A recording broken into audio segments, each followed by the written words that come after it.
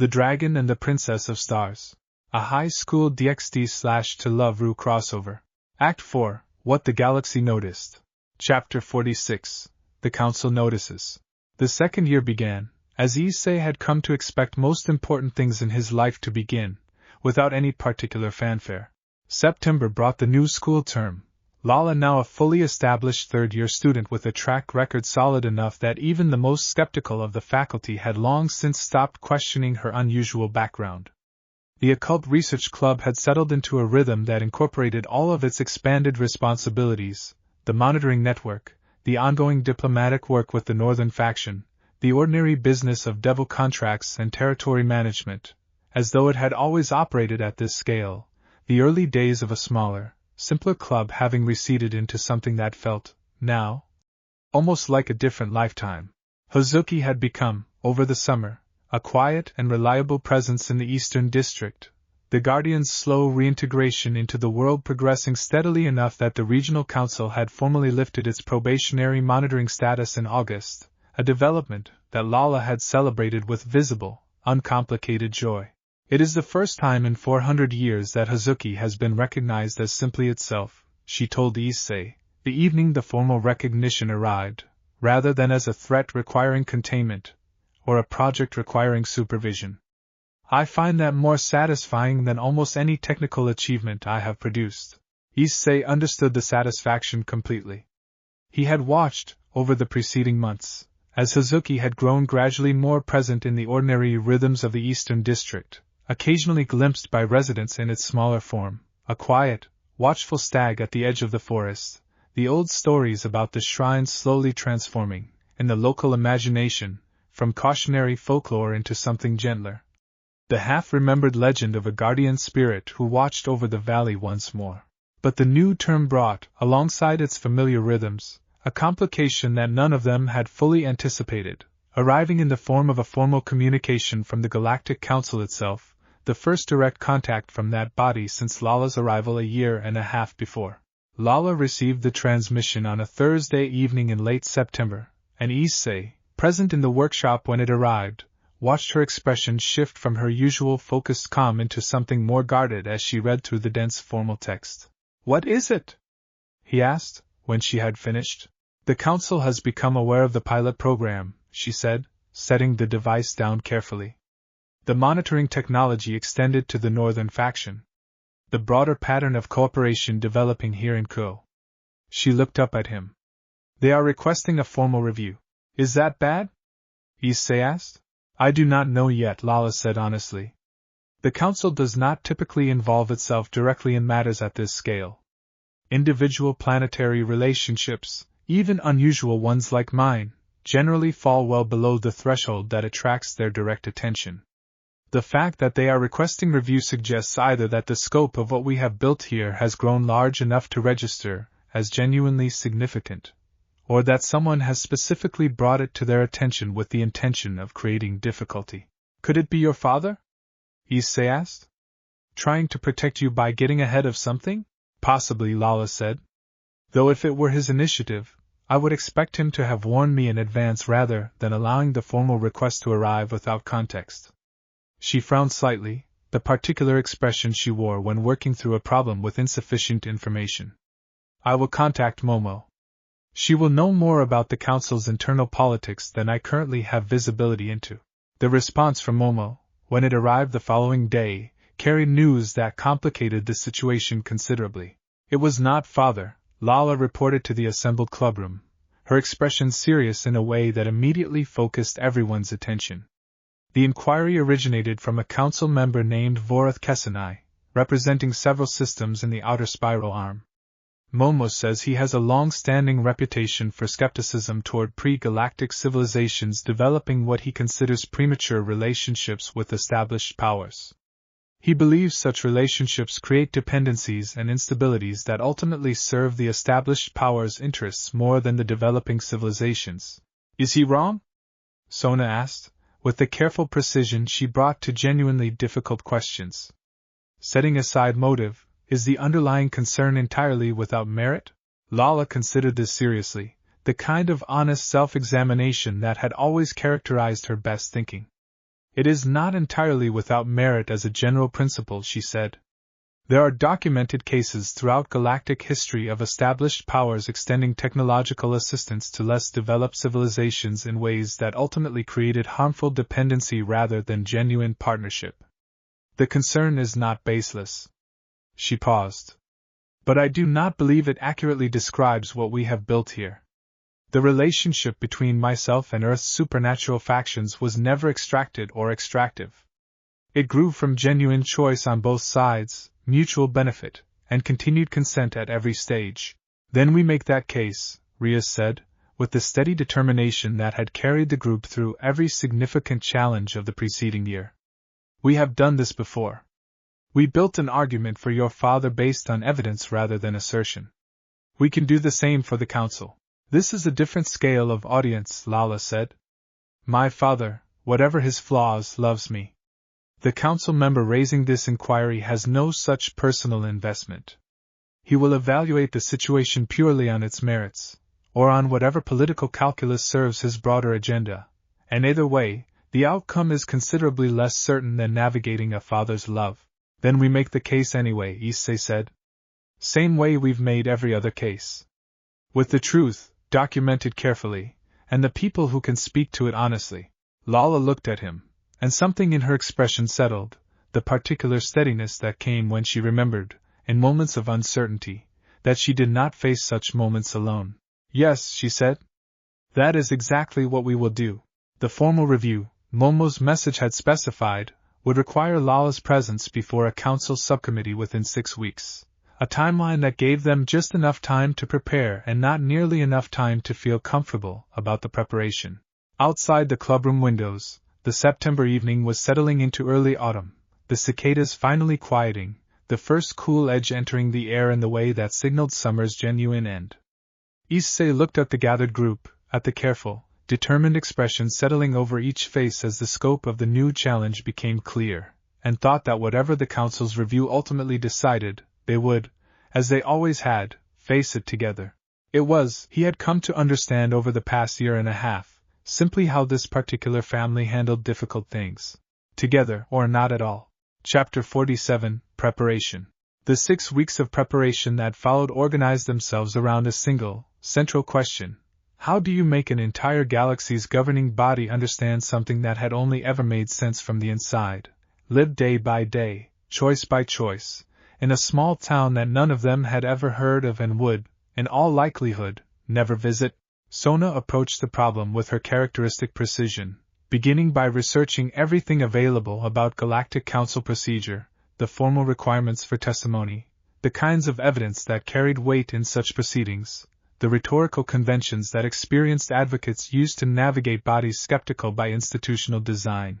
Council reviews of this nature typically follow a structured format, she explained, during one of the now regular planning sessions that had taken over a significant portion of the clubroom's weekly schedule. An initial statement of position from the party under review, followed by questioning from committee members, followed by statements from any relevant witnesses or character references, followed by deliberation and a formal ruling. She looked at Lala. The questioning phase is typically where these reviews are won or lost. Committee members will probe for inconsistencies, will test whether the stated position holds up under genuine scrutiny rather than rehearsed presentation. Then we should focus less on a perfect prepared statement, Akeno suggested, and more on making sure Lala can speak honestly and confidently about anything they might ask, because honest improvisation under pressure is harder to dismantle than a polished script. Agreed, Rias said. We should prepare extensively, but the preparation should focus on depth of understanding rather than memorized responses. If Lala genuinely understands every dimension of what she has built here, she will be able to answer anything they ask, because the answers will simply be true rather than rehearsed. This became the organizing principle of the weeks that followed. Rather than scripting testimony, the group instead worked through every conceivable angle of challenge the council might raise, taking turns playing the role of skeptical questioner, pushing Lala to defend and explain and justify every dimension of the relationships she had built, until her understanding of the situation's full complexity was complete enough that no genuine question could catch her unprepared. Sona, naturally gifted at this kind of adversarial preparation, proved particularly effective at finding the weak points in any given line of reasoning, pressing relentlessly until Lala had either strengthened her argument or honestly acknowledged a genuine limitation that needed to be addressed differently. If the committee asks whether your monitoring technology could be repurposed for offensive military applications, Sona said, during one particularly intense session in mid-October, what is your honest answer? Lala considered this seriously, the way she considered everything Sona pressed her on. Honestly, yes, she said finally. Any sufficiently advanced sensing technology carries inherent dual-use potential. I cannot claim otherwise without being dishonest, and dishonesty would be both ethically wrong and strategically foolish, since any competent committee member would identify the evasion immediately. Then how do you answer the question without undermining your entire position? Sona pressed. Lala thought about this for a long moment. I would say that the same is true of nearly every meaningful technology in galactic history, she said finally. Communication systems can be weaponized for disinformation. Medical advances can be weaponized for biological harm. The question is never whether dual-use potential exists, because it almost always does. The question is what safeguards, what governance structures, what patterns of actual use over time demonstrate about how technology is actually being deployed. She paused, the thought clarifying as she spoke it. And on that question, I have 18 months of documented, consistent, defensive-only deployment, governed by careful agreements with local supernatural authorities, with no instance of misuse or escalation beyond what was necessary to address genuine threats. That is not a hypothetical safeguard. That is an established track record. Sona nodded slowly, the particular nod she gave when an answer had genuinely satisfied her exacting standards. That is a strong response, she said. Honest about the limitation, but reframed around the actual evidence available. Issei, watching these sessions unfold week after week, found himself developing a deepening respect for the sheer intellectual rigor the group brought to the preparation, the willingness to interrogate their own position as ruthlessly as any hostile examiner might, in service of making sure that whatever case they ultimately presented could withstand genuine, sustained pressure. His own role in the preparation was different, less about the formal argument, and more about something Lala had specifically requested in the second week of planning. I would like you to prepare a statement as well, she told him, one evening in the workshop. Not as a technical witness or a political advocate. As someone who can speak to what this relationship has actually meant, on the most basic, human level. The Council will hear plenty of evidence about monitoring networks and diplomatic frameworks. I want them to also hear what it has meant for an actual person to know me, to build a life alongside me, for the past year and a half. You want me to talk about us, Issei said. Yes, she said simply. I think the Council needs to understand that whatever else this relationship has produced, technologically and diplomatically, it began and continues as something genuinely personal. I do not want that dimension reduced to a footnote in a political argument. I want it spoken honestly, by the person who has lived it alongside me. Issei thought about this seriously. I'm not great at formal speeches, he said. I am not asking for a formal speech, Lala said. I am asking for honesty. You have never struggled with that, in all the time I have known you. He looked at her, at the particular trust embedded in the request, and felt the weight of it settle into something he understood he needed to take as seriously as any of Sona's careful procedural preparation. Okay, he said. I'll figure out what to say. Take your time, she said. We have a few weeks yet. Outside the workshop window, October was settling into its full autumn character, the trees along the riverbank beginning their slow turn toward gold and red, and somewhere far beyond the visible sky, a galactic council was preparing to sit in judgment on something that had started, 18 months before, as nothing more than a girl sitting alone in an empty lot and a boy who happened to walk home the long way. Chapter 48, The Statement. Issei struggled with his statement for nearly 2 weeks. He drafted versions in his notebook during lulls in class, crossed out sentences that felt too formal, too rehearsed, too much like something written for an audience rather than spoken honestly to people who needed to understand something true. He drafted versions that felt too casual, too small for the weight of what was actually being asked of them. He showed an early attempt to Akeno, who read it with her usual careful attention and then looked at him with the particular gentle directness she used when delivering feedback she knew would be hard to hear. "This sounds like you are trying to convince them," she said, "rather than simply telling them what is true. Isn't that the point?" Issei asked. "Convincing them? The point," Akeno said, "is helping them understand. Those are not always the same thing. When you try to convince someone, you select your words to produce a particular outcome.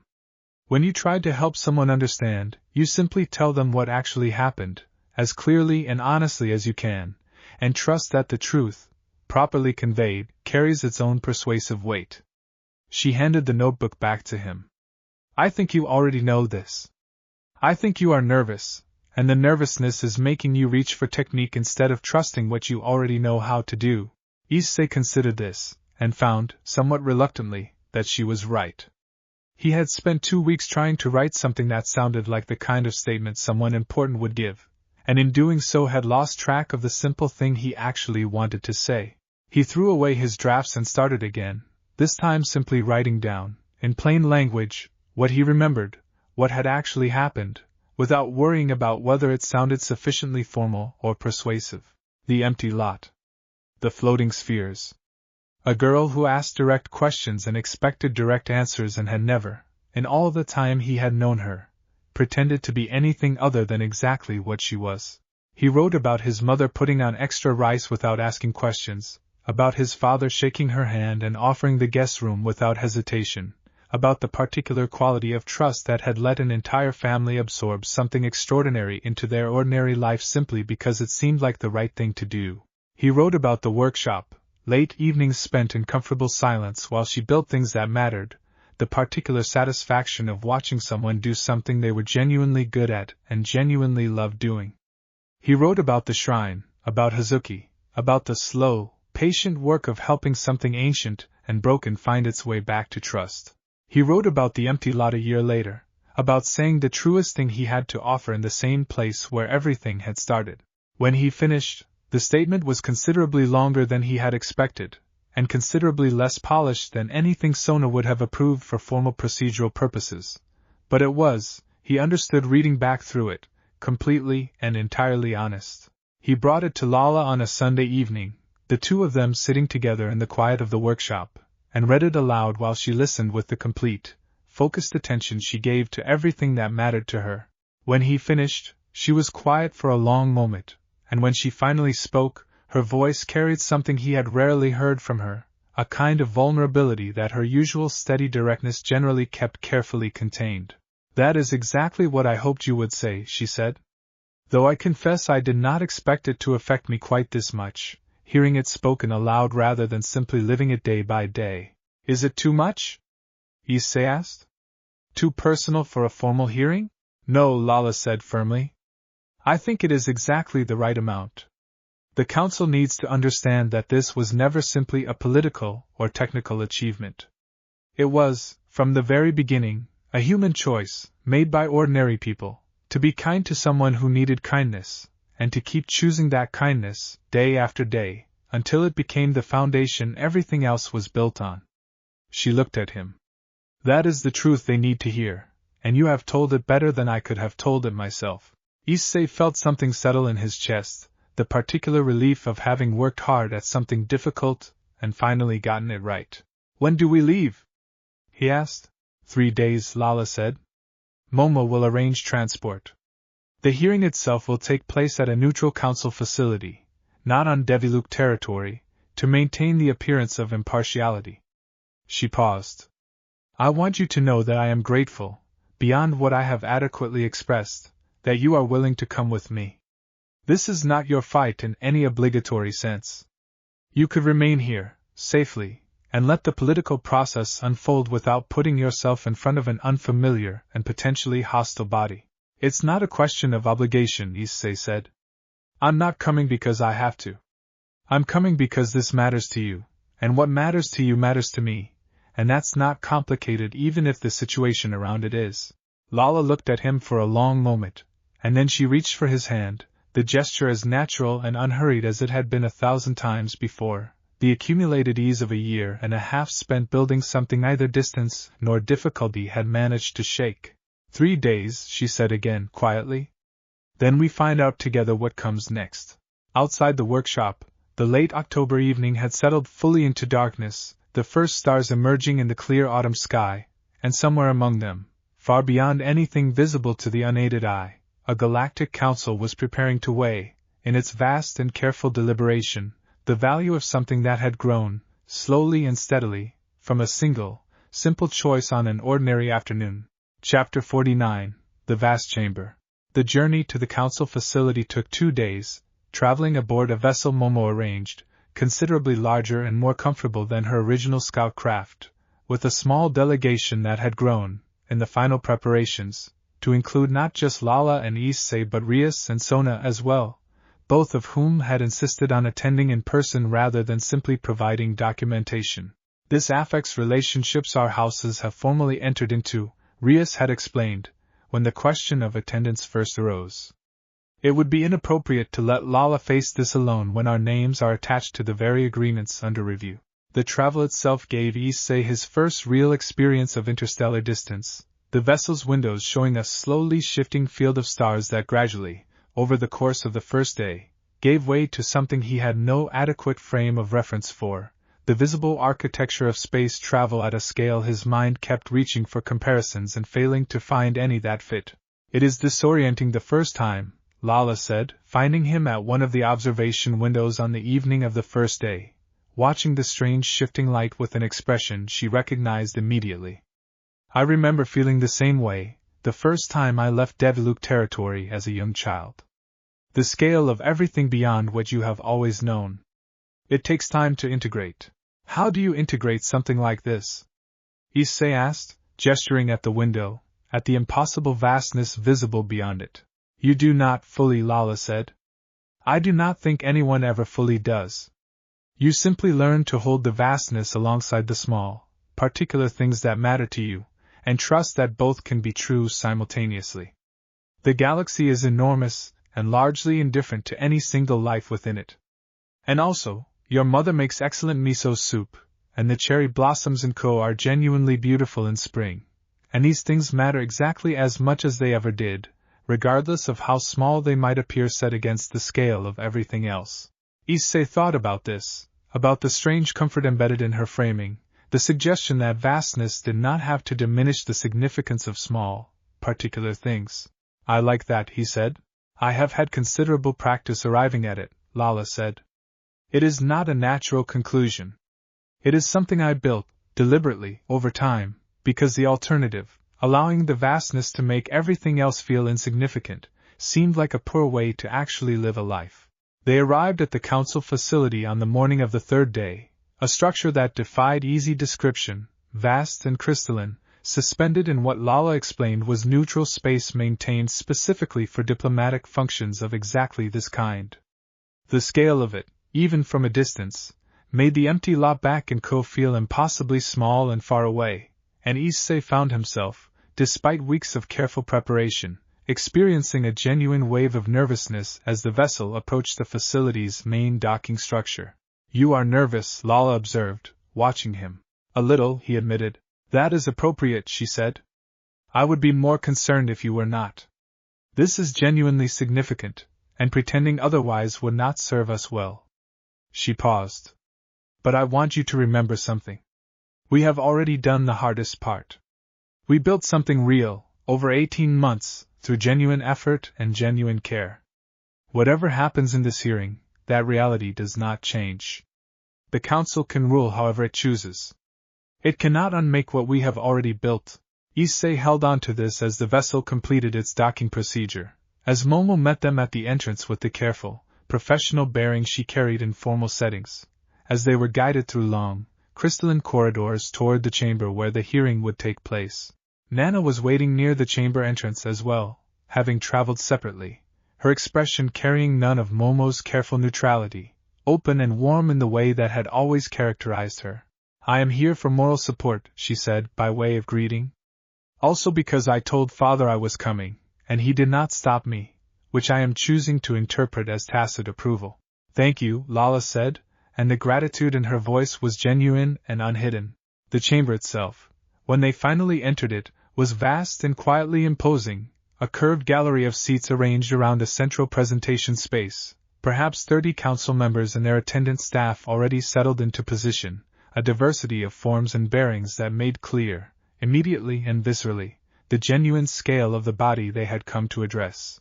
At the center of the gallery, in a position of clear prominence, sat a figure Issei recognized immediately from Momo's earlier briefing materials, Vorath Kesenai, the council member whose inquiry had initiated the entire review, his expression carrying the particular cool, assessing quality of someone who had already formed preliminary conclusions and was prepared to test them rigorously against whatever evidence the proceeding produced. Lala took her position at the center of the presentation space, Issei and Rias and Sona arranged just behind her as her supporting delegation, and the chamber settled into the particular, charged silence of a body preparing to begin formal proceedings. A presiding official, seated slightly apart from the main gallery, rose and addressed the chamber with the practiced formality of someone who had overseen countless such hearings. This council convenes to review the matter of Lala Satalin Deviluke, the official said, and the relationships established under her direction with the supernatural governing authorities of the planet designated Earth, Sol System, Outer Spiral Arm. The official's gaze moved to Lala. "You may begin your statement." Lala straightened, and Issei watched her draw on something he recognized completely, the same calm, direct steadiness she had brought to every significant challenge since the day he found her sitting in an empty lot with nothing but curiosity and a handful of instruments. "Thank you," she said, her voice carrying clearly across the vast chamber. "I would like to begin not with the political or technical dimensions of what has been built, though I will address those fully. I would like to begin with how it started, because I believe the beginning matters more than the Council's procedural conventions typically allow space for." The chamber settled into attentive silence, and Lala began, simply and honestly, to tell the story of an empty lot, and a boy who happened to walk home the long way, and everything that had grown, slowly and carefully, from that single, unremarkable beginning. Chapter 50, The Hearing. Lala's opening statement took nearly 40 minutes, and Issei, watching from his position just behind her, found himself genuinely moved by the clarity and completeness with which she laid out everything they had built, not as a defensive justification but as a simple, careful accounting of what had actually happened and why each choice had been made. She walked the council through the early monitoring network, the careful technical decisions behind its design, the documented reduction in hostile incidents it had enabled. She walked them through the diplomatic relationships with the Gremory and Citri houses, the formal agreements that governed every dimension of the cooperation, the consistent, 18-month track record of defensive-only deployment with no instance of escalation or misuse. She walked them through the Guardian's healing, presenting it not as a side project but as central evidence of the relationship's actual character, the patient, careful work of restoring something ancient and broken to wholeness, motivated by nothing except the belief that prolonged suffering deserved a response, regardless of whether responding produced any strategic advantage.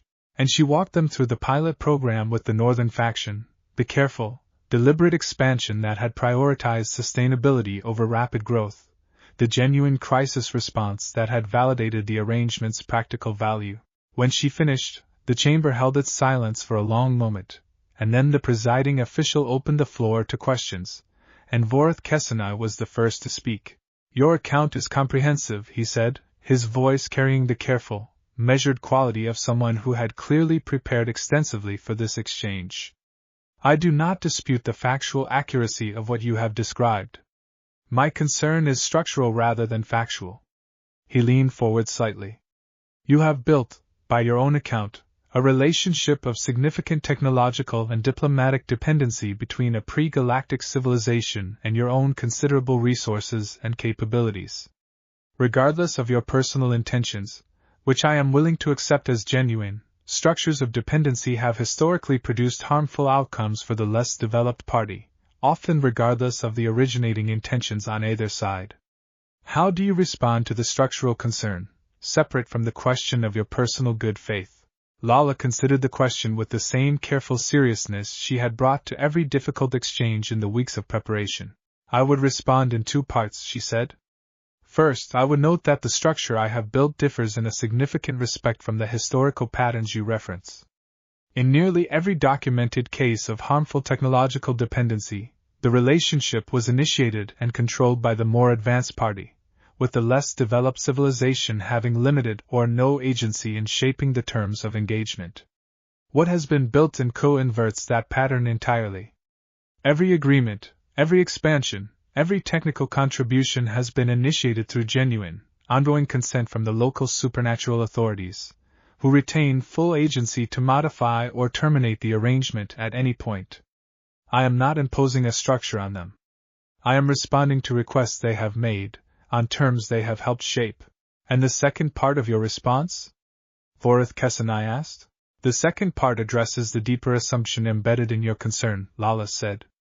The assumption that dependency itself is the problem, rather than the absence of genuine partnership. I would suggest that the historical cases you reference were harmful not because assistance was provided, but because the assistance was provided without respect for the recipient civilization's autonomy, without mechanisms for them to shape and ultimately control their own trajectory. What I have built includes exactly those mechanisms. The technology one provide is documented, transparent, and increasingly, through ongoing training and knowledge transfer, something the local authorities are learning to maintain and adapt independently rather than remaining permanently reliant on my continued involvement. A murmur moved through the gallery at this, and Vorith Kesanai's expression shifted slightly, the careful neutrality of someone recalculating in real time. You are training local capacity to eventually operate independently of you, he said. This was not mentioned in your initial statement. It is mentioned in the supplementary documentation, Lala said, gesturing to Sona, who immediately produced the relevant materials. Sona Citri has been working alongside me for the past 4 months to develop a formal knowledge transfer program, designed specifically to ensure that the technical capabilities I have introduced do not remain dependent on my continued presence. The goal has never been to create a permanent reliance on my involvement. The goal has been to address an immediate need while building toward genuine local capability. Sona stepped forward and addressed the chamber directly, her precise, confident bearing carrying clearly across the vast space. I can confirm and elaborate on this program directly, she said. We have already trained 3 local technicians in the basic maintenance and calibration of the monitoring network. Within another year, we project the network will require minimal ongoing input from Lala specifically, having been successfully transferred to sustainable local management. The questioning continued for nearly 2 hours, other council members raising their own concerns and lines of inquiry, the chamber's attention moving through every dimension of the relationship with the careful, exhaustive scrutiny that Sona had warned them to expect. Issei watched Lala field each question with the same steady honesty, never overstating, never deflecting, simply offering the truth as completely and clearly as she understood it, and felt, with each exchange, his earlier nervousness settling into something steadier, the growing confidence that came from watching someone you trusted completely handle genuine pressure with genuine integrity. Finally, as the questioning began to wind toward its natural conclusion, the presiding official addressed the chamber.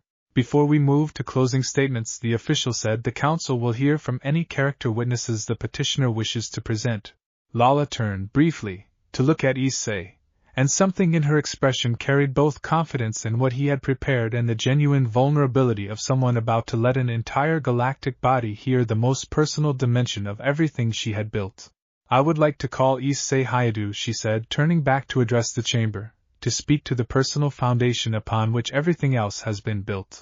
Issei stepped forward, into the center of the vast chamber, 30 pairs of unfamiliar eyes settling on him with the weight of genuine scrutiny, and reached, quietly, for the simple, honest words he had spent 2 difficult weeks finding.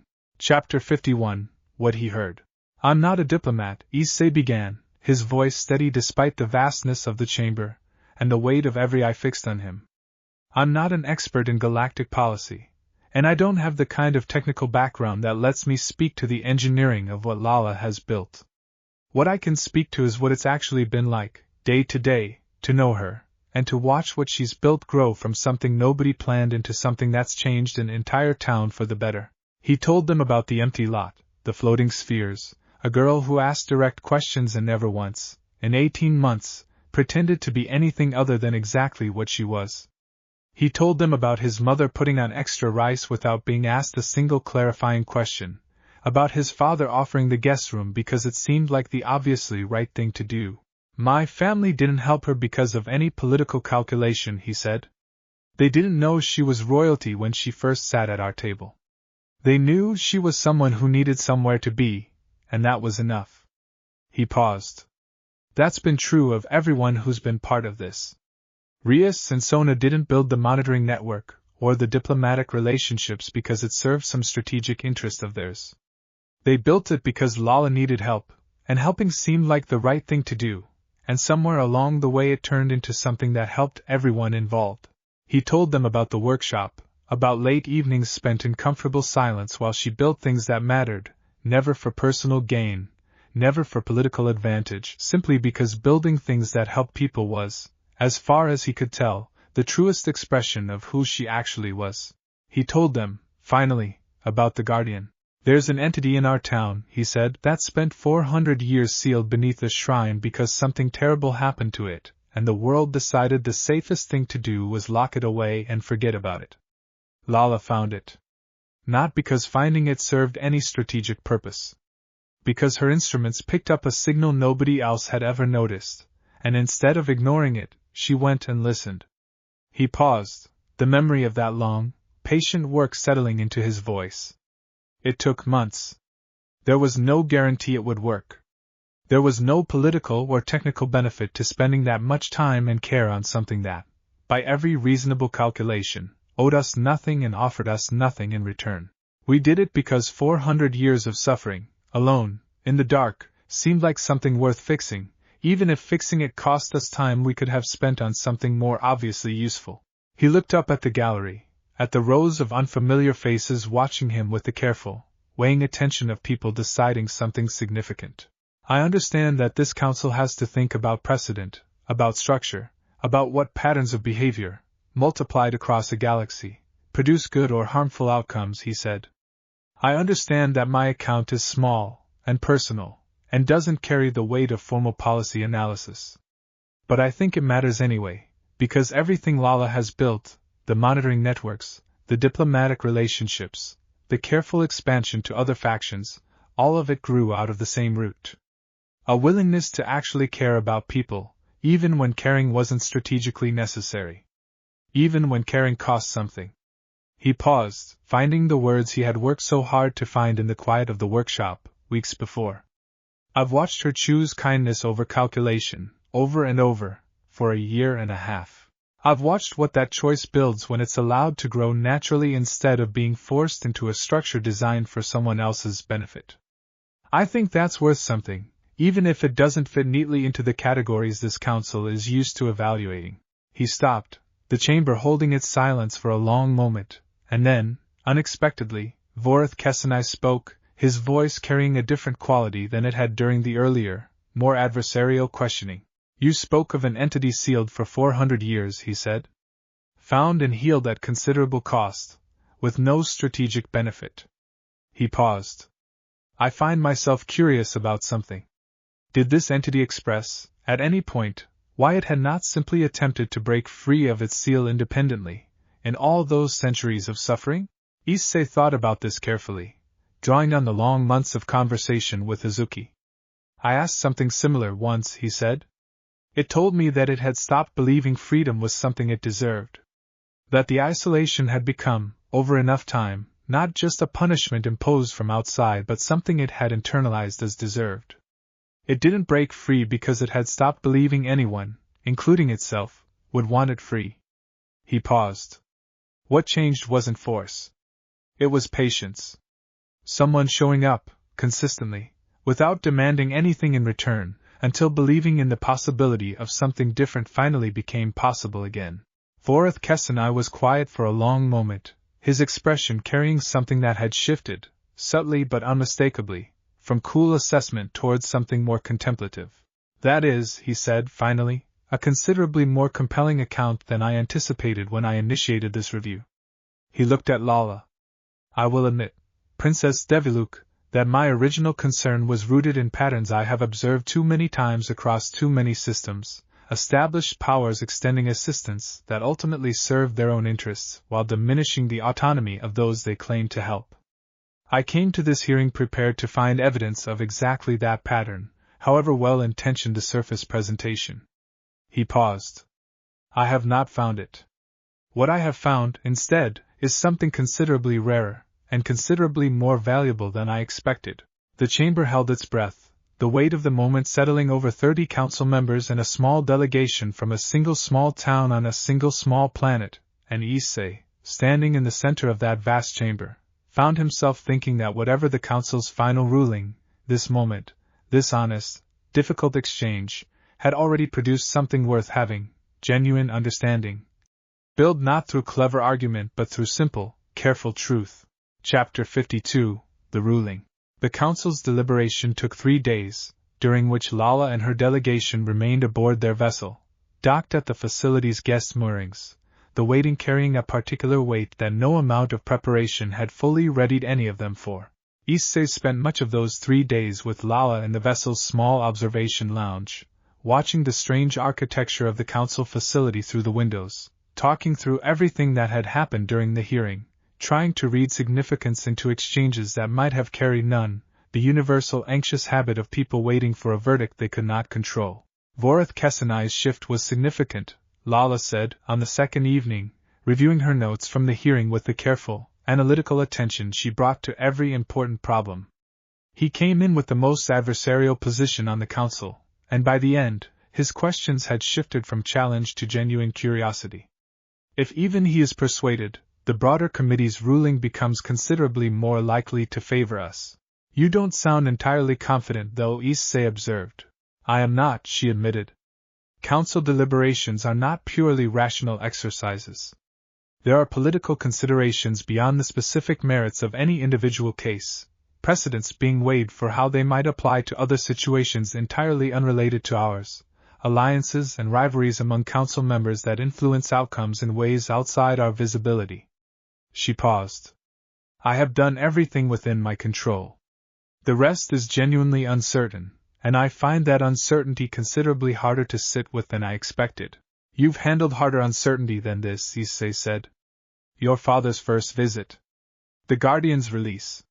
You've sat with not knowing before, and it worked out. It worked out because the people involved chose to let it work out, Lala said. My father chose to truly see me. The Guardian chose, eventually, to trust us. This is different.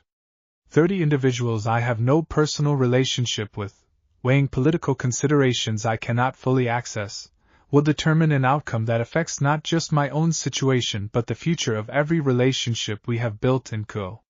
She looked at him. I find I am genuinely frightened, in a way I have not allowed myself to be frightened in some time. Issei reached for her hand, the gesture as natural now as it had ever been. Then be frightened, he said. You don't have to handle this one alone either. She held onto his hand, and they sat together in the quiet observation lounge, watching the strange light of the council facility through the window, and the fear, acknowledged and shared, became, as it always had between them, something more manageable than it would have been carried alone. The summons came on the morning of the third day, a formal notification that the council had reached its determination and requested Lala's presence, along with her delegation, to receive the ruling in person. The chamber, when they returned to it, carried a different quality than it had during the hearing itself, the charged anticipation of judgment rather than the active tension of examination. The full council was assembled, and at the center of the gallery, Vorith Kessenai rose to deliver the ruling. Having been selected, Issei understood from Momo's quiet explanation, as the presiding voice precisely because his initial skepticism gave his eventual conclusion considerably more weight than a less contested endorsement would have carried. This council has carefully reviewed the matter of Lala Satalin Deviluke, he began, his voice carrying clearly across the vast chamber, and the relationships established under her direction with the supernatural authorities of the planet designated Earth. He paused, the weight of the moment settling over the assembled gallery. We find that the structures established demonstrate genuine, ongoing local consent, transparent governance, and a documented pattern of capacity building rather than extracted dependency. We find no evidence of exploitation, military overreach, or destabilizing intent. The chamber held its breath. This council therefore rules, Vorith Kesenai continued, that the relationships established by Lala Satalin Deviluke shall be formally recognized as a legitimate diplomatic precedent, to be studied and, where appropriate, referenced as a model for future pre-galactic engagement protocols. He paused, and something in his expression carried, beneath its formal gravity, something that might have been genuine respect.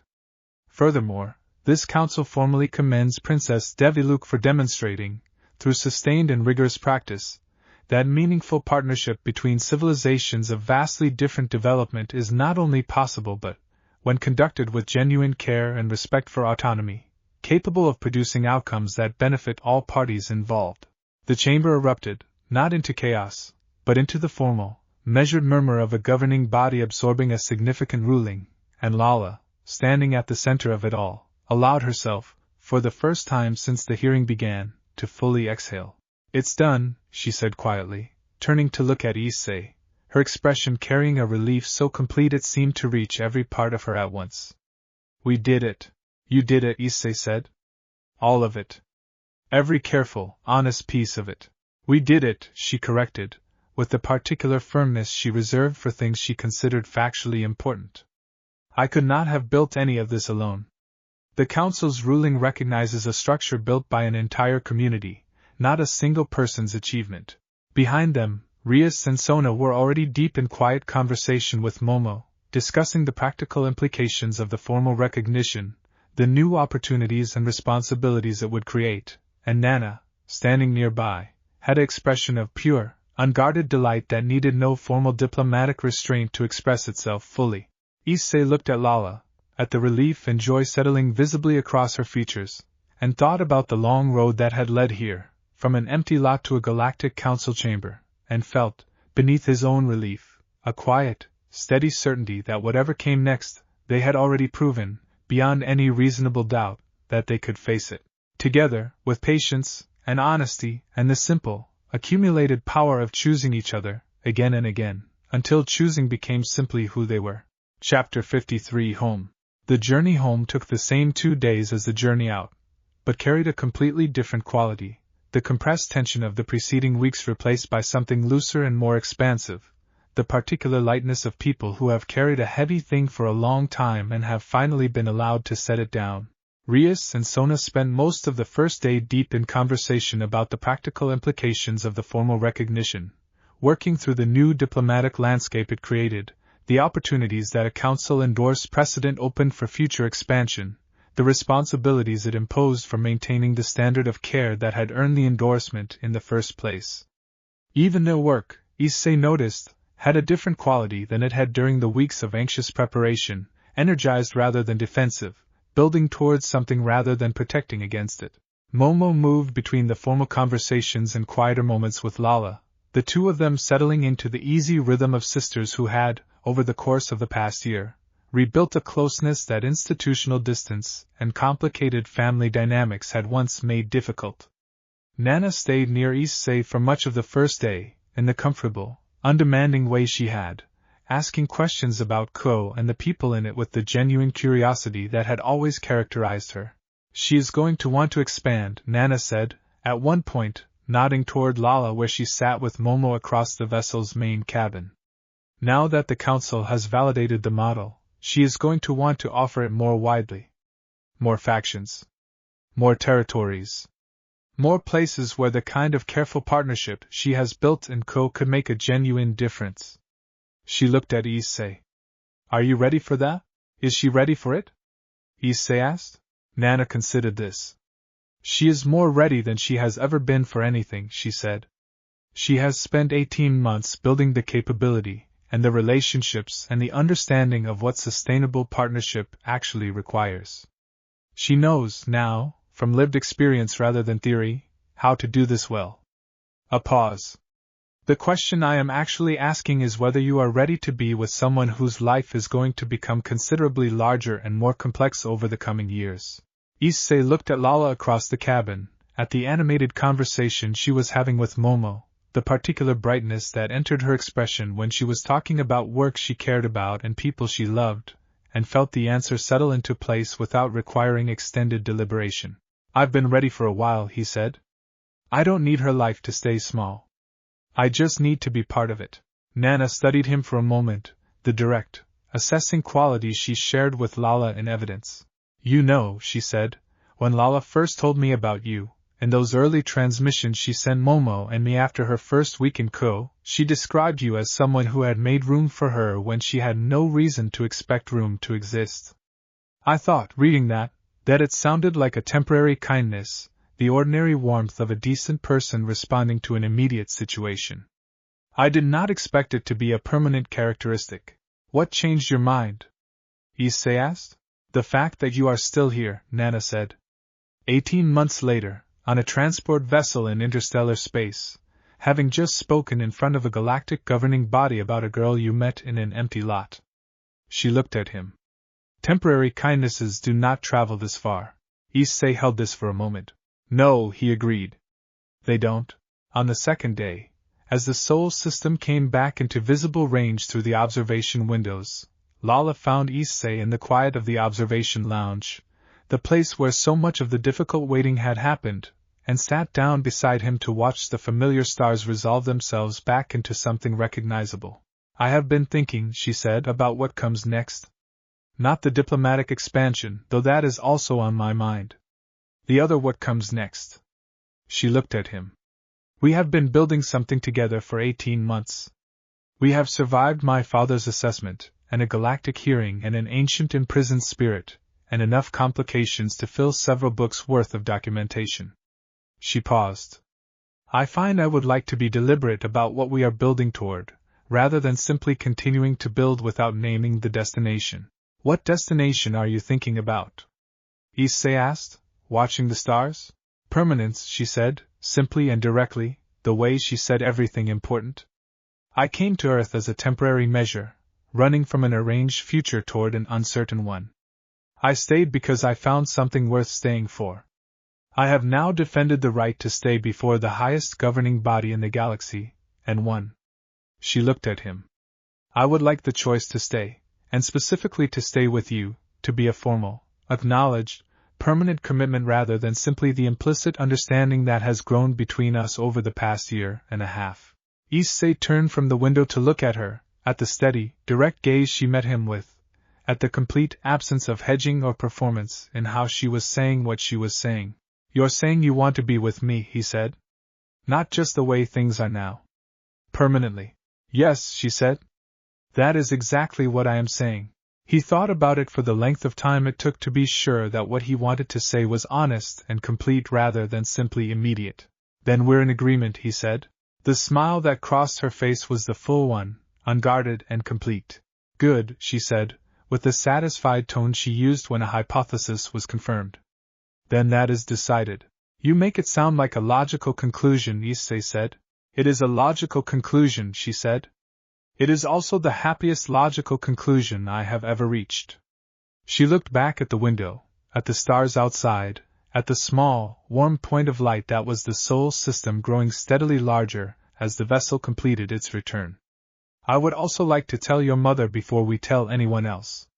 She should hear it first. I believe she has been expecting it for some time, and I would not want to delay giving her the satisfaction of having been right. Issei laughed, the genuine, surprised laugh that she had always been particularly good at producing in him. She has been expecting it, he confirmed. Since approximately month 3. Mothers who pay attention are very perceptive, Lala said approvingly. They sat together in the observation lounge as the soul system filled more of the window, Earth not yet visible but close, the journey home nearly complete, and the future, which had spent the past 6 weeks as a source of genuine anxiety, had transformed, over the course of 2 days of travel, into something that felt, simply and fully, like something to look forward to. Chapter 54 Family. Ko received them back the way it always did, with the complete indifference of a place that had no idea what they had been through and no particular need to acknowledge their return, which was, Issei thought, arriving at the school gates on a crisp November morning after a week of cosmic-scale proceedings, one of the more genuinely comforting things about living in an ordinary town. The clubroom meeting that afternoon was different from the serious, strategy-heavy sessions of the preceding weeks, lighter, full of the energy that follows the release of sustained collective tension. Rias presented the council's ruling with the measured satisfaction of someone who had invested considerably in an outcome, and had it vindicated completely.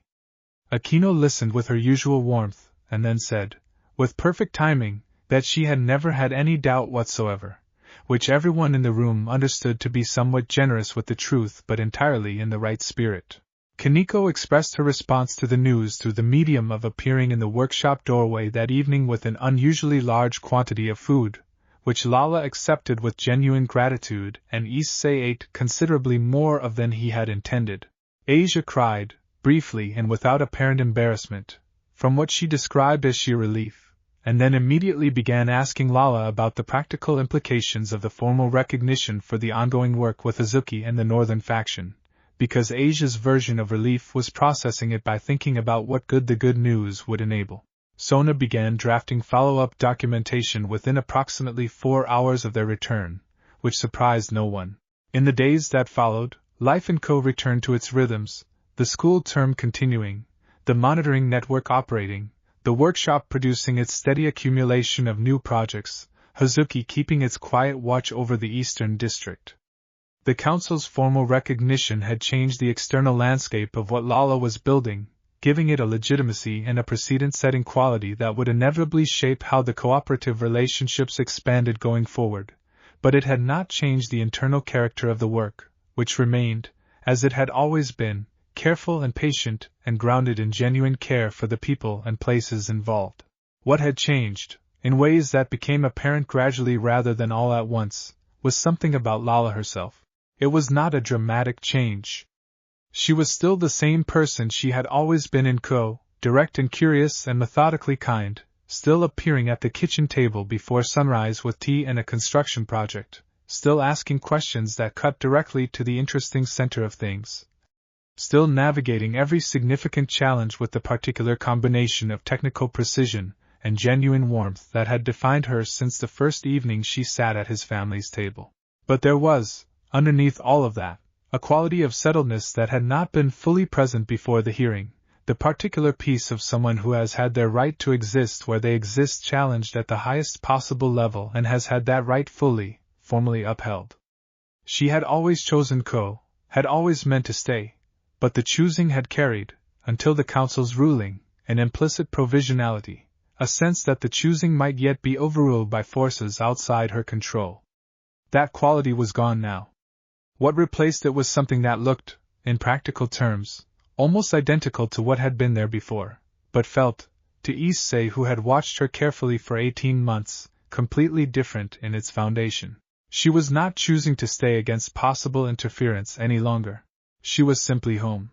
He noticed this most clearly on a Thursday evening in mid-November, unremarkable in every external sense, sitting across from her at the kitchen table where they had shared countless evenings, his mother moving in the background with the comfortable sounds of someone at ease in their own space. Lala was writing in her notebook, the ongoing record she had been keeping since August, and the quality of her presence in that ordinary kitchen, in that completely ordinary moment, was of someone who was exactly where she intended to be, settled into it without reservation or residual anxiety, simply and entirely at home. His mother caught his eye from across the kitchen and gave him the particular look she had been giving him for several months, the one that meant she had noticed exactly what he was noticing and found his ongoing discovery of it somewhat endearing. He looked back at Lala, at the careful motion of her pen, at the slight frow of concentration between her brows, at 18 months of accumulated love for someone who had arrived in an empty lot with nothing but curiosity, and the willingness to ask honest questions until she understood the world she had landed in. "Hey," he said. She looked up. "Yes? I told Rias today," he said. "About what we talked about on the ship." Lala was still for a moment, reading his expression with the focused attention she brought to things that mattered. "What did she say?"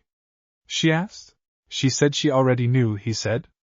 "She said everyone had already known for some time, and they were all waiting for us to catch up with them."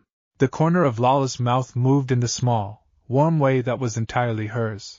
"That sounds approximately correct," she said. From across the kitchen, Issei's mother, who had excellent hearing and had not been trying particularly hard not to listen, said, without looking up from what she was doing, "I made extra for dinner." "You always make extra," Issei said. "Tonight I made extra," she said, the satisfaction in her voice completely undisguised. Lala looked at her, and then at Issei, and something moved across her face that was too large and too complete to be adequately described, the particular expression of someone who has arrived, after a very long journey, at exactly the right place and knows it with every part of themselves.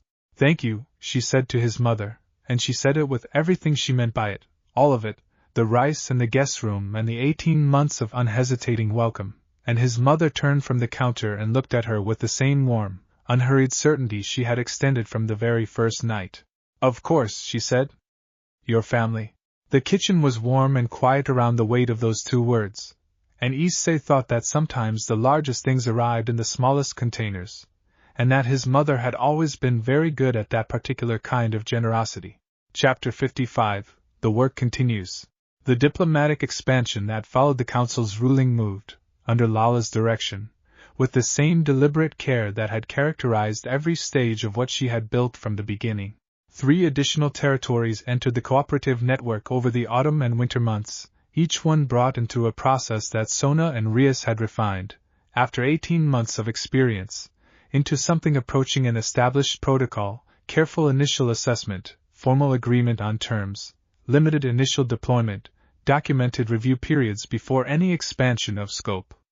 The knowledge transfer program, originally designed for the co-network specifically, was adapted into a portable framework that could be implemented in each new territory, ensuring that the structure Lala had built would become genuinely self-sustaining across the board rather than permanently dependent on her individual involvement. Lala described this process, in one of her regular transmissions to Zarkin, as the most satisfying technical challenge she had yet addressed, not because it was the most complex but because it was the most complete, requiring her to translate everything she understood intuitively about building effective monitoring and defensive systems into forms that could be taught, adapted, and owned by people with entirely different backgrounds and resources. "If the work only functions when I am personally present," she wrote, "then I have built a dependency rather than a partnership. The real achievement is building something that continues to function, and to improve, after I step back." Zarkin's response arrived 2 days later, brief and direct in the manner she had come to expect from him in private communication. "This is what I should have been teaching you all along. I apologize that it took losing you to show me the lesson." Lala showed the message to Issei in the workshop, and they were both quiet for a moment with the weight of it, the particular combination of gratitude and grief that accompanied a father acknowledging, too late but genuinely, a mistake he had spent years making. "He means it," Issei said. "I know," she said. "That is what makes it matter." She looked at the message for another moment, then set the device down carefully. "I am going to write back something very kind," she said. "Because he is trying, and trying deserves kindness, whatever else was true before." She did, and the exchange that followed over the next several days was, by Issei's reading of her expression after each incoming message, something genuinely healing in its own right, slower and less dramatic than Hazuki's healing but no less real, a father and daughter finding, across the distance between an ancient galactic throne and a small Japanese town, the honest conversation they had never quite managed before. In Ko itself, the New Year's end approached with the particular quiet energy of a season that was completing something rather than simply concluding.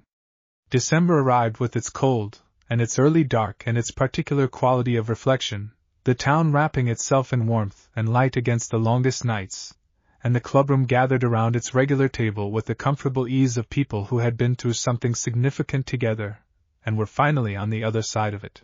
"We should talk about the spring," Rias said, during one of these gatherings, the quality of the observation carrying a different weight than a practical scheduling note.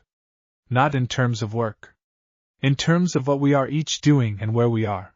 It was, Issei recognized, a rare thing from Rias, a deliberately personal check-in rather than a strategic review, the leader of this particular family creating space for the people in it to simply acknowledge where they stood.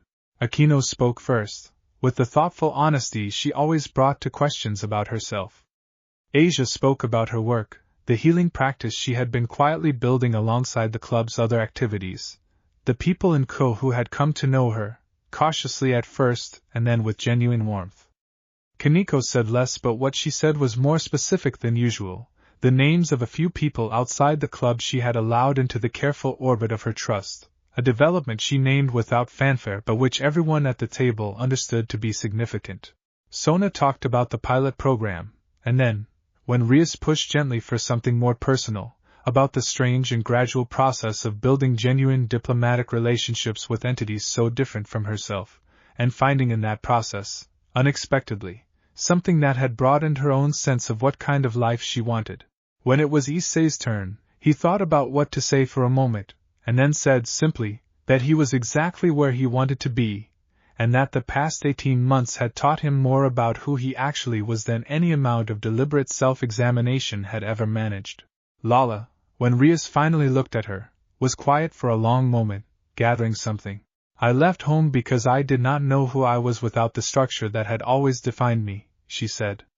I came here because this planet seemed interesting, which was not a sophisticated reason. I stayed because I found people who made staying easy, and work that made staying meaningful, and a specific person who made staying the thing I wanted most. She looked at Issei, briefly, and then around the rest of the table. I am, for the first time in my life, completely happy with where I am and who I am in it.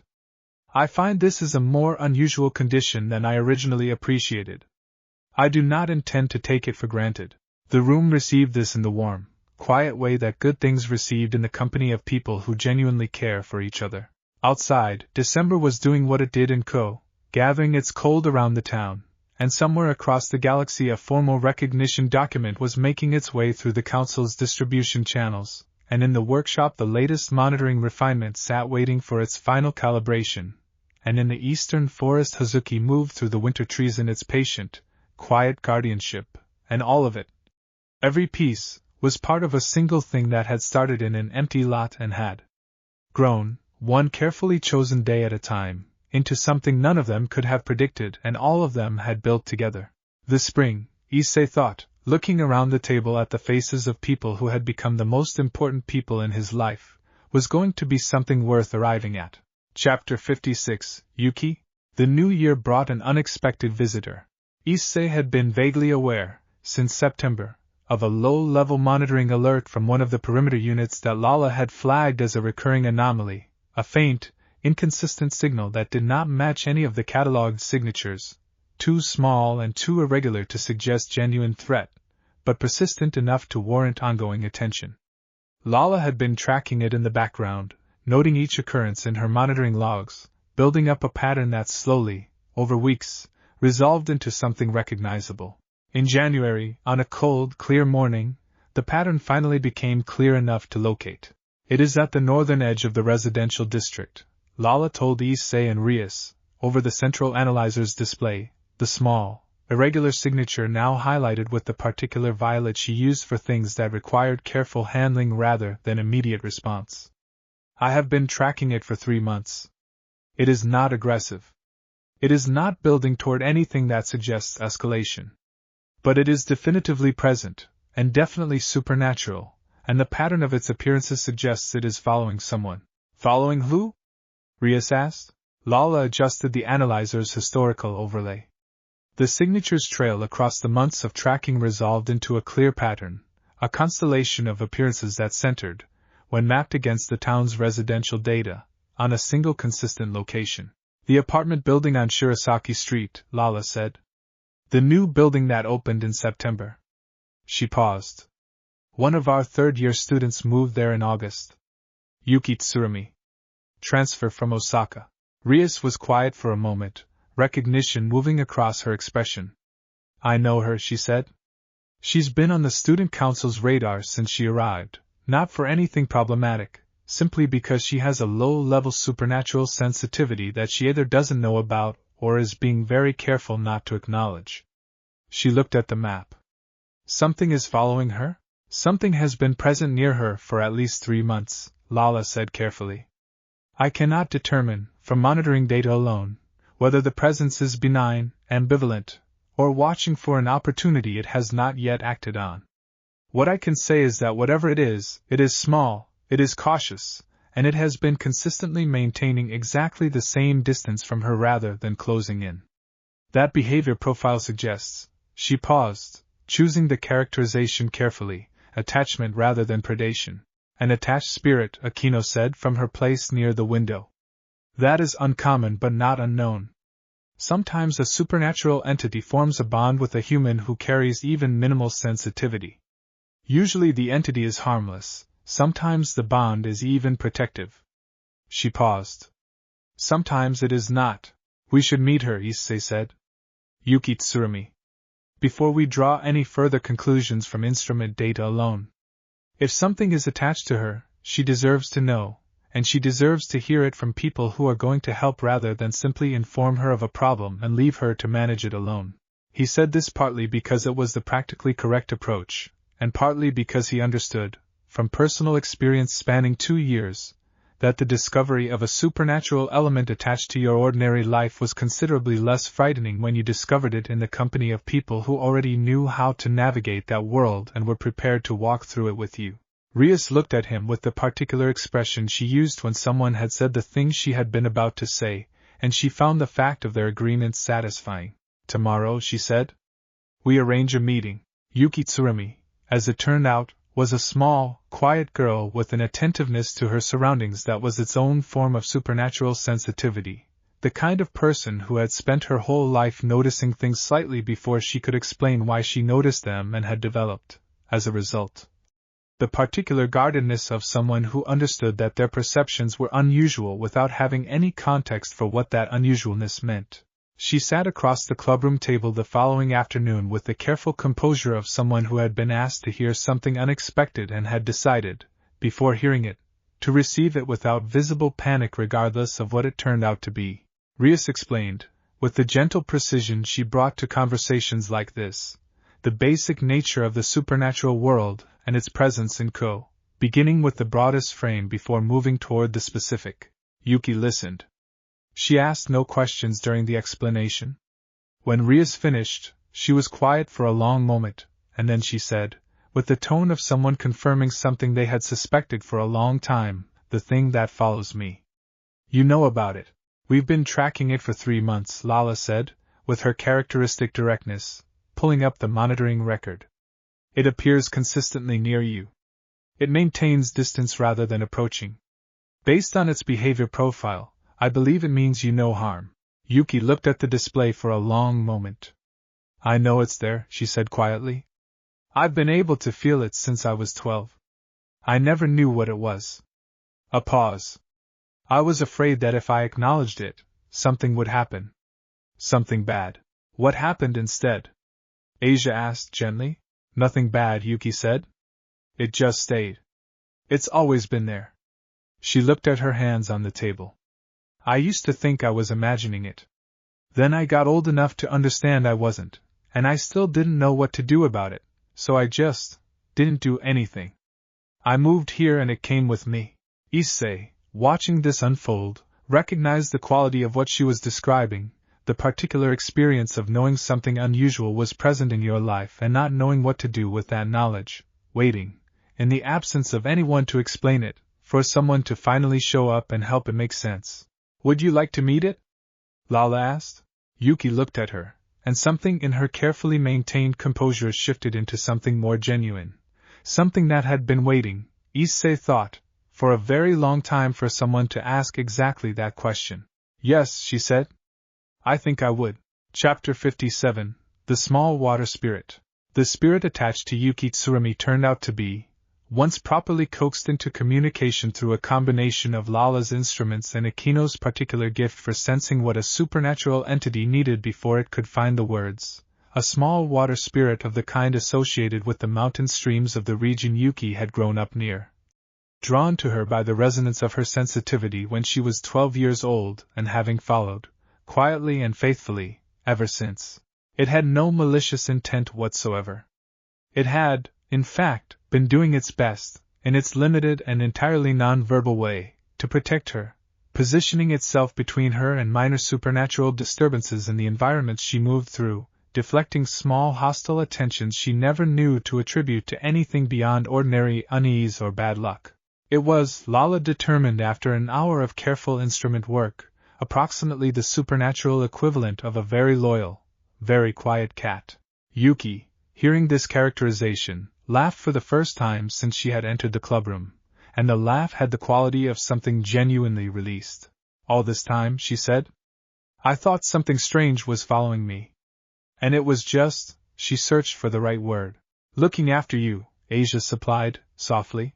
Looking after me, Yuki agreed, and she said it with the kind of feeling that lands when something you had carried as a weight for years is revealed to have been a kindness all along. The integration of Yuki into the extended community of people who knew about and navigated the supernatural world of Ko happened in the gradual, natural way that had characterized every similar expansion of the group's circle since Lala's arrival. No formal induction, no dramatic ceremony. Simply a steady series of ordinary interactions through which she learned what she needed to know at the pace that suited her, surrounded by people who had all, in their different ways, been through their own version of the discovery she was currently navigating. Issei walked her to the shrine to meet Hazuki one afternoon in late January, aware that one of the most useful things he could offer a person encountering the supernatural for the first time was simply the company of someone who had been through it, and come out well on the other side. Hazuki, who had developed, over months of gradual integration, a particular warmth for the people who had enabled its healing, received her with the quiet dignity it brought to everything, and Yuki, standing in the winter forest beside a great gray stag whose antlers still carried their impossible blossoms, had the expression of someone whose world had just become considerably larger and considerably more interesting than it had been an hour before. It's real, she said, not to Issei specifically, more to the general fact of the matter. It's real, he confirmed. And it's, she searched again for the right word. Good, he said. Mostly. The parts you'll be dealing with in this group are mostly good. She looked at Hazuki for another long moment, at the patient, ancient eyes that looked back with their particular quality of hard-won, fully earned peace. How did this happen? She asked. Which part? Issei asked. All of it, she said. This whole community. It doesn't look like what I would have expected the supernatural world to look like. It doesn't look frightening. It looks like people who care about each other. That's mostly what it is, Issei said. The other parts are real too, the difficult and dangerous parts. But the people who care about each other are what make it manageable. He paused, thinking about how to explain something he had been living inside for 2 years. It started because a friend of mine needed a place to belong. And the people she found helped her, because that's what they do. And somewhere in the process of helping her, we all became the kind of group that helps people. The helping became its own habit. Yuki was quiet for a moment. Your friend, she said? Lala, he confirmed. Yuki looked at Hazuki one more time, and then at the winter forest around them, and at the ordinary afternoon light coming through the cedar trees, and seemed to make, quietly and without announcement, the particular decision that could not be made for someone else, only by them, in their own time, when the evidence had accumulated enough to tip the balance. I'd like to be part of it, she said. If that's something that's possible. It is, Issei said. How does it work? She asked. Being part of it. You show up, he said. That's the whole thing. You show up, you pay attention, you do what seems like the right thing when the right thing is available to be done. He looked at Hazuki. The rest builds itself, if you give it time. Yuki considered this, and in the considering her expression had the quality of something genuinely open, the particular receptiveness of a person who has decided that the uncertain path is worth taking because the company on it is worth having. Okay, she said. They walked back to town through the winter afternoon, and the forest was quiet behind them, and Hazuki watched them go from the tree line with the patient attention it brought to everything, and somewhere in the monitoring network that Lala had built over the rooftops of Ko, a small water spirit drifted through its usual routes, lighter than it had been in years, now that the person it had been quietly guarding finally knew it was there. Chapter 58. The Visitor Who Changed His Mind. February brought an invitation that none of them had anticipated, and all of them, once they heard about it, agreed immediately to accept. Vorith Kesenai, the council member whose initial skepticism had made the November hearing both the most difficult and, in retrospect, the most persuasive process it could have been, sent a formal but personal communication requesting the opportunity to visit Earth directly. Not as an official council inspection, which would have required considerable procedural weight, but as an individual, exercising what he described as personal scholarly interest in observing firsthand the model that the hearing's evidence had described. He wants to see for himself, Lala said, reading the communication in the clubroom with an expression that mixed genuine surprise with something that looked, underneath it, like quiet satisfaction. He was the most skeptical voice in the room. And now, 3 months after ruling in our favor, he wants to come and understand how it actually works in practice. That is either very good news, Rias said, or a very careful second inspection designed to look for things the formal hearing process might have missed. I believe it is the first, Lala said. The tone of the message is not adversarial. He mentions specifically that the account of Hazuki affected him. He says he has been thinking about it since the hearing. She looked at the communication again. He says he has governed for a very long time by a framework that understood assistance as a form of power, and that he is not certain, since the hearing, that this framework is entirely correct. He wants to see what a different framework looks like in practice. The room was quiet for a moment, absorbing this. A council member is coming to Akeno said, with the particular serene amusement she reserved for developments that confirmed something she had already privately concluded, to learn something. Yes, Lala said. From us, Akeno said. Yes, Lala said again. Akeno smiled, the full, warm one. Then by all means, let him come. Vorith and I arrived on a Saturday morning in late February, materializing, by his own preference, at a modest park near the river rather than anywhere more ceremonial, and his presentation was considerably different from what his formal council bearing had suggested. He was older than he had seemed at the hearing distance, with the particular quality of someone who had been genuinely changed by a recent experience, and was still in the process of integrating the change. He greeted Lala with respect, greeted Rias and Sona with the acknowledgement of equals, and looked at Issei with the expression of someone who had been thinking about something a person said for 3 months and was deciding whether to say so. Your account of the sealed entity, he said, by way of greeting. The way you described what had changed for it.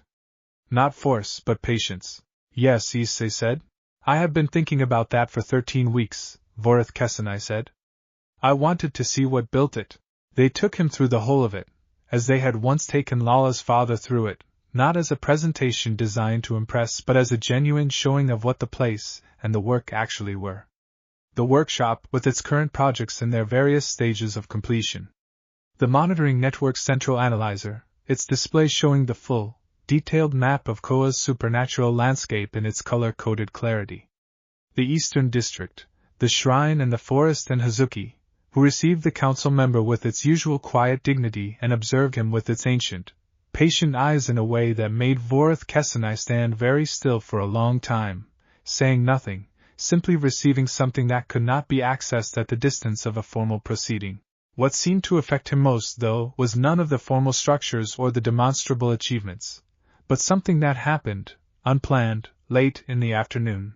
Yuki Tsurumi was at the shrine with Asia when they arrived, the two of them having developed a routine of afternoon visits that had become, over the past month, a natural part of Yuki's gradual familiarization with the world she was learning to move in. Yuki's water spirit was with her, visible now, to those who could see such things, as a gentle shimmer near her left shoulder, the relationship between them having transformed, in the weeks since their formal introduction, from secret burden to openly acknowledged companionship. Vorith and I watched this, the girl who had not known for years what was beside her, and had discovered it in this company and among these people, and something in his ancient, carefully maintained expression shifted in a way that was unmistakable even at diplomatic distance. On the walk back into town, he fell into step beside Lala, and Issei, walking nearby, was close enough to hear what he said. In the hearing, he said, I argued that structures of assistance between unequal powers inevitably favor the stronger party. I believed that when I said it. I still believe it is true as a general pattern. He paused. What I did not account for is the existence of structures built specifically to contradict that pattern.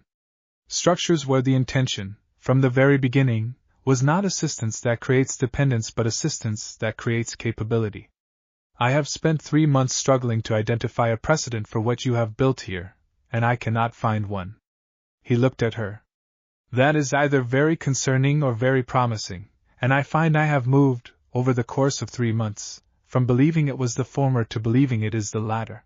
Lala was quiet for a moment. What changed? She asked. The sealed entity's answer to Issei Hyoudu's question, he said. It had not attempted to free itself because it no longer believed freedom was something it deserved. 400 years of isolation will do that to a being of any level of power. He paused. I have governed for a long time, and I have made decisions, across that time, that have left certain civilizations in conditions not entirely unlike that one. Not sealed, not imprisoned, but diminished, in ways they eventually stopped recognizing as diminishment, because the diminishment had become the only reality they knew. He looked at the town around them, at its ordinary streets, and its hidden extraordinary world, at the people moving through it unaware of the galactic weight currently walking among them. Seeing what the alternative looks like, in practice, on the ground, rather than in testimony, is a different order of information than I received in the hearing. I wanted to be honest with you about that. Lala looked at him for a long moment. What will you do with it? She asked. Think, he said. Carefully, and for as long as it takes. The way, he said, with a very faint movement at the corner of his mouth that was the first sign of humor Issei had yet observed from him. I was told good things are built around here. Lala smiled, the genuine one. That is approximately correct, she said. Chapter 59, the story complete. March arrived with the first warmth, the season turning in the way it did in Ko, tentatively at first and then with conviction, the plum trees blooming ahead of the cherry, and the town emerging from its winter interior into the first genuinely mild evenings of the year. Vorath Kesanai had stayed for 4 days, departing with the measured, quiet bearing he had arrived with, but something in his departure had a different quality than his arrival, a kind of purpose that had not been there when he came, as though the visit had completed a process of reassessment, and he was leaving with somewhere specific to take the result of it.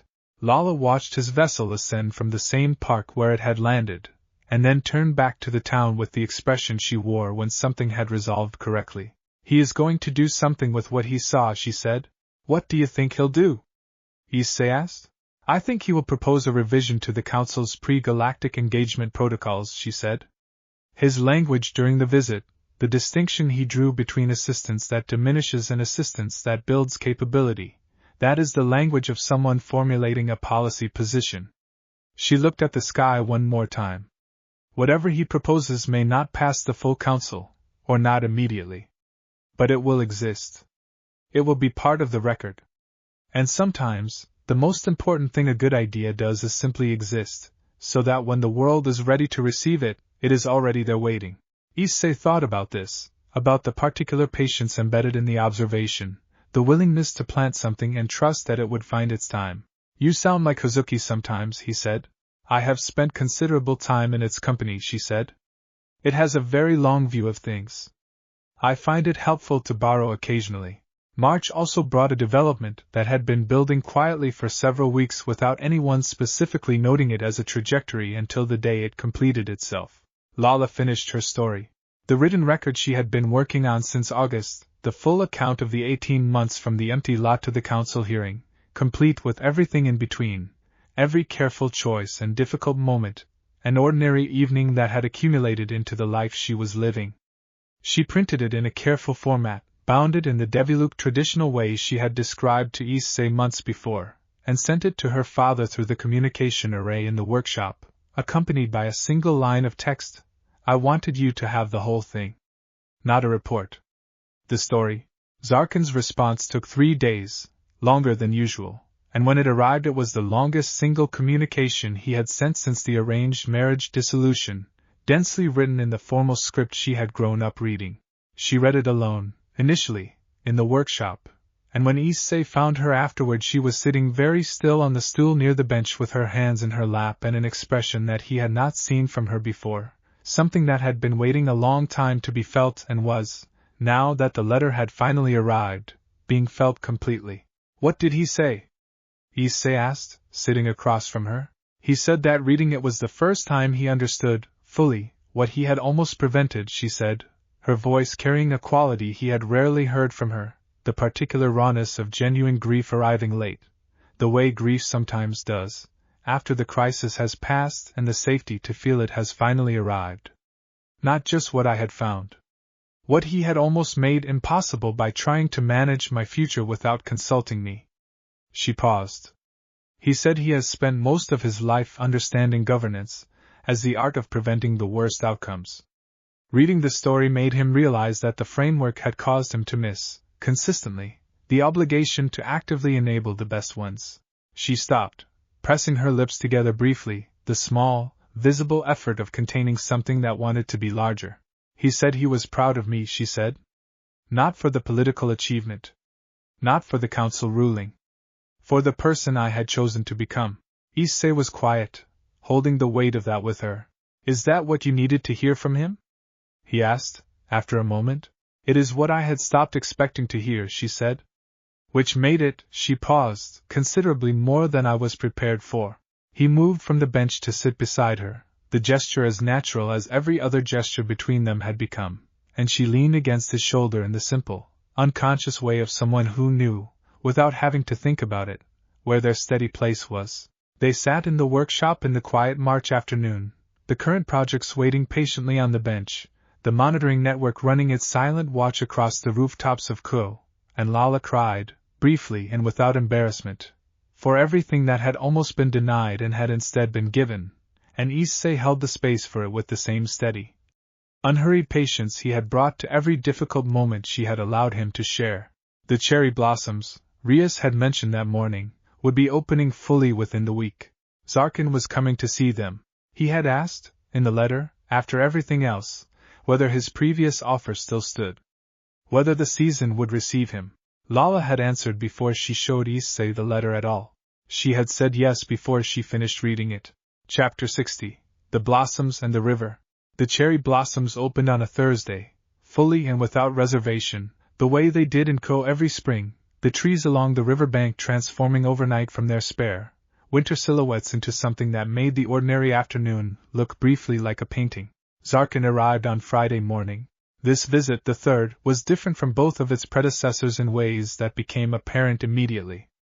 He arrived alone, without guards, without the careful retinue of even the informal second visit, simply himself, stepping out of a vehicle barely larger than a standard Earth car, which Momo had apparently found for him specifically on the grounds that something appropriately inconspicuous seemed called for. He stood in the street outside the house and looked at the cherry tree in the front garden, a modest thing by any objective standard, nowhere near the grandeur of the riverbank trees, simply a neighborhood tree doing what trees in this neighborhood did every spring. He stood looking at it for a long moment. Lala was at the door, and she watched him, and something moved between them in the particular compressed silence of people who have sent a great deal of important meaning through digital channels and are now simply standing in each other's presence for the first time since all of that meaning was exchanged. "Thank you for coming," she said. "Thank you for the invitation," he said, and he said it simply and meant it completely. He came inside. Issei's mother sat him at the kitchen table without ceremony and put tea in front of him and asked him, as she had asked him the previous time, whether he preferred it strong or mild. He said mild, and this time there was a warmth in the saying that had not been entirely present before.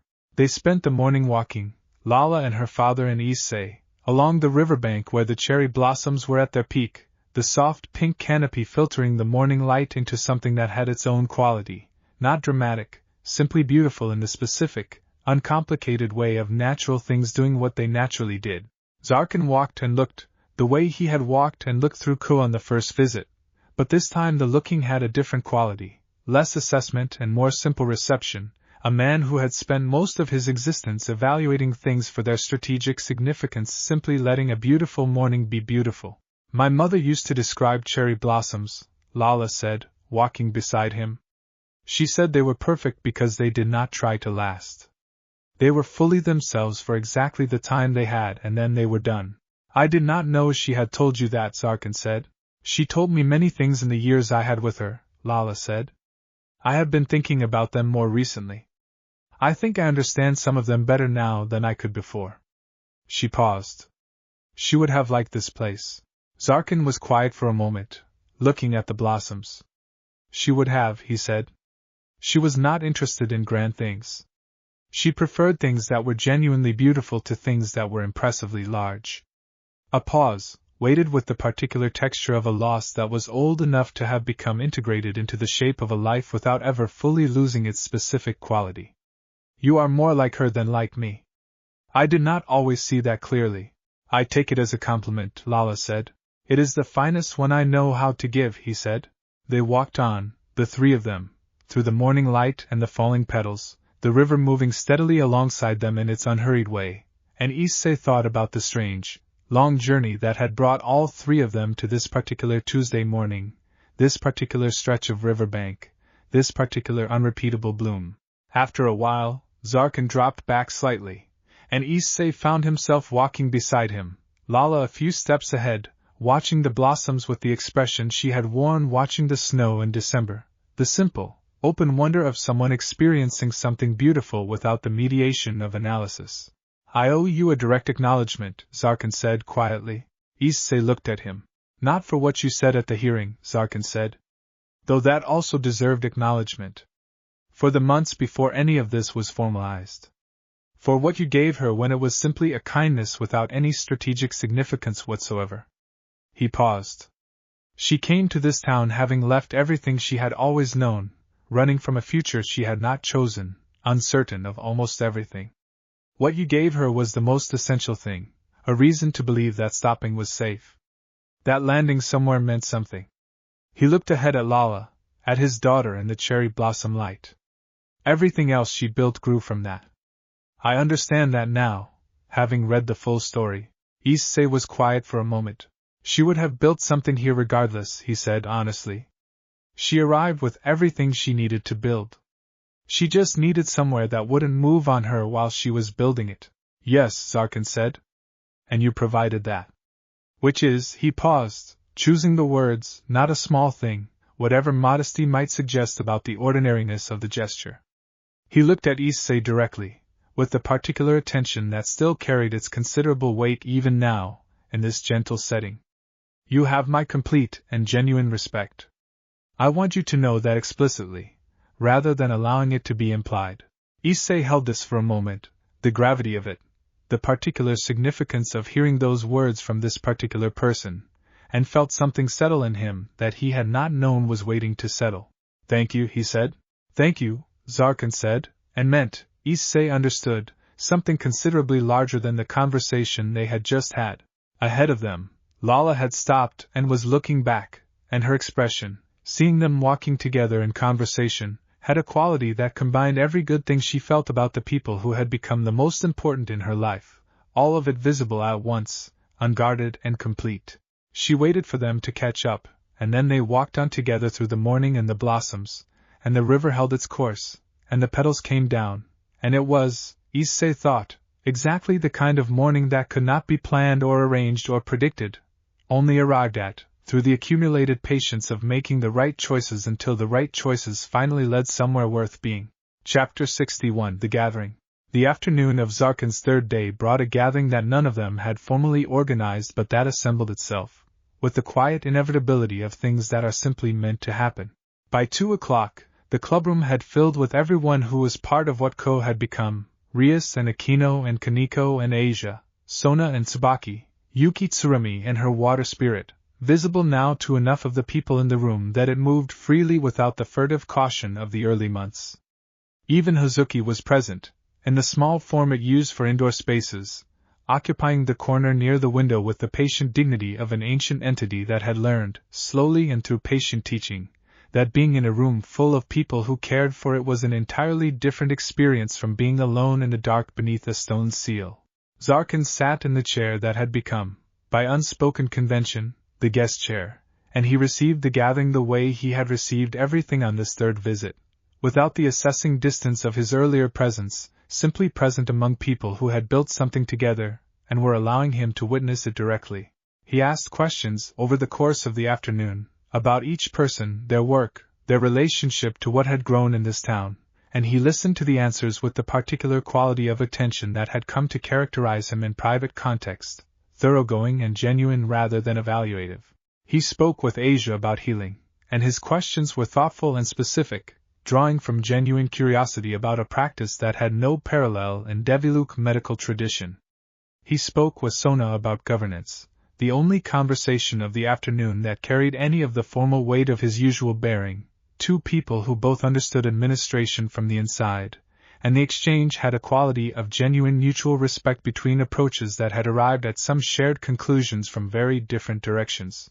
He spoke, finally, with Azuki, in the way that had no witnesses because both entities clearly required privacy for it, withdrawing together to the corner near the window while the rest of the room continued its conversations, and what passed between them lasted nearly 20 minutes and left Zarkin, when he returned to the main gathering, with an expression that was quieter and more internal than any Issei had seen from him.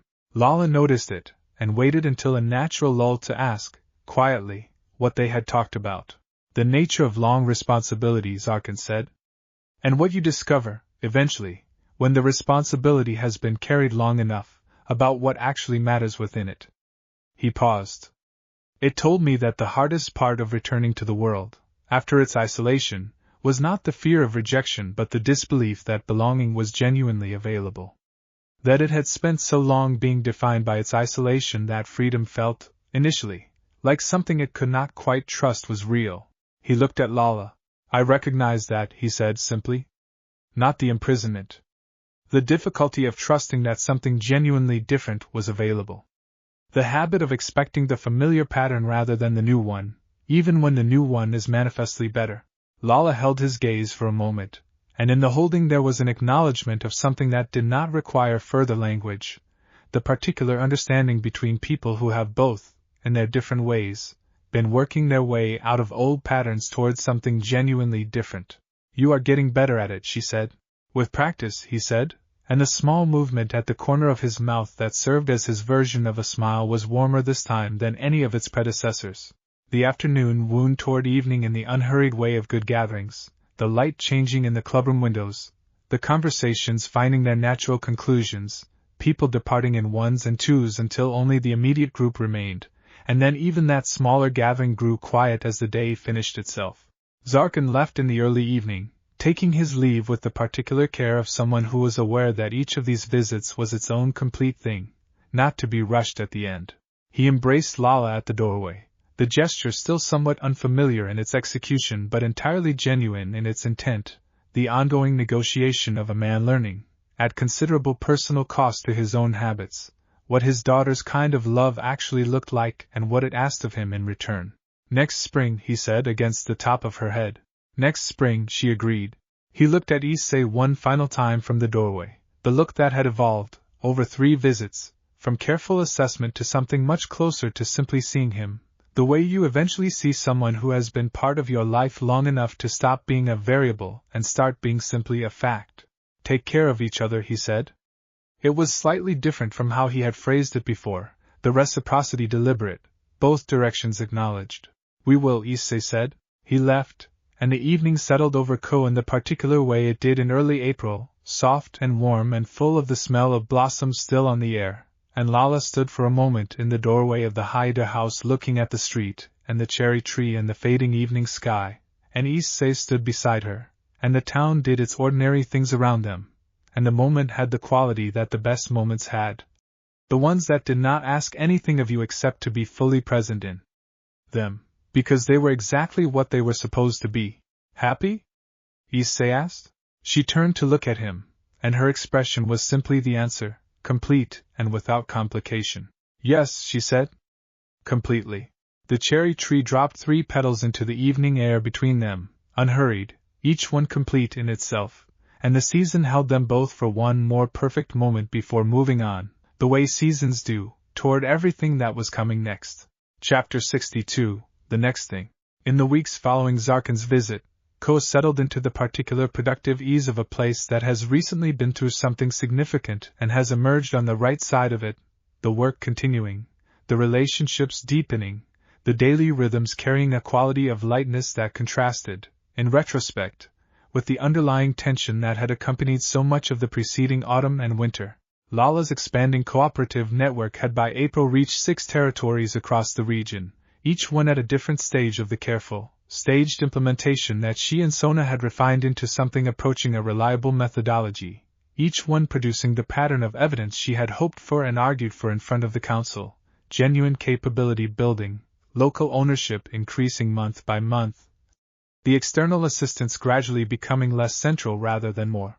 She spoke about this during the regular clubroom meetings with a particular kind of satisfaction that Issei had learned, over 2 years, to distinguish from her general professional enthusiasm, the satisfaction that came not from the achievement itself but from the shape of it, the fact that every successful territory was moving toward not needing her, which she consistently described as the best possible outcome.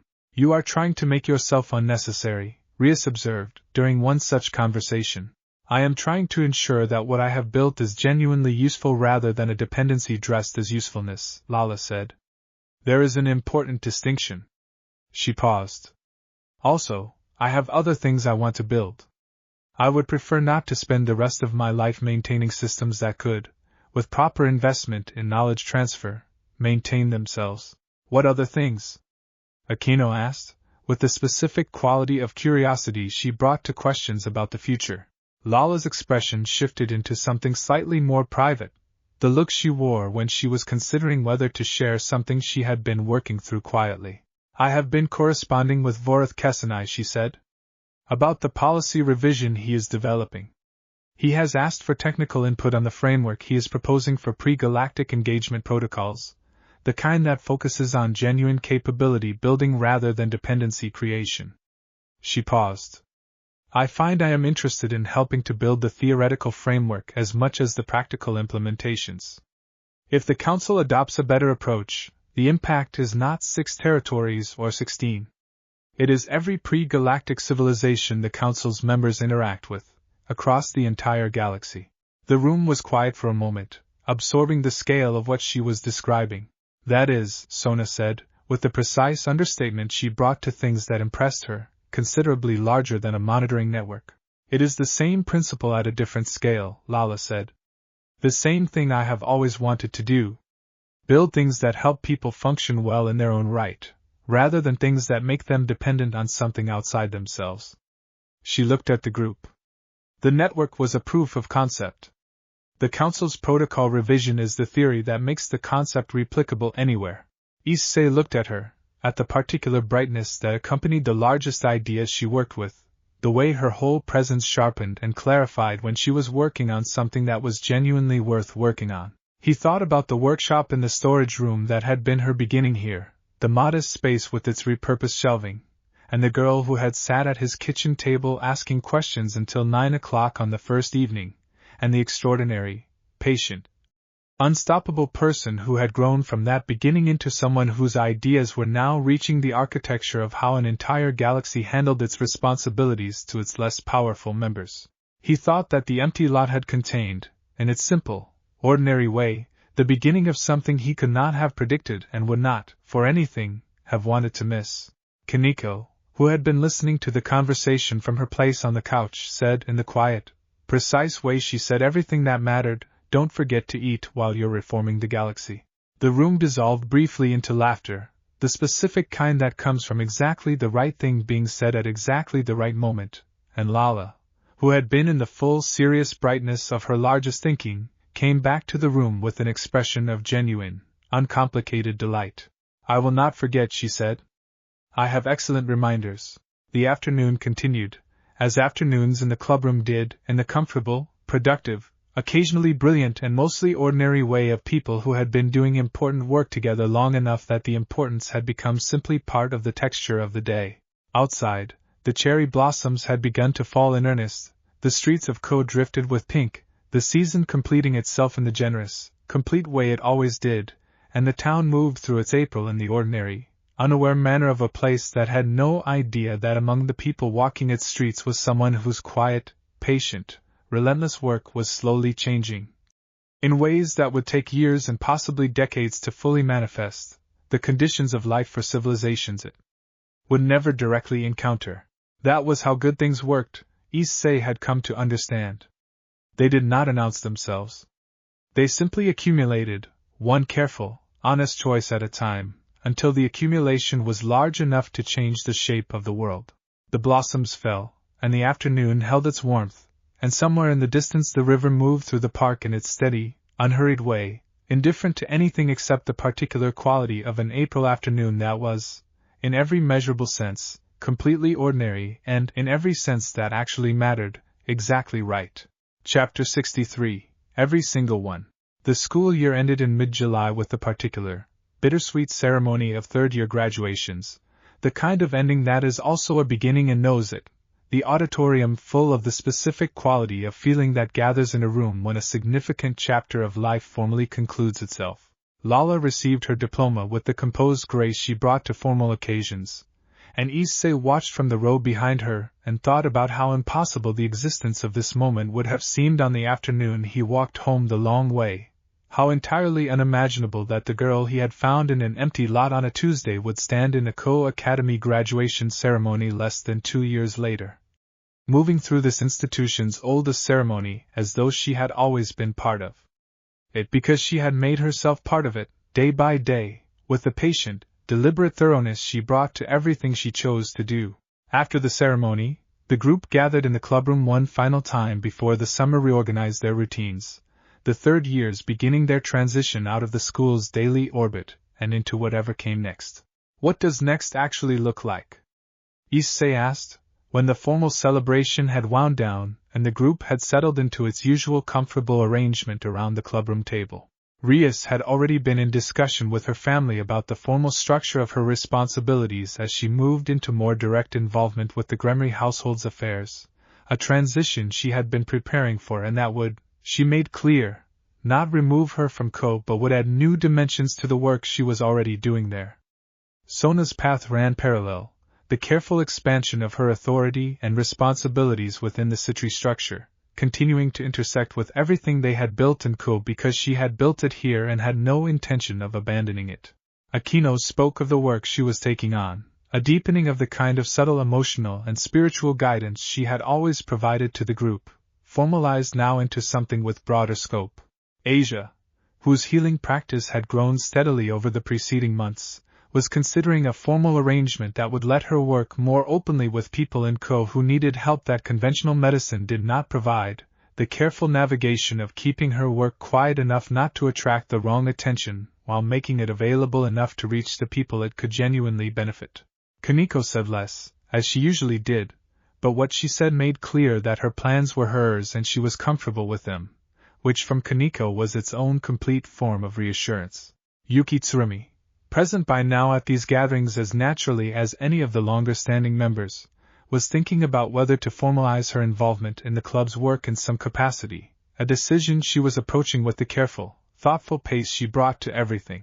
Lala, when it was her turn, described the council protocol project with Vorith Kesanai as the work she intended to pursue most seriously over the coming year, alongside the ongoing maintenance and transfer of the cooperative network and whatever new technical challenges the continued evolution of Koa's supernatural landscape presented. When it came to Issei, he thought about it seriously, because the question deserved genuine thought rather than the reflexive modest deflection he occasionally still caught himself reaching for. "I want to keep doing what I've been doing," he said. "This, the work here, the club's responsibilities. And I want to get better at it. Better at the judgment calls, better at the strategic thinking, better at the kind of thing Rias and Sona do, understanding the full context of a situation rather than just responding to its immediate surface." He paused.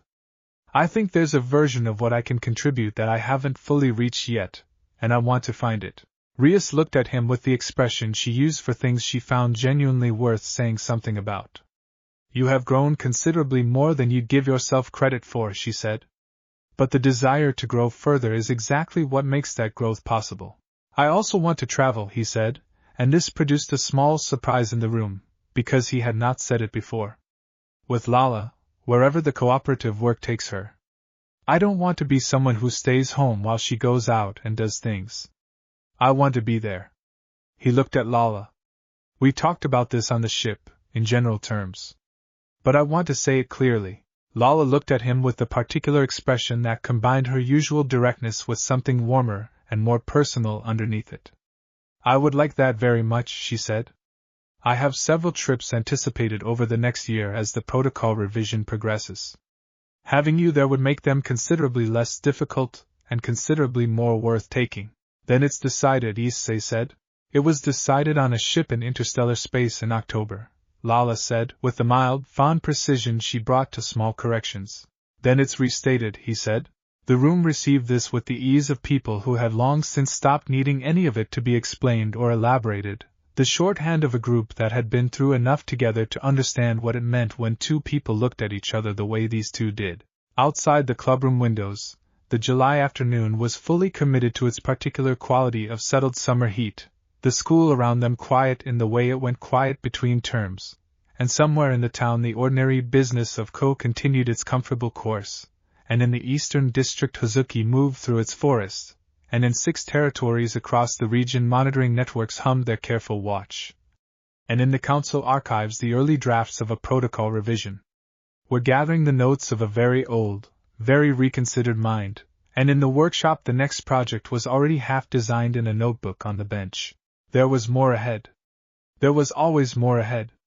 But it was good more, the kind that came from having built something durable enough to grow from, the kind that arrived not as threat but as possibility. Issei looked around the clubroom, at the faces of the people who had become the most important people in his life, and then at Lala, who was already looking at him with the straightforward, complete attention she had always given the things she genuinely cared about. He thought about the empty lot. He thought about the long way home. He thought that if he could go back to that Tuesday afternoon, knowing everything he knew now, he would make every single one of the same choices. Without hesitation. Every single one. Act 5. What was always worth building. Chapter 64. The quality of the light. The third year began with a change in the quality of the light. It was not a literal thing, not something measurable with Lala's instruments, but Issei noticed it in the way he noticed most things about the world he lived in now, through the accumulated sensitivity of someone who had spent 2 years paying close attention to the texture of days, and what that texture told him about what was coming. The light of the third year felt different from the light of the second, the way the light at the beginning of something genuinely new feels different from the light of continuation. The second year had been, in its largest shape, about proving and defending and establishing, about making the case for what the first year had built, and winning that case before audiences that had the power to unmake it. The third year felt, from its very beginning, like something past all of that. It felt like the beginning of the thing itself, finally, without the scaffolding of justification still surrounding it. Lala described this, with characteristic precision, on the first morning of September, standing at the kitchen window with her tea while Issei made breakfast, watching the street settle into its back-to-school rhythm below. There is a quality to this morning, she said, that I associate with genuine beginnings rather than continuations. I have been trying to identify the source of the quality, and I believe it is the absence of something that has been consistently present for the past year, the sense of external constraint. The council's case is behind us, Issei said. Yes. But it is more than that. She turned from the window. For 2 years, the primary question underlying everything I did here was whether I would be allowed to continue doing it. Every project, every relationship, every achievement carried that question underneath it, whether I acknowledged it consciously or not. The council's ruling formally settled the question, but I do not think I fully understood until this morning how much of my attention had remained oriented toward the possibility of having to defend what I had built rather than simply building further. She paused. That orientation is gone now. I can feel its absence. Issei looked at her across the kitchen, at the quality of presence she was describing, the particular settledness of someone who had spent 2 years with one eye always watching the door, and had finally, fully, turned both eyes toward what was in front of her. What does building further look like? He asked. I have been thinking about that, she said, and her expression shifted into the particular bright focus that accompanied her largest ideas, the ones that organized around a genuinely new question rather than a better answer to an existing one. I want to spend this year on the theoretical work. The protocol revision with Vorth Kessenai is moving through the council's procedural stages, and my input has shifted from initial development to ongoing refinement, which is less demanding of my direct attention. The cooperative network territories are reaching the stage of genuine local autonomy I designed them toward. The workshop projects are important but manageable. She looked at him. What I have not yet done, in all the building and all the defending, is sit down with the full body of what I have learned here and try to understand its implications beyond the immediate applications I have derived from it. What kind of implications? Issei asked. About what cooperation between very different kinds of beings actually requires to be sustainable, she said. Not as a policy framework, which is what the Kessenai revision addresses. As a fundamental question about how different kinds of minds, with different histories and different capacities and different frameworks for understanding the world, actually build trust across those differences. She paused. I have been inside that process, living it for 2 years. I know it from the inside. But I have not yet tried to understand it from the outside, as a general phenomenon, because I have been too busy being in the middle of it. Issei thought about what she was describing, the shift from practitioner to theorist, from building the thing to understanding what had made the building possible. That sounds important, he said. I believe it is, she said. I also believe it is the thing I am actually meant to be doing. Not the monitoring networks, not the diplomatic arrangements, important as those are. The deeper question of why some connections across difference work and others do not, and what the ones that work have in common. She looked at him. You are part of the data, you understand. I figured, Issei said. You are actually quite central to it, she said. The bridge between what I came from and what I found here was built specifically through you, before it extended to anyone else. Understanding how that happened, and why it happened the way it did rather than some other way, is the beginning of the whole question. Issei put breakfast on the table and they sat down and the morning continued in its familiar, comfortable rhythm, and underneath the ordinary texture of it ran the quality Lala had named at the window, the sense of something beginning, genuinely, for the first time without the weight of provisional uncertainty still attached to it. The third year, Issei thought, was going to be the most interesting one yet. He had been saying that, or something like it, at the beginning of each of the preceding years, and each time it had turned out to be true. He saw no reason to expect the third year to break the pattern. Chapter 65. Asking honestly. The theoretical work began the way all of Lala's serious projects began, with a period of quiet accumulation that looked, from the outside, like rest but was actually the most intensive form of thinking she did. Issei recognized the phase because he had watched it before, preceding every major technical undertaking, the period when she moved through the day with a slightly abstracted quality, present in conversation and fully engaged in the ordinary rhythms of the household, but with some part of her attention consistently elsewhere, turning something over in the way water turns a stone, patiently and continuously, until the shape that had been hidden inside it was finally visible. What was different this time was the nature of the accumulation. Previous projects had drawn primarily on her technical knowledge, her deep familiarity with the systems and physics of her own world applied innovatively to the problems of this one.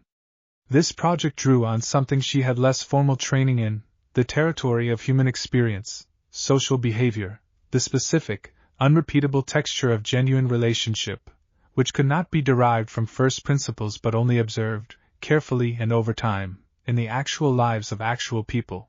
She began, in the second week of September, to ask different kinds of questions, not the practical questions that had always characterized her engagement with the people around her, the direct inquiries about information she needed to accomplish a specific purpose. These were more open-ended, more exploratory, the questions of someone trying to understand something rather than someone trying to accomplish something.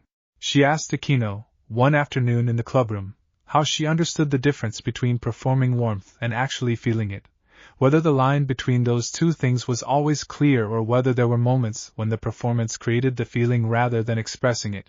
Akeno considered this with the serious attention she brought to questions that genuinely interested her. I think, she said slowly, that the performance and the feeling are less separate than that framing suggests. When I choose to be warm toward someone, even when I am not initially feeling warmth, the act of choosing it tends to generate the feeling. Not always, but often enough that I have come to trust the choice as a path to the feeling rather than a substitute for it. She paused. Does that distinction matter for what you are working on? Yes, Lala said. The question I am circling around is whether trust between very different beings requires genuine feeling or only genuinely consistent behavior, and whether, in your experience, those two things are actually separable over sustained time. Akeno was quiet for a long moment, the kind of quiet she went into when a question had reached something real in her. They are not separable, she said finally. Not over sustained time. You can perform consistent behavior without genuine feeling for a while, but the performance eventually costs too much to maintain, or it changes you until the feeling catches up with it. Either way, sustained consistency and genuine feeling tend to converge. I do not think you can have one without the other over the long run. Lala made a note, the small, precise movement of someone recording something they considered significant. She asked Kaneko, separately, what it felt like to first choose to trust someone after a period of not trusting, what the internal experience of that transition was like. Kaneko gave the question the full, silent weight it deserved and then said, in her precise, quiet way, that it felt less like a decision and more like a recognition, the moment when you noticed that trust had already been building without your deliberate management, and the only question was whether to acknowledge what was already there. She asked Asia what she thought the relationship was between healing and trust, whether the process of healing someone created trust or whether trust was a precondition for healing to be possible. Asia said, with the thoughtful directness that had always characterized her best thinking, that she believed they created each other, in a spiral rather than a sequence, each making the other possible in ways that could not be fully attributed to either one alone. She asked Yuki, one evening when they were both in the workshop, what the discovery of her water spirit had changed about how she understood the preceding years of her life, the years during which it had been present but unknown. Yuki thought about it for a long time. It didn't change what happened, she said. The events were the same. But it changed the meaning of some of them. Things that had felt unlucky, or hard for no reason, I could trace back now and see something in them I hadn't seen before. She paused. I think what changed was the story I was telling about my own life. The same events, with different context, can be a story about being alone or a story about being accompanied. I had been telling myself the first version. The real version was the second one. Lala made a longer note after this one. She asked Rias, during a quiet moment between meetings, what the quality was that distinguished the relationships in this group from the political relationships Rias managed through the Gremory household's affairs, whether it was simply a matter of scale and history or something more fundamental in kind. Rias thought about this with the genuine seriousness she brought to questions about her own understanding. The political relationships carry weight, she said. They are real, and some of them involve genuine care. But the underlying structure is always, to some degree, maintained by mutual interest. If the interest disappeared, the relationship would change. She paused. These relationships are not like that. I cannot point to a mutual interest that, if removed, would cause them to change. They would persist regardless, because they are not maintained by interest. They are maintained by something older and harder to define. She looked at Lala. I believe the word for it is simply love. Of various kinds. But that word. Lala was quiet after this one for longer than usual. Is that what you are finding? Issei asked her, later, after she had been quiet for most of the walk home. I am finding, Lala said carefully, that the things that make cross-difference connections sustainable are not strategic or structural in their fundamental nature. They are personal. They are rooted in the particular, unrepeatable experience of one specific being genuinely caring about another specific being, not as a category, not as a representative of a type, but as themselves. She paused. This is a problem for the protocol revision, because protocols are general frameworks, and what I am discovering resists generalization. But it is also, I think, the most important thing I have found. Issei thought about this. Can you build a framework around something that resists generalization? He asked. I think, Lala said slowly, that the framework has to be built not to produce the thing but to create the conditions under which the thing can emerge naturally. You cannot legislate genuine care. But you can build structures that give genuine care the space and the time and the safety to develop, rather than replacing it with something that only looks like it from the outside. She paused. That is the revision I believe the protocols actually need. Not better rules for how to engage. Better conditions for genuine engagement to become possible. They walked in comfortable silence for a moment, the September evening settling around them, the town quiet with the particular peace of early autumn. You are going to change how the galaxy handles this, Issei said. I am going to try, Lala said, with the matter-of-fact confidence she brought to genuinely large ambitions. It will take time. These things always take time. She looked at him. I have learned to be patient about time. From whom? He asked, though he thought he already knew. From a great many people, she said. All of them in this town. All of them in my life. She smiled, the full one. From you, specifically, most of all. Chapter 66, First Reading. October arrived with the announcement that the Issei Protocol revision had passed its first reading before the full council. It was not final adoption, which would require several additional procedural stages and likely another 6 to 12 months of deliberation, but the first reading represented a genuine threshold, the proposal having survived initial scrutiny and being admitted to formal consideration. Vorith Issei transmitted the news to Lala directly, with a brief note that described the outcome as more favorable than he had dared to project when the revision was first submitted, and attributed a significant portion of that outcome to the specificity and rigor of the technical documentation she had contributed. Lala received the news with satisfaction rather than triumph, the particular quality of response she brought to things that were progressing correctly but had not yet reached their destination. This is good, she told the clubroom, but it is one step. The full adoption process will involve considerably more scrutiny and more political negotiation. Issei has built a thoughtful revision, but there are council members who will resist it on structural grounds, entities who have governed through the older model for a long time and are not immediately persuaded that a different model is either necessary or safer. How does it get through? Sona asked, with the focused interest of someone who understood procedural processes and wanted to understand this one. The same way everything gets to a body like the council, Lala said. Evidence, gradually accumulated, until the weight of evidence exceeds the weight of established habit. Issei is collecting case studies, instances from across the galaxy where the old model produced the harmful dependency pattern it was designed to prevent, and instances where something closer to the new model produced better outcomes. Our situation in Ko is one of the cited cases. She paused. The Hazuki case specifically has drawn significant attention. An entity sealed for 4 centuries, released through patient, non-coercive engagement. Several council members who were unmoved by the technical and diplomatic arguments found themselves affected by that account in ways the other arguments had not managed. Hazuki is changing galactic policy, Akeno said, with the serene amusement of someone finding this entirely fitting. Hazuki's story is, Lala agreed. Which I find both meaningful and appropriate. The most important evidence for how to treat suffering beings is always the specific experience of specific suffering beings who were treated well.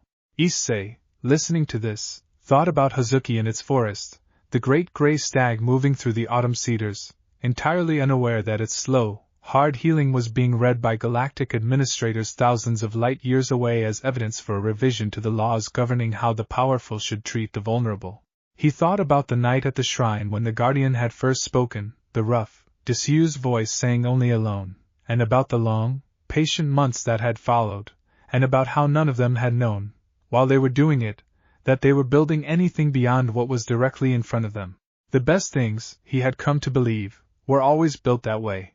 The October meeting of what had become, without anyone formally naming it, a genuine diplomatic council in miniature, brought another development alongside the council news. Rias had been in extended discussion with 3 additional supernatural factions who had approached the Gremry household inquiring about the cooperative framework, factions from further afield than the previous participants, 1 from the Kyushu region, 1 from the Tohoku area, 1 from across the sea in a location Rias described only as outside Japan without specifying further out of protocol caution. The scope has reached a point where we need to decide whether to formalize the structure, Rias said, laying out the situation with her customary clarity. Right now, the cooperative network functions through a series of bilateral arrangements, each one managed separately through my household and Sona's as intermediaries. That worked when there were 3 or 4 participants. With 9 or 10, the bilateral model becomes unwieldy, and the factions themselves have started asking whether a more formal, multilateral structure might be possible. A cooperative organization, Sona said, rather than a series of individual agreements. Yes, Rias said.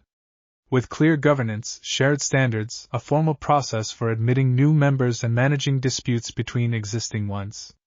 She looked at Lala. Your monitoring technology is the common thread connecting all of them. The cooperation began with what you built. I believe the formal structure should reflect that. I am not the right person to govern a cooperative organization, Lala said immediately, with the directness she brought to things she was certain about.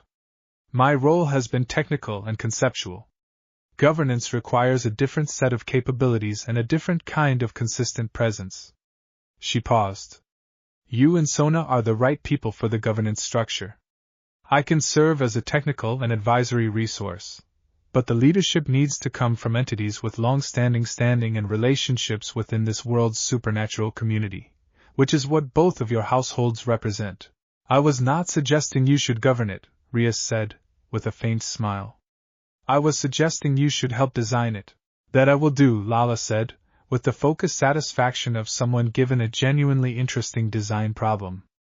A cooperative governance structure that genuinely distributes authority rather than simply centralizing it with different rhetoric. A membership process that ensures new entrants understand the principles before they join rather than discovering them after. A dispute resolution mechanism that prioritizes understanding over adjudication.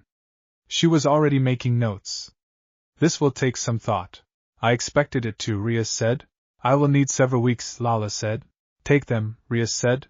The meeting ended, as the best meetings did, with everyone having a clearer understanding of their role in what was coming and a genuine appetite for the work ahead of them, and October continued its careful settling into the season's full character, the air growing crisp and the light going gold in the afternoons, and the project of building something worth having in the world continued, as it always had. One careful day at a time. Chapter 67, The Framework.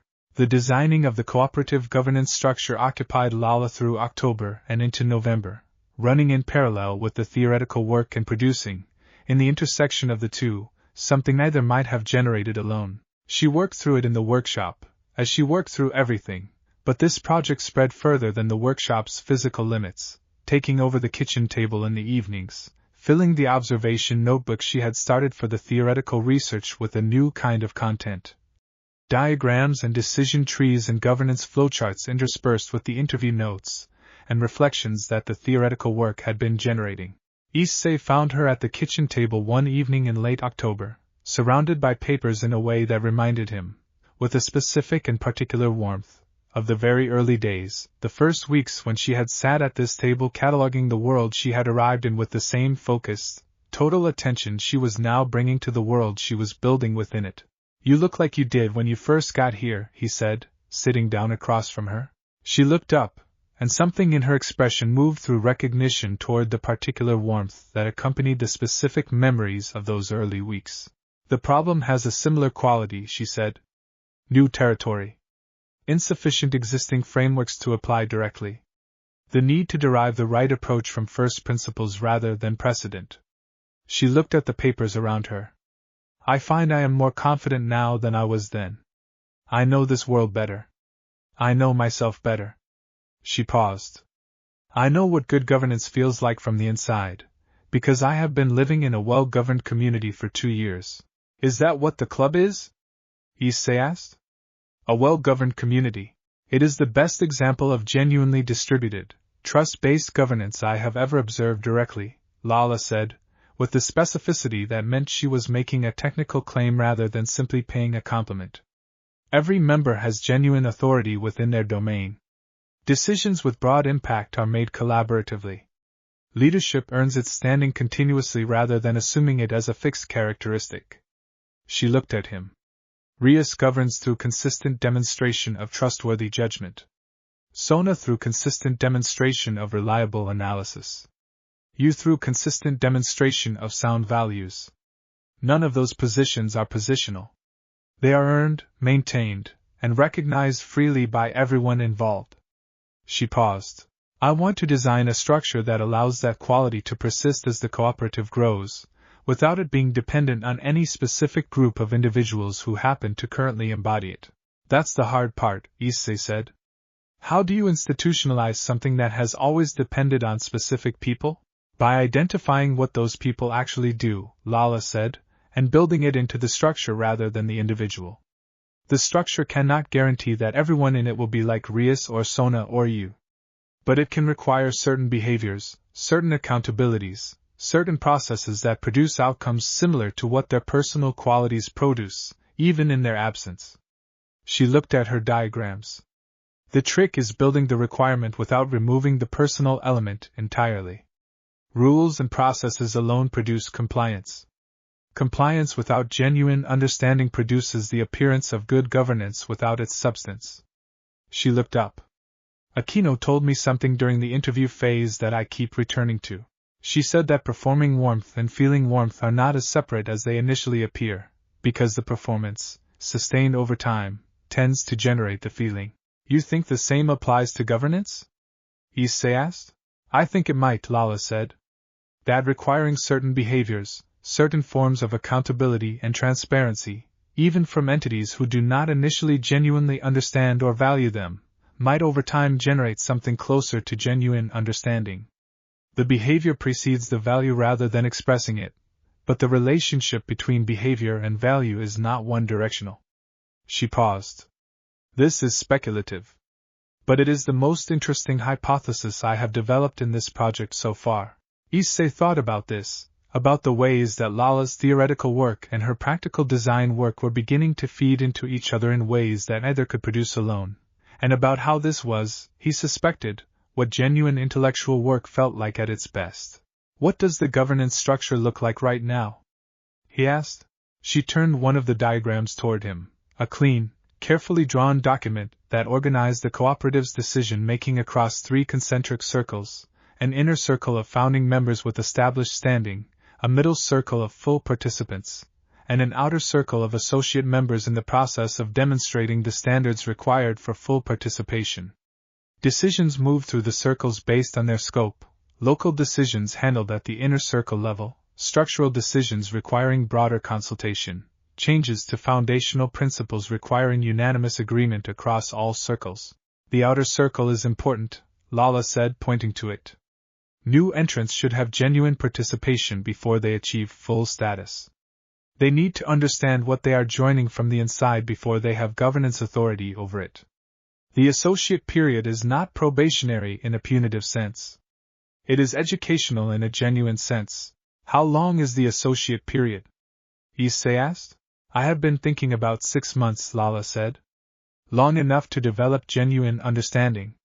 Short enough not to become a barrier that discourages participation. She paused. Though I am not certain. I would want to ask Yuki what she thinks, actually. She has been going through her own version of this process, moving from outside the group toward genuine membership, and her experience of what pace felt right seems like relevant data. Issei looked at her with the expression he had for moments when she did something that captured perfectly what made her thinking exceptional, the instinct to seek genuine experiential data rather than relying entirely on abstract reasoning. You should ask her, he said. I will, she said, and made a note. The kitchen was warm around them, the November night pressing against the windows, and the papers spread across the table held the outline of something that, if it worked as designed, would provide a framework for supernatural cooperation across a significant part of Japan and eventually, through the precedent it set and the model it offered, possibly further. Issei looked at the diagram and thought about the girl who had arrived with nothing but instruments and curiosity, and about how 2 years of patient, honest, consistent work had brought her from that beginning to this table, designing governance structures for communities that had not yet imagined needing them. He thought that the empty lot had contained, in its ordinary grass and its dry autumn light, more than either of them had known. It contained everything that was on this table tonight, waiting to be built. Chapter 68. Yuki's answer. Yuki's answer, when Lala asked her, was more specific and more useful than either of them had fully anticipated.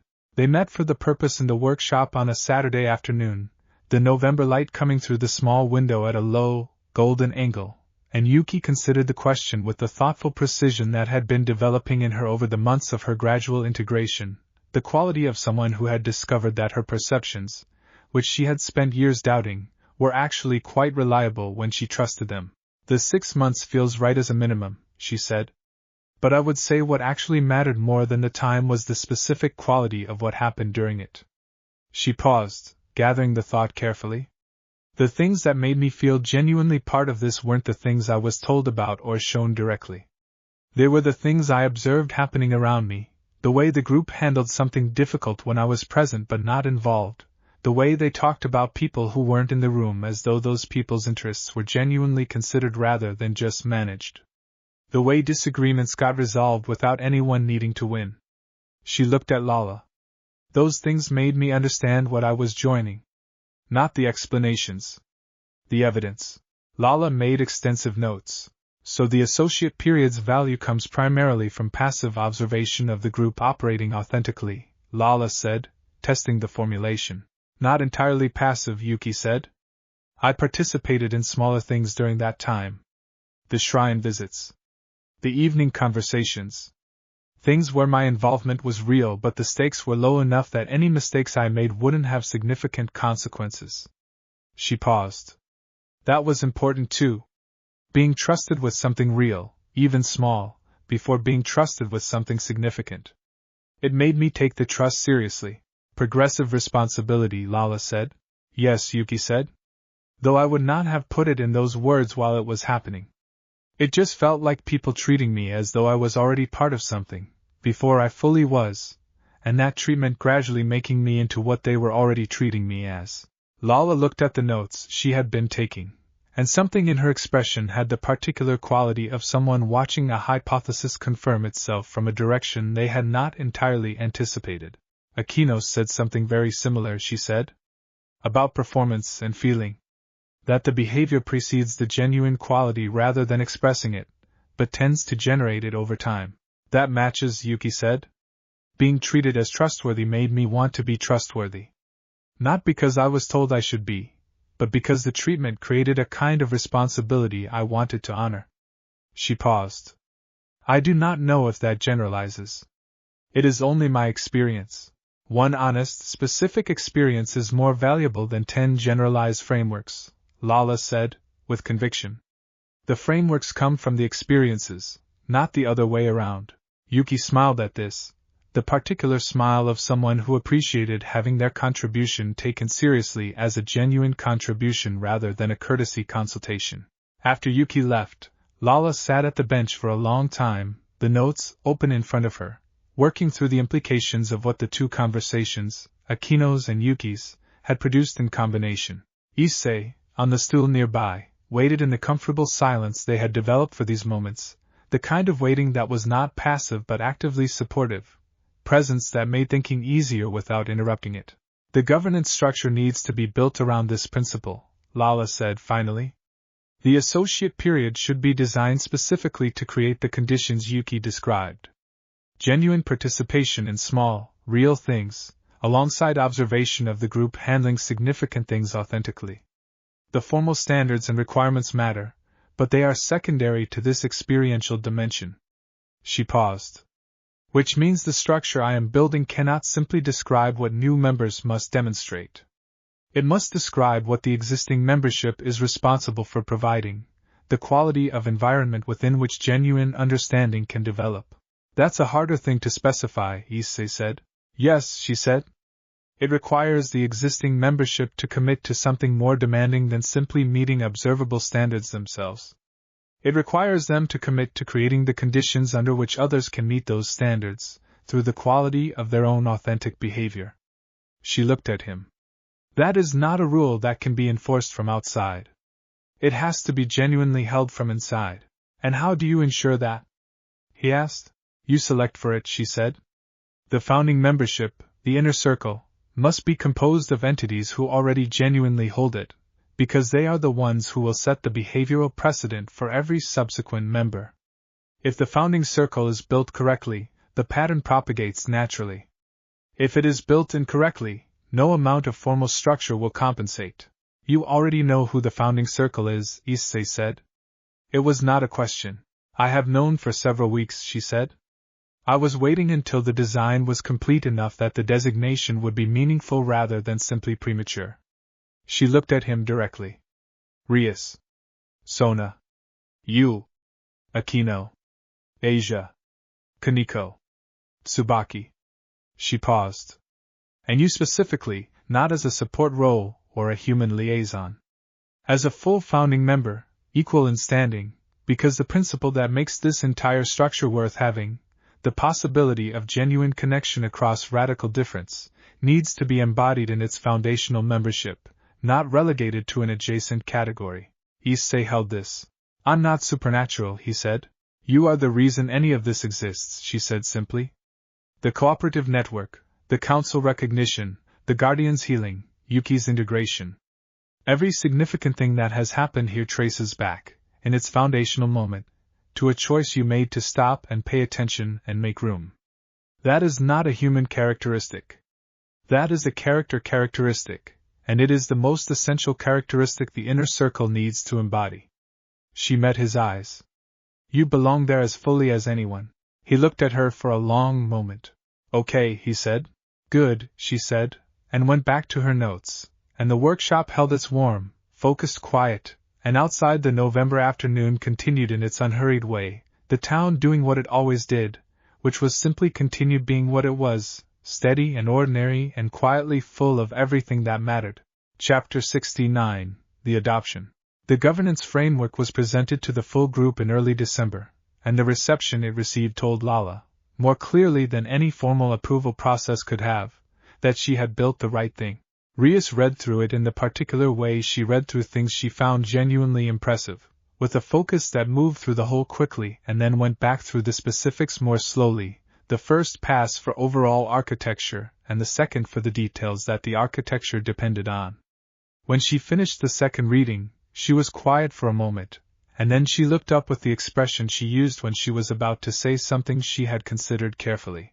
This is exactly right, she said. Not the framework I would have designed. Better than the framework I would have designed. She paused. The Inner Circle Accountability section. The explicit obligation of existing members to create the conditions for genuine understanding rather than simply meeting standards themselves. I would not have thought to put that in a governance document. It is not the kind of thing formal governance usually addresses. She looked at Lala. Why did you put it in? Because without it, Lala said, the structure is a description of what the cooperative should look like rather than a mechanism for ensuring it actually becomes what it should look like. The formal standards describe outcomes. The Inner Circle Accountability section describes the process that produces those outcomes. She paused. Yuki told me something during the research phase that I could not get out of my mind. That being treated as trustworthy made her want to be trustworthy. The governance structure needs to institutionalize that treatment, not just the desired response to it. Sona, who had been reading with the focus of someone analyzing a legal document, looked up from a specific page. The dispute resolution mechanism, she said. You have built in a mandatory cooling-off period before any formal dispute can be registered, during which both parties must engage in facilitated conversation with an inner circle member who was not involved in the original conflict. Yes, Lala said. Why the inner circle member specifically? Sona asked. And why someone uninvolved rather than someone who knows both parties well? Someone who knows both parties well has their own relationship dynamics to manage, Lala said. Someone uninvolved but of inner circle standing brings the community's core values without the complicating personal history. The facilitated conversation is not meant to resolve the dispute, only to ensure both parties have fully articulated their position and genuinely understood the others before the formal process begins. She paused. I have observed that most disputes, when genuinely heard by each party, either resolve themselves or become considerably easier to adjudicate, because the parties discover they were arguing about different things than they believed. Kaneko, from her usual position on the couch, said, without looking up from the section she was reading, the membership criteria for the associate tier. You require demonstrated willingness to be wrong.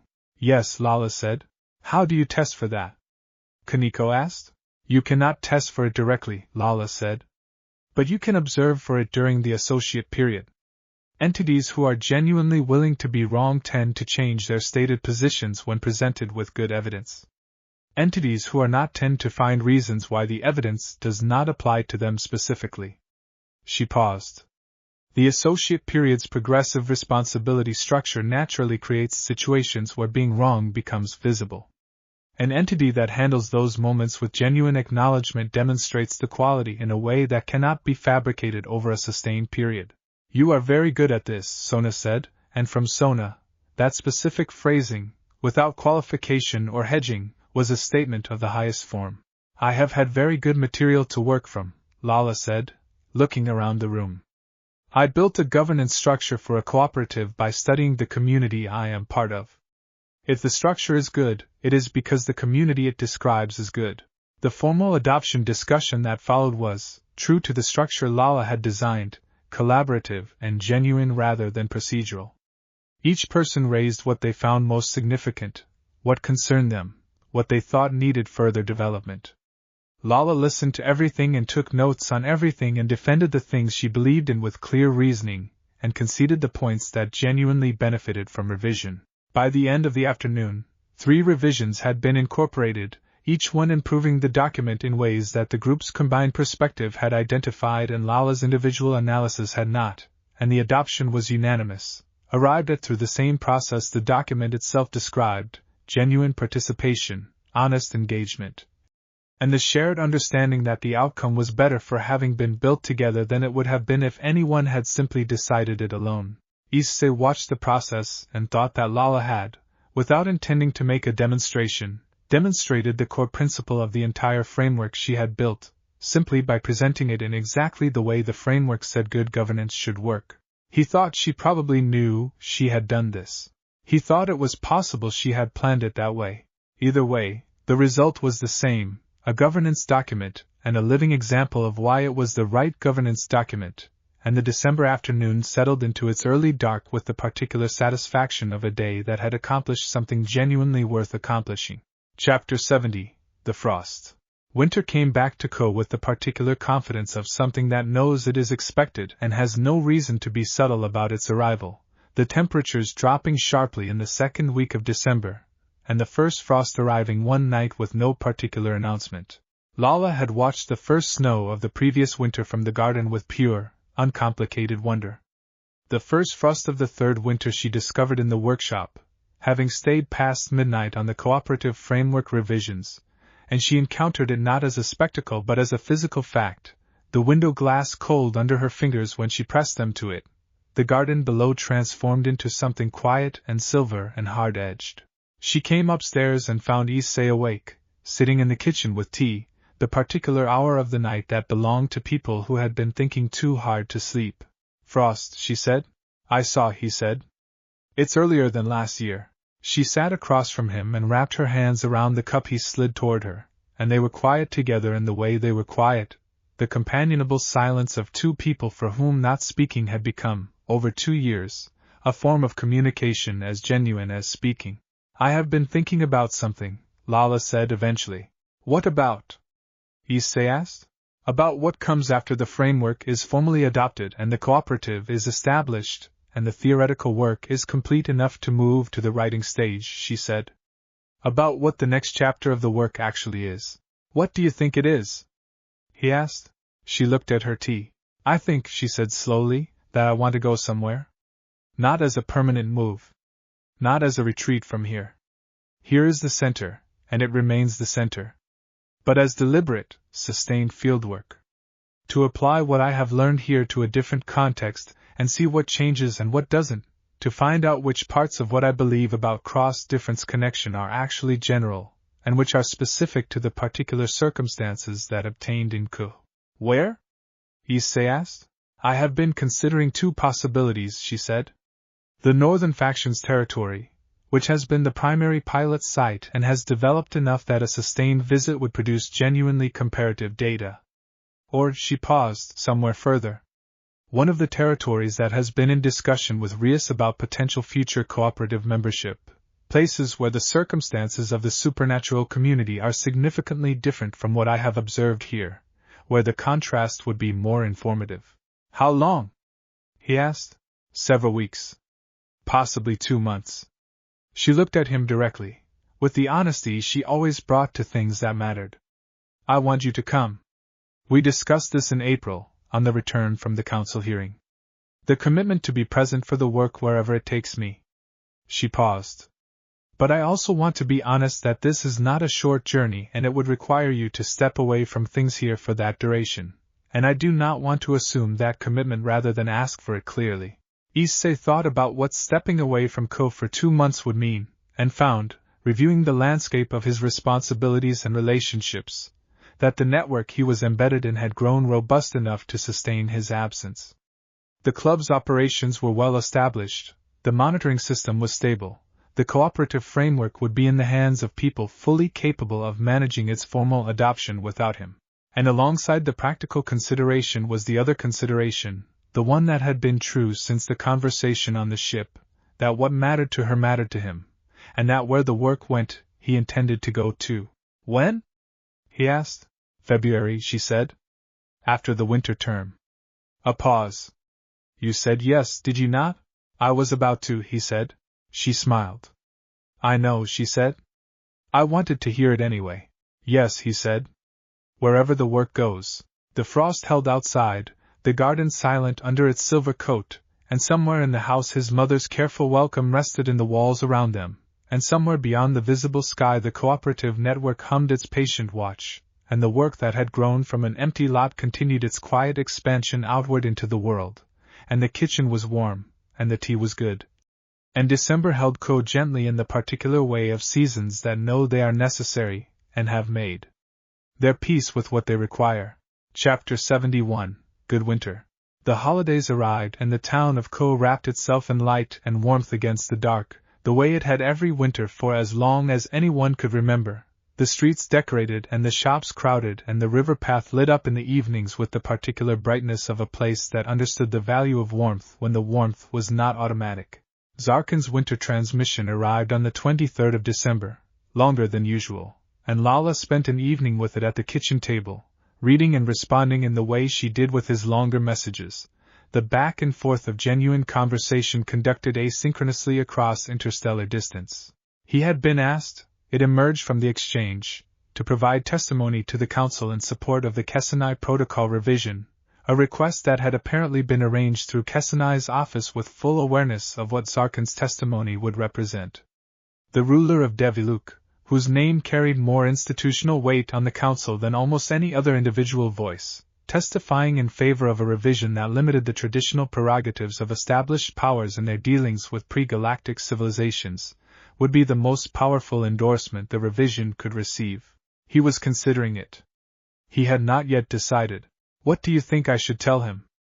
Lala asked Issei, after sharing the relevant portion of the exchange. Issei thought about this carefully. What do you think he should do? He asked. I think he should testify, she said. I think it is the right thing and I think he knows it is the right thing. But I also think it will cost him something politically that I cannot fully assess from here, and I do not want to encourage him toward a cost I am not in a position to evaluate. Tell him that, Issei said. Tell him what you think, and tell him you know there are dimensions of the cost you cannot see from here, and that whatever he decides, you will understand. He paused. And tell him that the thing that made you willing to testify yourself, when the hearing came, was knowing that the people around you would be there regardless of how it went. If he needs that same thing from you before he can make the decision, tell him he has it. Lala looked at him for a moment. That is exactly right, she said.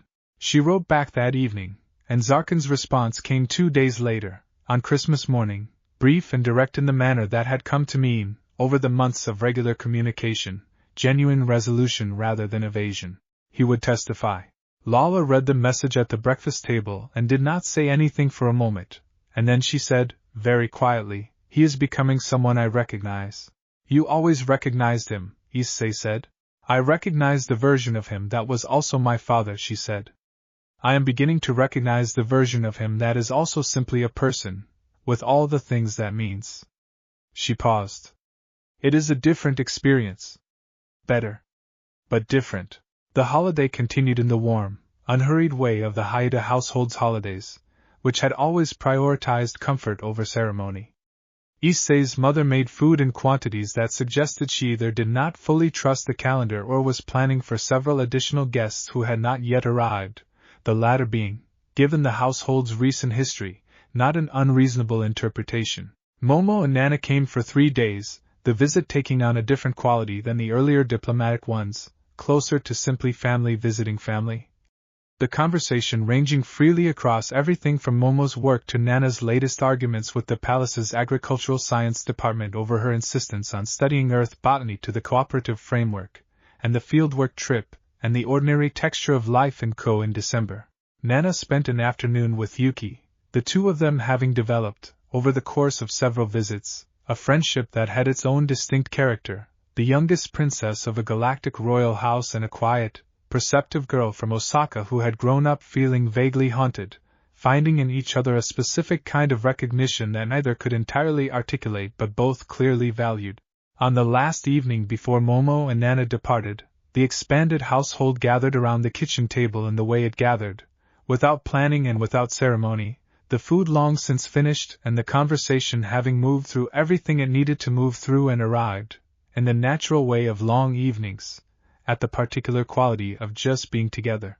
Issei looked around the table at the faces in it, his mother and father, Lala, Momo, Nana, the particular, assembled quality of people from very different places who had, through a series of choices none of them had fully anticipated, become genuinely family to each other, and felt the weight of the moment with the particular combination of gratitude and awareness that came from understanding, while it was happening, that this was the kind of moment worth carrying.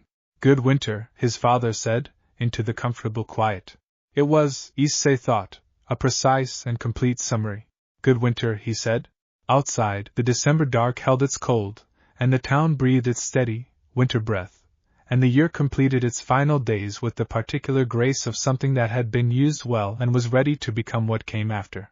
Chapter 72, What Was Already Decided.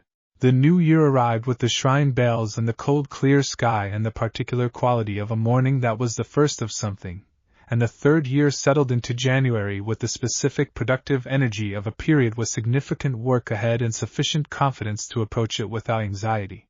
The cooperative framework's formal adoption process began in the second week of January, a series of meetings with each of the existing cooperative participants at which the new governance structure was presented, questions were answered, revisions were considered and in 2 cases incorporated, and formal agreement was reached.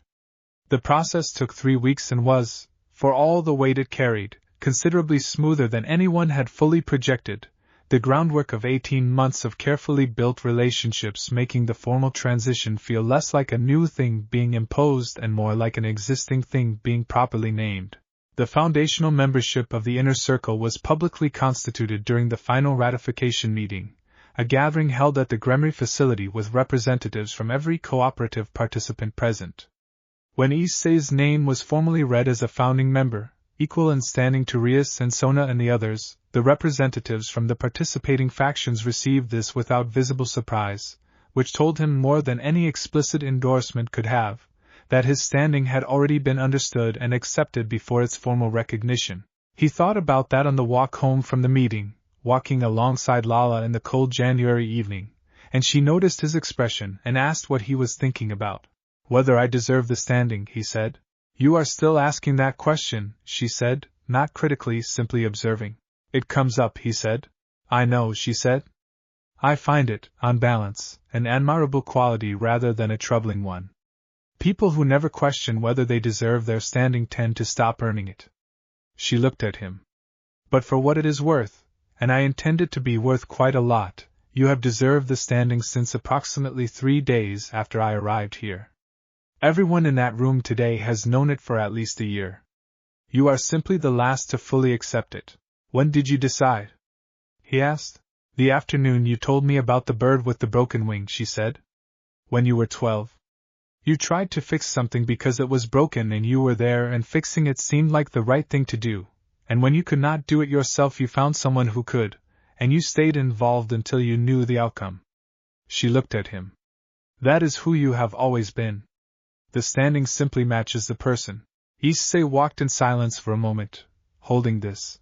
The bird from the rehabilitation center card, he said. The bird sent you a thank you, Lala said, with the particular gravity she brought to statements that were also gently, warmly amused. That is not a standard of character that can be argued with.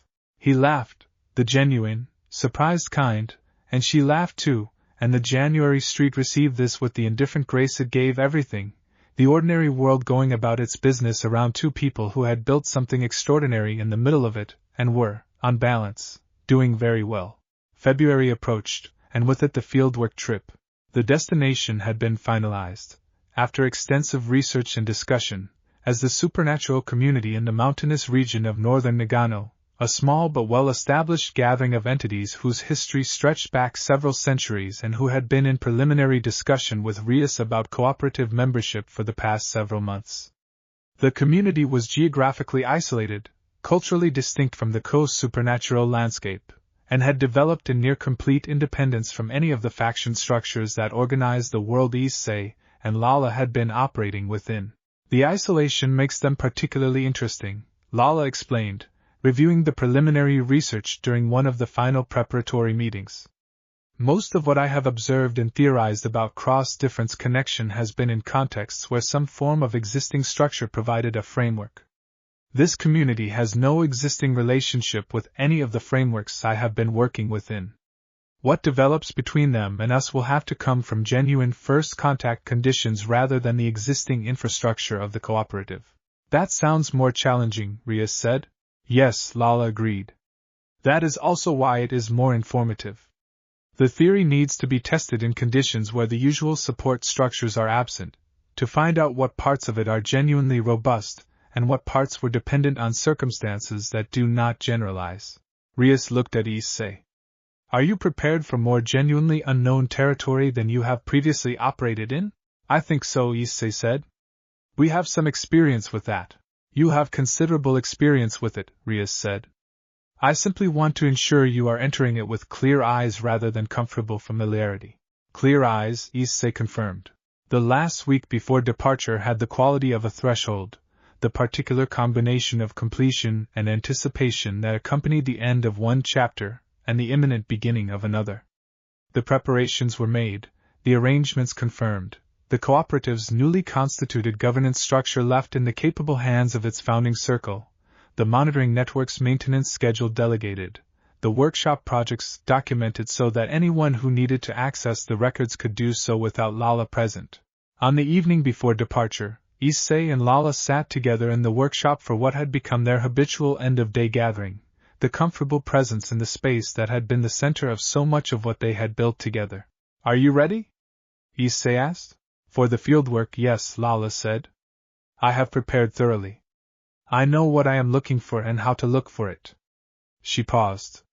For whatever else the journey produces, the unexpected things, the things I do not yet know to look for, I am ready in the way I have learned to be ready for those.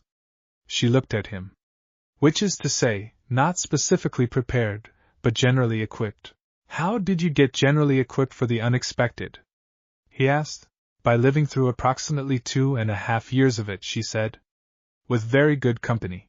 The workshop was warm and the evening was cold outside its walls and the work ahead was interesting and uncertain and entirely worth doing, and the morning would bring the beginning of another chapter in the long, accumulating story that had started with an empty lot and had not, in any meaningful sense, found its ending yet. Issei did not think it would for a very long time. He found, considering this, that he was entirely comfortable with that. Chapter 73, Shirakumo. The mountain community was called, in the old records, Shirakumo, and it sat in a valley between two peaks in northern Nagano that the maps did not name, a place that had learned, over several centuries, the particular art of existing without being specifically located. The journey there took the better part of a day, the first leg by train and the second by a narrow mountain road that wound upward through cedar and pine in a kind of silence that belonged to places that had not decided yet whether they wanted to be found. Issei drove, because Lala had studied for and obtained a Japanese driving license in October with the systematic thoroughness she brought to acquiring any capability she considered useful, and had then demonstrated, on a single practice drive along Koa's quieter streets, a technical proficiency that was not matched by intuition for the subtleties of narrow mountain roads and February snow. I will drive on the return, she said, watching the road from the passenger seat with the focused attention of someone studying a new system. When there's no snow, Issei said. When there is less snow, she conceded. The valley appeared, eventually, the way places that do not want to be found tend to appear, all at once, the road turning and the trees opening and the valley below catching the late afternoon light in a way that made Issei stop the car without quite meaning to. It was not large. A cluster of older buildings around a central clearing, smoke from several chimneys, the sense of a place that had been inhabited continuously for a very long time and had developed, in that continuity, the particular density of presence that accumulated in spaces where people had cared about the same place across generations. The mountains behind it held the snow at their upper levels, clean and white against the gray February sky. It is beautiful, Lala said quietly. Yes, Issei agreed. They drove down. The reception they received at the valley's edge was careful rather than warm, the particular measured quality of a community that had learned, across centuries of careful maintenance of its own boundaries, not to extend trust before it had been established through evidence. Two figures met them at the point where the road became something more like a path, both of them supernatural in ways that Issei's accumulated sensitivity registered clearly without quite being able to categorize. The elder was called Tsukasa, a name that in the old usage carried the meaning of one who governs, though the governance in question was the small, specific stewardship of this valley community rather than anything with the scale the word might otherwise suggest. She was very old in the way of entities whose age was legible in their presence rather than their appearance, the quality of someone who had been in the same place for long enough that they and the place had become, in some functional sense, continuous with each other. She looked at Lala and Issei with an assessment that was thorough and unhurried, the kind of looking that did not rush toward conclusions because it had long since learned that conclusions reached in haste were more trouble than they were worth. Rias Gremory wrote that you would come, she said to Lala. She said you built something in your town worth studying. I came to study something in yours, Lala said. The exchange, if you are willing, would run both directions. Tsukasa considered this. Coming out of the cold, she said. We will talk. The community hall where Tsukasa led them was a long room with a central hearth and low tables and the smell of something cooking that mixed cedar smoke and broth, and something Issei could not immediately identify. A warm, specific smell that belonged entirely to this place and no other. Tea was produced, the mountain variety, darker and earthier than what they drank in Ko, and Tsukasa sat across from them with the unhurried patience of someone who had conducted many first conversations and understood that the quality of what followed depended entirely on the quality of what was said first. Tell me what you built, she said to Lala. Lala told her, as she had told the council and Zarkan before them, but differently this time, adapted to the audience in the specific way she had always been good at, without the formal diplomatic structure of the council presentation or the personal emotional register of the story she had told her father. She told it practically, the specific challenges, the specific solutions, the specific evidence of what worked and what had required revision, the particular quality of honest professional account given to a peer whose respect was worth earning through demonstration rather than claimed through credential. Tsukasa listened the way she had looked, thoroughly and without rushing to judgment, asking clarifying questions at precise moments that told Issei she was not just understanding the account but testing it, checking whether the story held consistent under examination. When Lala finished, Tsukasa was quiet for a long moment. You came here to find out what is different, she said finally. Not a question. Yes, Lala said. What do you expect to find? Tsukasa asked. I expect to find that some things I believe are general are actually specific to Koa's circumstances, Lala said. I expect to find that the cooperative model I have built will require significant adaptation rather than simple application. I expect to find things here that work better than anything I have developed, because you have been doing this considerably longer than I have. She paused. I do not expect to find that what I know is complete. I came because I am certain it is not. Tsukasa looked at her for another long moment. Then she looked at Issei. And you, she said? You are not supernatural. What is your function in this work? I'm here because she asked me to be, Issei said. And because the work is important to me because it's important to her. And because I've found, over the past 2.5 years, that being present for the things that matter tends to produce better outcomes than being absent, and waiting to hear how it went. Tsukasa considered this. That is an honest answer, she said. It's the only kind I have, Issei said. A pause, and then something shifted in Tsukasa's expression, the measured reserve of the first assessment giving way, not to warmth exactly, but to something that was adjacent to it, the quality of someone who has been testing for something and has found what they were testing for. You can stay, she said. Both of you. As long as the work warrants. She lifted her cup. We will see what you find here. The mountain evening closed in early around the valley, the peaks catching the last of the light and holding it briefly before the dark came fully, and in the community hall the fire burned steadily, and outside the snow was clean on the silent ground, and somewhere in the distance Ko was doing what it always did without them, steady and sustained, the thing they had built capable, finally, of running without needing to be held. The fieldwork had begun. Chapter 74. The Pace of the Valley. The first week in the valley was the hardest. Not because of anything hostile. Tsukasa had extended a genuine, if measured, welcome, and the community's other members received them with the same careful watchfulness, either unfriendly nor immediately open, the cautious quality of a place that had learned that openness extended too quickly could be exploited by things that knew how to look trustworthy without being so. The difficulty was in the pace.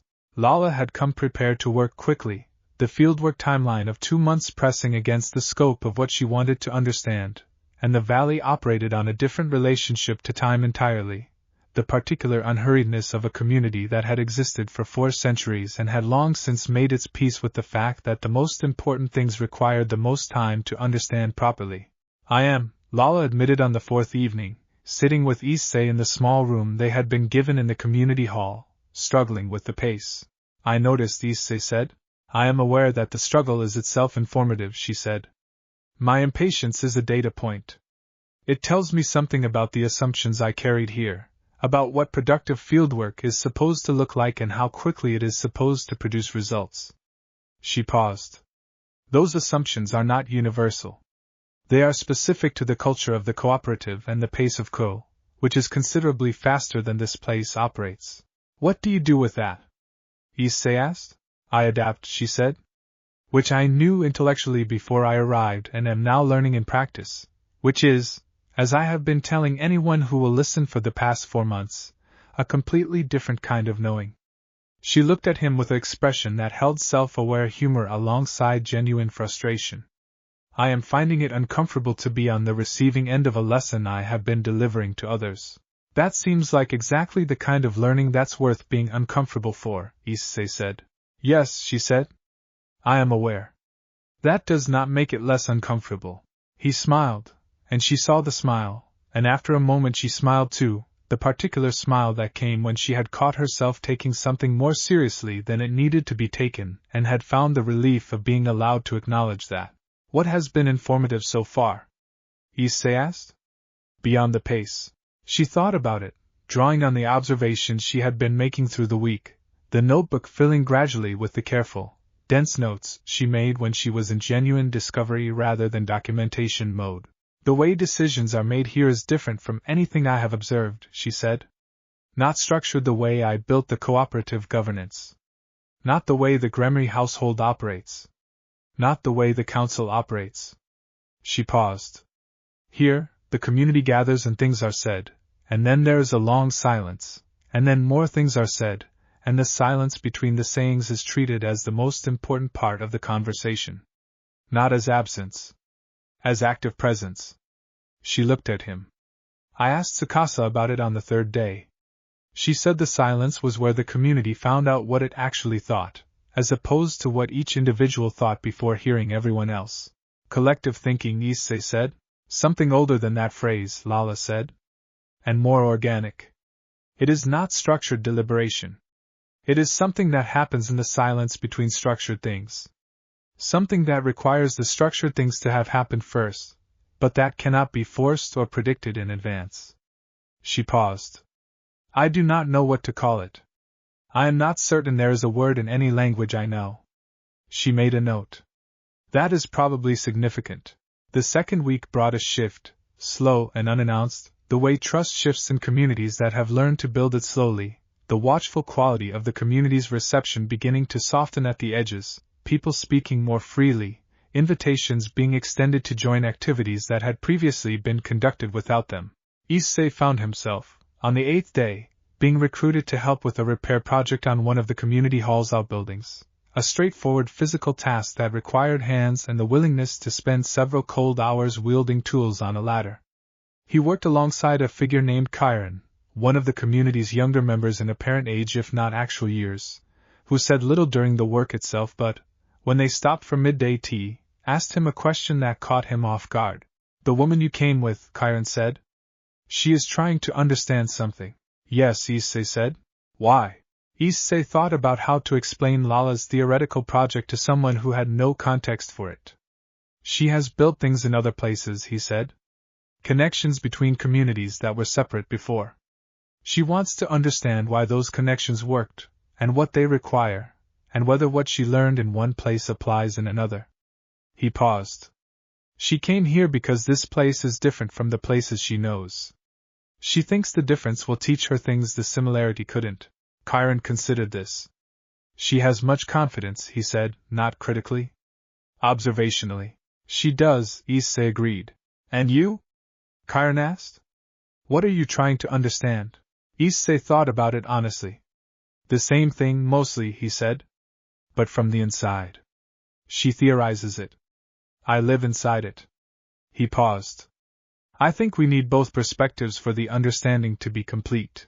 Chiron was quiet for a moment, looking at the valley below them, the snow-covered clearing, the smoke from the chimneys. "The best understanding usually does," he said. "The inside view and the outside view, held together, carefully." He looked at Issei. "It is hard to hold them at the same time. Most beings can only hold one." "We've been practicing for a while," Issei said. Chiron looked at him with the specific quality of assessment that the community's members shared, the ancient, patient attention that weighed things without hurrying. "Yes," he said after a moment. "I can see that." He went back to work, and Issei followed, and the afternoon on the outbuilding roof proceeded in the companionable way of people doing useful work together, and below them the valley held its winter quiet, and somewhere in the community hall Lala was in what was apparently a long, slow conversation with Tsukasa that had been going on since breakfast, and showed no signs of reaching a conclusion. The kind of conversation that this valley conducted as its primary form of important exchange. The fieldwork was teaching them both what they had come to learn. It was simply doing it in its own time, and on its own terms, and the only appropriate response was the one they had both, by this point in their lives, considerable practice in. Patience. Chapter 75. What Tsukasa Knew. By the third week, the community had opened in ways that the first week had made seem considerably further away than they turned out to be. The shift happened, as Lala had come to expect genuine shifts to happen, not all at once but through accumulation, each small exchange adding to a weight that eventually tipped something, a moment when being present became being part of what was present, distinct categories folding into a single one without ceremony.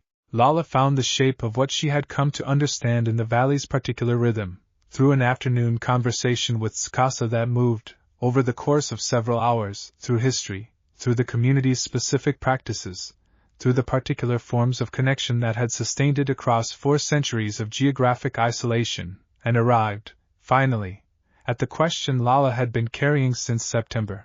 What makes the connections that last, she said, different from the ones that do not? Tsukasa poured more tea, the motion unhurried, and was quiet for a long moment in the way she was quiet when she was not searching for an answer but allowing one to surface that was already present. "The ones that last," she said finally, "are the ones where both parties genuinely change." Lala waited. "A connection that lasts only changes one party," Tsukasa continued. "The one who has less power, usually, adapting to the needs and expectations of the one who has more. This feels like connection. It has the shape of connection. But it is something else. It is absorption." She paused. "A connection that genuinely lasts changes both parties, in ways either fully anticipated, because genuine encounter with something genuinely different always produces change in the one doing the encountering, provided the encountering is real rather than managed." She looked at Lala steadily. The most important question about any cross-difference connection is not whether it produces benefit. It is whether it produces change in the more powerful party. If the answer is no, it is not a genuine connection. It is a managed relationship, however benevolent the management. Lala held this for a long moment. I changed, she said. I know, Tsukasa said. It is visible in how you speak about what you have built. You do not speak about it as someone who gave something to a place. You speak about it as someone who was given something by a place. She paused. That is the difference.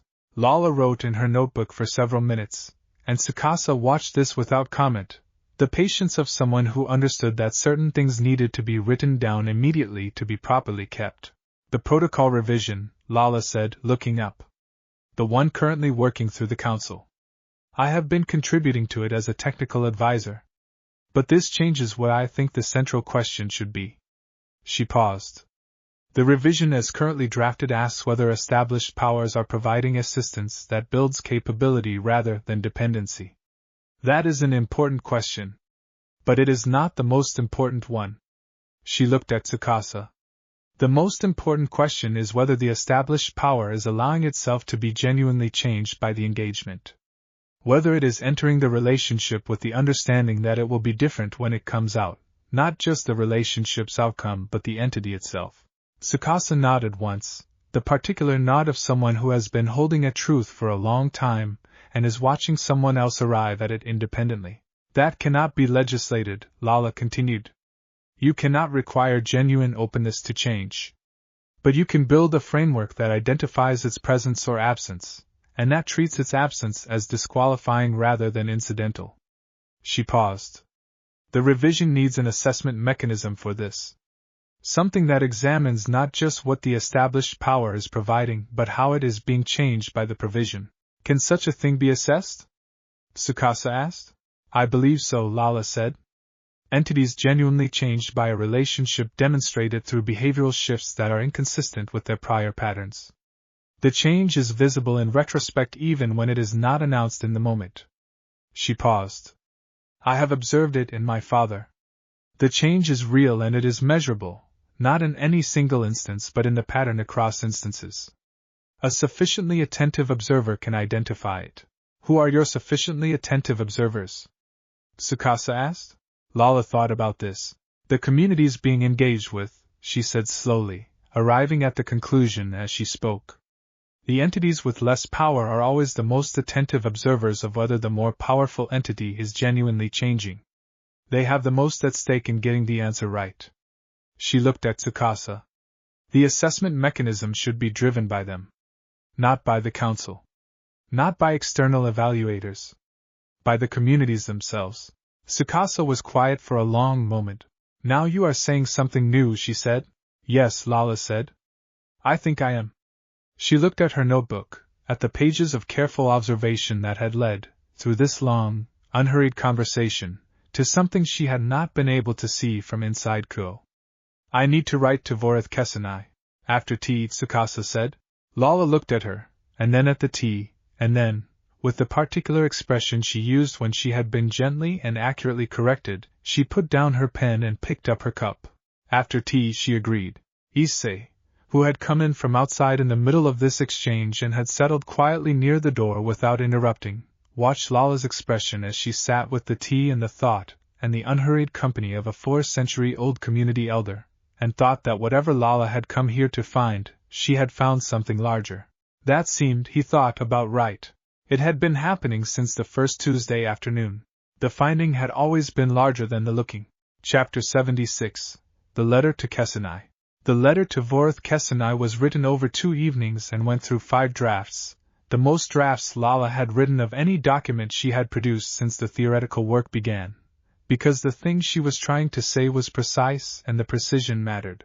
The central revision she was proposing to the protocol revision was this: the assessment of whether an established power's engagement with a pre-galactic civilization was genuine rather than extractive should not be conducted by council evaluators or external observers, but by the communities being engaged with, through a formal mechanism that gave them explicit authority to report their assessment of whether the more powerful party was demonstrating genuine change as a result of the Engagement. This was a significant shift from what the revision currently proposed. The existing framework placed the evaluative authority primarily with the Council, with communities in the role of subjects of evaluation rather than evaluators. What Lala was proposing redistributed that authority in a way that made the communities themselves the primary judges of the relationship's genuineness. She was aware this would face resistance. She wrote about the resistance honestly in the letter, acknowledging that council members were unlikely to receive warmly a proposal that reduced their authority to evaluate the behavior of entities that included themselves and their peers. She made the argument for it anyway, on grounds she believed were compelling. Entities with the most at stake in getting the assessment right would, reliably, be the most attentive observers of whether genuine change was occurring, and attentive observers were more reliable than well-intentioned but necessarily more distant institutional evaluators. She sent it on the morning of the third week's fifth day, sitting at the low table in the community hall with the communication device she had brought from Ko and the particular focused calm of someone who has said the true thing and must now simply wait to see what the true thing produces. You are concerned about how it will be received, Issei said, sitting across from her. I am not concerned about whether it is right, she said. I am confident it is right. I am uncertain whether the council is ready to hear it. She paused. Those are different things, and I have learned to hold them separately. When did you learn that? He asked. On the ship, returning from the council hearing, she said. You helped me learn it. The distinction between what you can control, the preparation, the honesty, the quality of the argument, and what you cannot, the readiness of the audience. She looked at him. I control the quality of what I say. I do not control what the council does with it. And you are comfortable with that? I am at peace with it, she said, the distinction deliberate. Comfortable suggests I prefer it. I would prefer more control. But I am at peace with the reality that more control is not available, and that arguing well and waiting honestly is the only form of genuine influence I actually have. Kesenai's response arrived 48 hours later, faster than either of them had expected, and its tone was different from any previous exchange, carrying a quality Issei associated, reading over Lala's shoulder, with someone who had been handed a thing they had been waiting for without knowing they were waiting for it. He wrote that the proposal was the most significant single contribution to the revision since its original drafting. He wrote that the resistance it would face was real and he would not minimize it. He wrote that he intended to present it to the revision committee at the next scheduled meeting and that he believed, though he could not promise, that the committee included enough members who had been genuinely moved by the evidence from Earth to receive it with the seriousness it deserved. He wrote, finally, a single paragraph that was separate in tone from the rest, more personal, in the way that his occasional personal observations had begun to appear in their exchanges over the months since the hearing. I have been changed by this process, he wrote. In ways I did not anticipate, and would not have chosen if I had known they were coming. I find I am not certain, looking back, whether the change would have been possible if I had been told in advance to expect it, or whether it required the surprise of encountering something genuinely different from what I had prepared myself to encounter. Your proposal suggests a mechanism that relies on exactly this dynamic, the unexpected nature of genuine encounter producing change that managed encounter cannot. I believe you are correct. I am living evidence for the argument. Lala read this paragraph twice and was quiet for a moment. He is one of them now, she said. One of who? Issei asked. The people whose understanding of themselves has been changed by genuine encounter, she said. Not strategically. Not professionally. Personally. She looked at Issei. That is the most important data point in this entire project. A council member with a 40-year record of skepticism toward pre-galactic engagement has been genuinely changed by the evidence of what was built in Kuo. She paused. Not by argument. Not by formal process. By the specific, irreplaceable weight of encountering what genuine, mutual connection between different kinds of beings actually looks like, in practice, in a specific valley, over a specific period of time. That is the theory, Issei said. Confirmed from the inside. Yes, she said. By someone I could not have predicted would confirm it. She looked at the letter. I am going to add this to the theoretical document. Not as data attributed to him by name, he would need to consent to that. But as the pattern it illustrates, the specific mechanism by which genuine encounter produces personal change in the more powerful party, even against prior disposition. She paused. It is the most important thing I have found in this entire project. The mountain evening was settling over the valley, the last light going from the peaks, and the community hall's fire was warm and steady, and Tsukasa, who had been doing something at the far end of the room with the unhurried self-sufficiency of someone entirely at home in their own space, set down her work and looked across at the two of them with the quality of attention that had, over 3 weeks, become as familiar as the smell of the cedar smoke. You found what you came for, she said. It was not a question. I found considerably more, Lala said. That is usually how it works, Tsukasa said, and went back to her work, and the fire burned, and the valley held the dark outside gently, and the fieldwork had done what the best fieldwork always does, which is produce understanding larger than the questions that began it.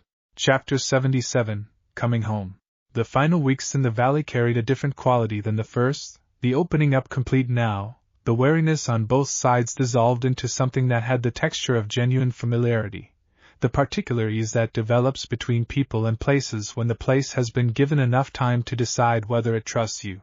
Issei found himself settled into the community's daily patterns in a way he had not anticipated when they arrived. He helped with the maintenance work that the season required, the ongoing repair and upkeep of a community that had maintained itself through its own collective effort for 4 centuries. He sat in on the long, slow community meetings, the ones with the distinctive silences, and found that the silences, over time, had become less opaque, the quality of thinking happening in them becoming gradually more legible, a texture to the quiet that he was beginning, tentatively, to read.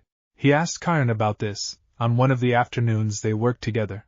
You can hear it, Kiran said, not with surprise but with the specific quality of acknowledging something that was simply the case. Hear it? Issei repeated. The thinking, Kiran said. In the silence. Not the individual thoughts. The collective one. He looked at Issei.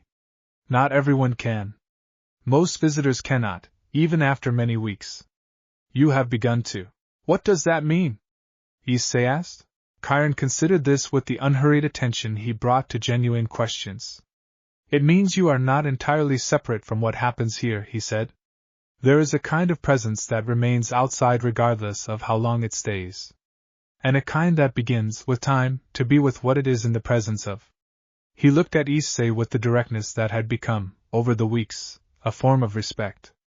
Your kind of attention makes the second kind possible. Most people's attention is partial. Yours is full. Issei thought about this. I learned it, he said. I was not always like this. From whom? Kiran asked. Issei considered the question, the full honest answer. From a girl in an empty lot, he said.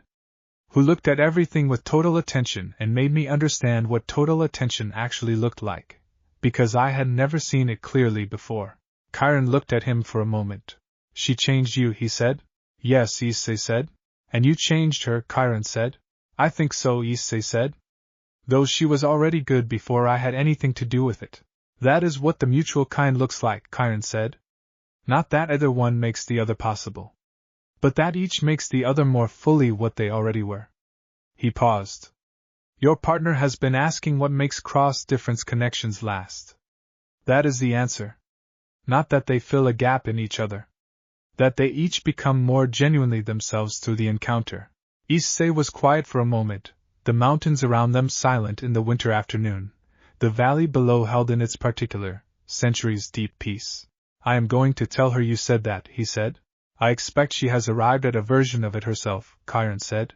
She had, as it turned out, arrived at a version of it the day before through the long conversation with Tsukasa that had become the fieldwork's central thread, the extended, unhurried exchange that had been producing, week by week, the most important content of the theoretical work. That version was built through the language of the theoretical project, careful and specific and built on the evidence of the preceding months of observation and interview. Karen's version was built through the language of this valley, older and less formally precise but, Issei thought, arriving at exactly the same place from a completely different direction. He told her about the conversation that evening, and she listened with the total attention she always brought to things that mattered, and when he finished, she was quiet for a moment, and then she said, with the particular expression she wore when two things she had been developing separately suddenly resolved into the same thing. Yes. That is it. That is precisely it. Two perspectives holding the same thing, Issei said. From inside and outside, Lala said. The inside view and the outside view, held together carefully. She paused. Chiron said that was the best kind of understanding. He did, Issei confirmed. She looked at him across the small room, and the particular quality of the mountain community's winter evening, warm and specific and held by the accumulated presence of 4 centuries of people who had cared about this valley. I am glad we came here, she said. Me too, Issei said. I am also glad we are going back, she said.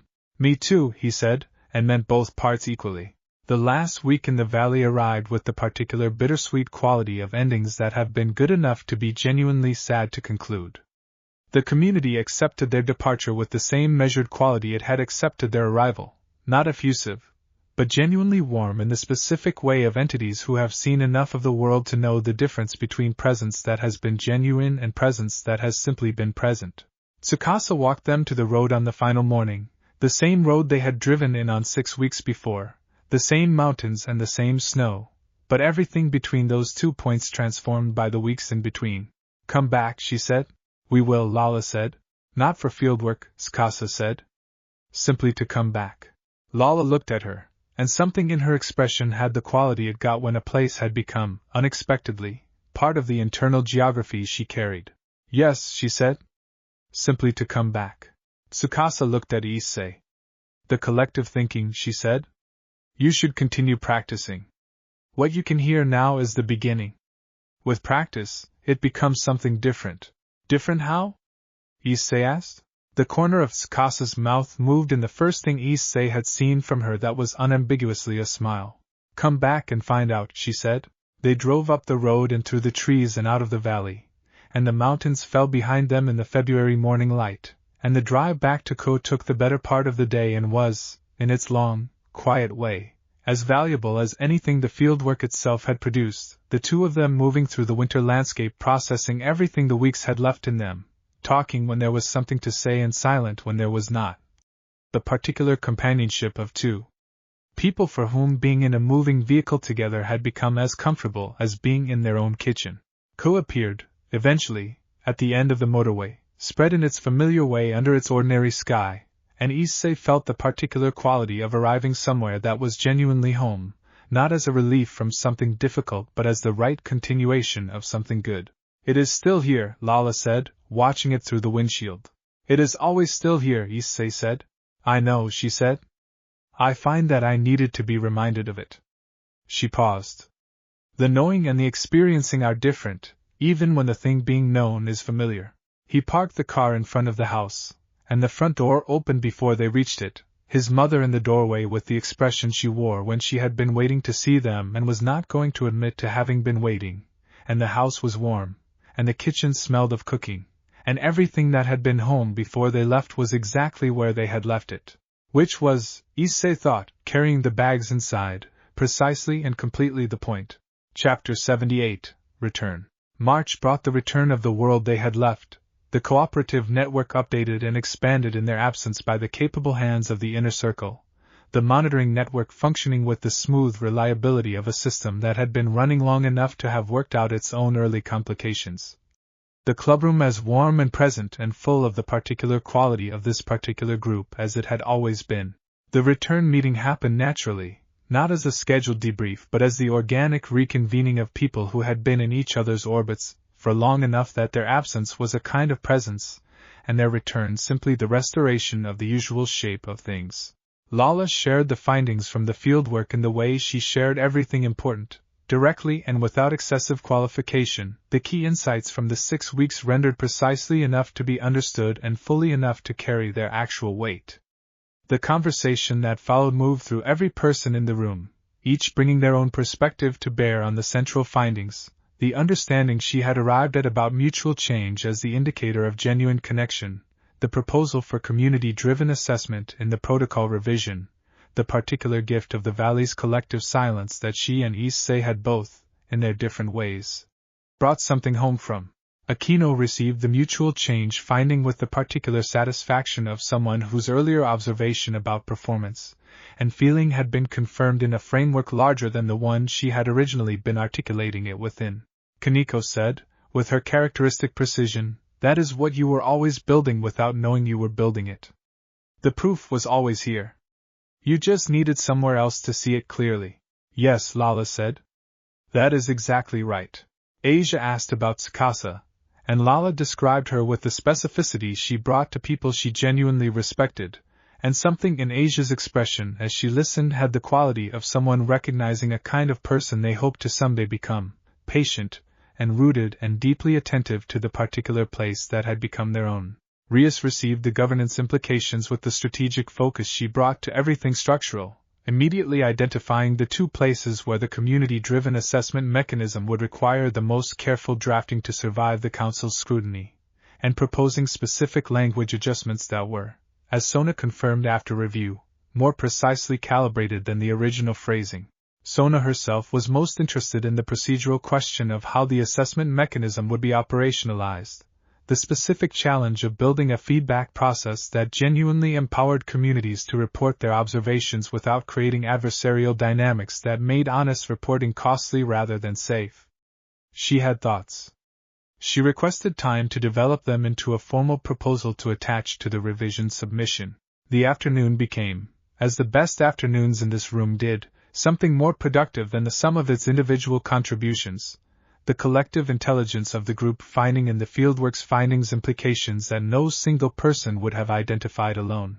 Issei sat in the middle of this and felt the particular quality he had been carrying since the valley solidify into something he could finally name clearly. The collective thinking that Chiron had pointed him toward, the thing he had begun to hear in the silences between speeches, was present here too. It had always been present here. He simply had not had the vocabulary for it before 6 weeks in a mountain valley had given him the experience that made the vocabulary possible. This room was the same thing, expressed differently. The particular quality of how this group thought together, the way each person's contribution created the conditions for the next, the silences that were not empty but processing, the movement from individual perspectives towards something that belonged to none of them individually and all of them collectively. He looked at the faces around the table, at people who had been building this together for nearly 3 years, and thought that the Valley community had been doing the same thing for 4 centuries, and that somewhere between those two timescales was the essential thing, the fact that the form of collective thinking the Valley had cultivated over generations was not unique to that place or that duration, but was available anywhere that people chose to genuinely attend to each other rather than simply taking turns speaking. He said as much, which produced a longer silence than most of his contributions did, and then Akeno said, "I think you have been changed by the fieldwork too," and she said it with the warmth that was entirely hers and the precision that was also entirely hers, both at the same time. "Yes," Issei said. "I have." Lala, across the table, looked at him with the expression that was hers alone, the one that held everything she had felt for him over 3 years in the particular focused warmth of a single moment's gaze, and did not say anything, because the room was in the middle of something larger than the two of them, and some things did not need to be said to be completely understood. The afternoon continued, productive and warm, the spring light coming through the clubroom windows at its particular March angle, and outside Ko was returning to itself from the long winter, the first signs of green appearing at the edges of things, the promise of the cherry blossoms still weeks away but already, to people who knew how to look, present in the quality of the light. The work continued. The world continued.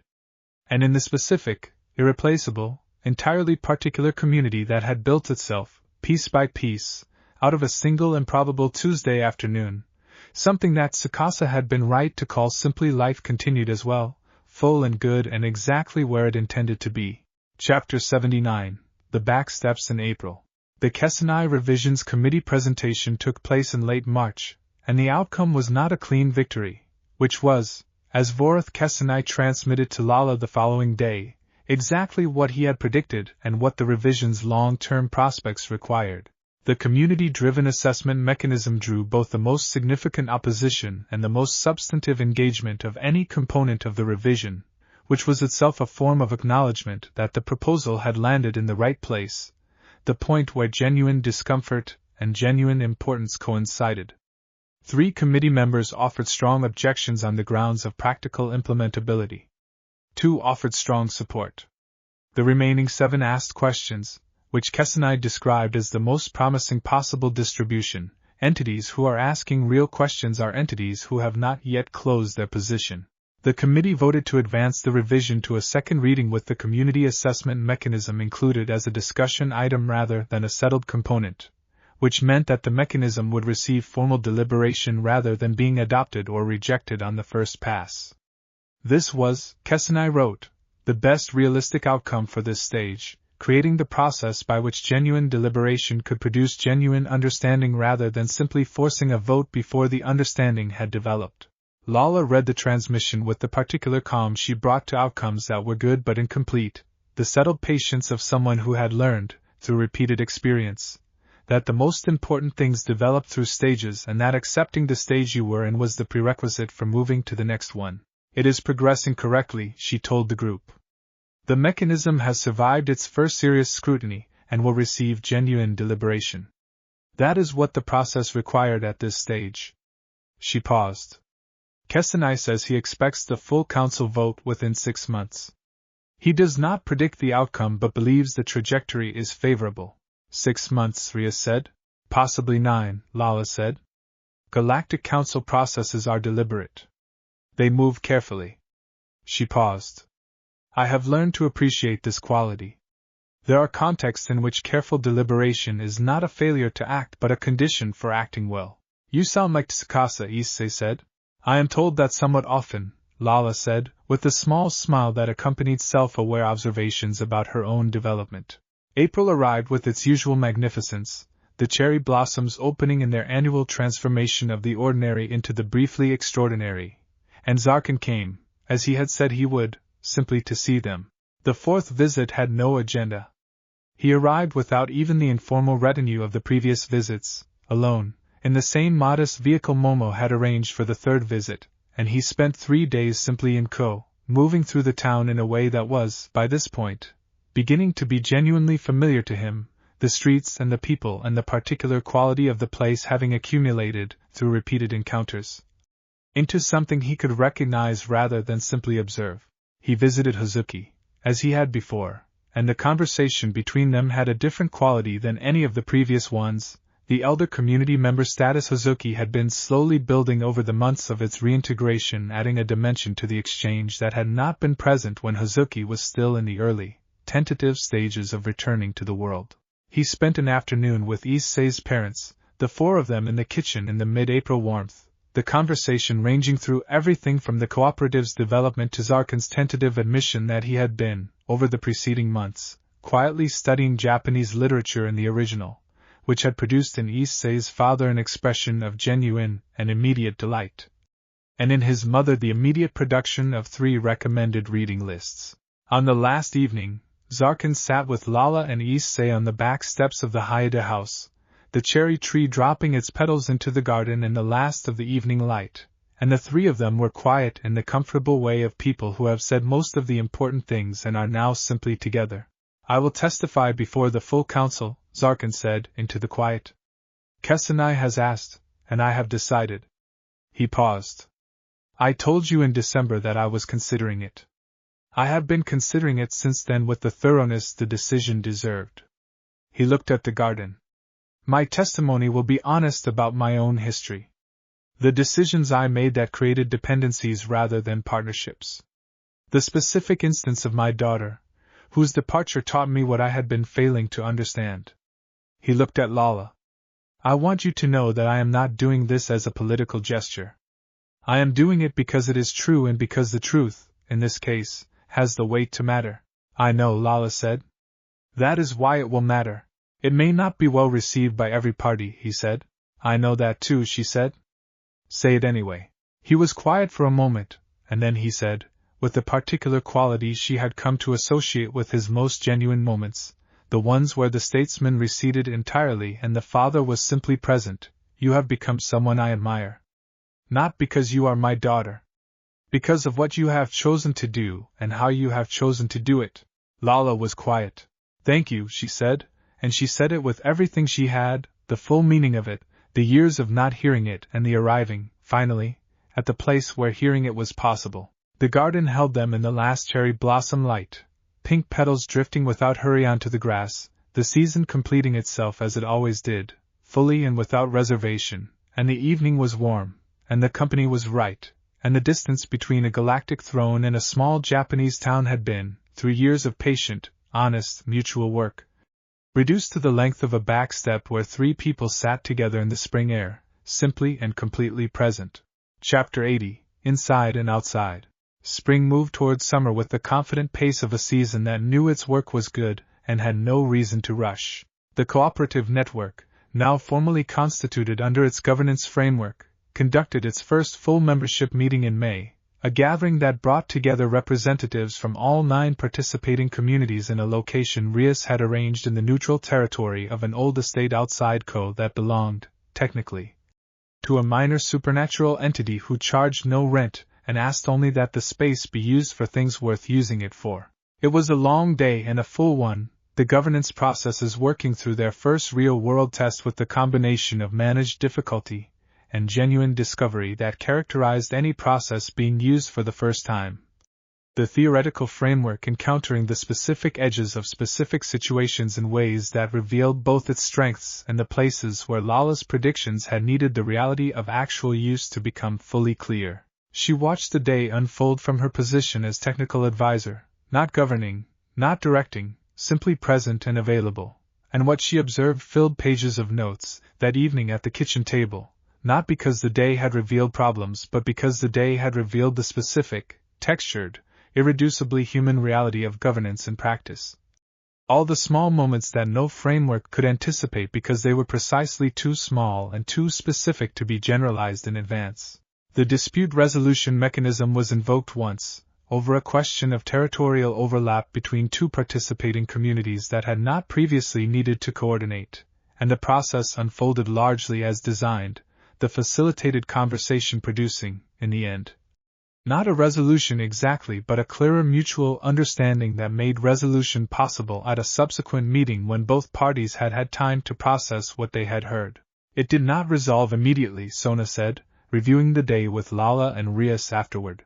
It was not designed to resolve immediately, Lala said. It was designed to create the conditions for genuine resolution. Those are different things. She paused. The communities in question are going to continue their conversation. That is the right outcome for this stage. They are talking because the mechanism gave them a structure within which talking was possible, and the talking is going where it needs to go at the pace it needs to go. She looked at her notes. I am going to make one adjustment to the mechanism based on today. The facilitating inner circle members should be given a brief period after the session to provide their own written observation of the conversation to both parties, not a judgment, simply an external perspective on what was actually said versus what each party believed they said. She paused. The gap between those 2 things was considerable today, and addressing it directly would have accelerated the process. You saw that in the room, Rias said. It was visible, Lala said. Both parties were genuinely trying to communicate. Both parties were also genuinely not hearing each other with complete accuracy. An external observation of the specific moments where the gap occurred would give them something concrete to address rather than simply a general sense that understanding was incomplete. I will draft the additional provision, Sona said. Thank you, Lala said. The cooperative's first meeting concluded with the particular quality of a body that had done something genuinely difficult for the first time and had done it adequately, which was precisely the right outcome, adequate enough to build on without being so smooth that the real difficulties remained undiscovered. The summer term's final weeks moved through their usual rhythm, the club's work continuing, the monitoring network running, Hazuki keeping its watch, the cooperative's 9 communities going about their lives within the larger structure that had been built to support rather than govern them. Issei found himself, in those weeks, spending more time with the theoretical document than with the technical work, reading through Lala's drafts with the particular attention she had asked him to bring, not as a technical reviewer but as the person who represented, in her own description, the inside view that the outside view needed to be held alongside. His contributions to the document were different from Sona's precision or Rias's strategic clarity, different from Akeno's insight or Asia's empathy. They were, as Lala described them, anchors, the specific, unrepeatable, first-person account of what it had actually been like, from inside, to be part of everything the document was theorizing about from outside. You cannot generalize from my specific experience, he told her, reviewing a draft in the workshop one evening. No, she agreed. But I can use your specific experience to test whether the generalizations I have derived from other evidence hold under the scrutiny of a single deeply observed case. If they do not hold for you, they are not robust enough. She paused. You are the hardest test case because you are the one I have the most complete evidence for. That's an interesting way to describe being in a relationship with someone, Issei said. I have many ways of describing it, she said. That is simply the most precise for the current context. She looked at him over the document. In the less precise context, the description is considerably warmer. I know, he said. I did not want you to think the precision replaced the warmth, she said. I have never thought that, he said.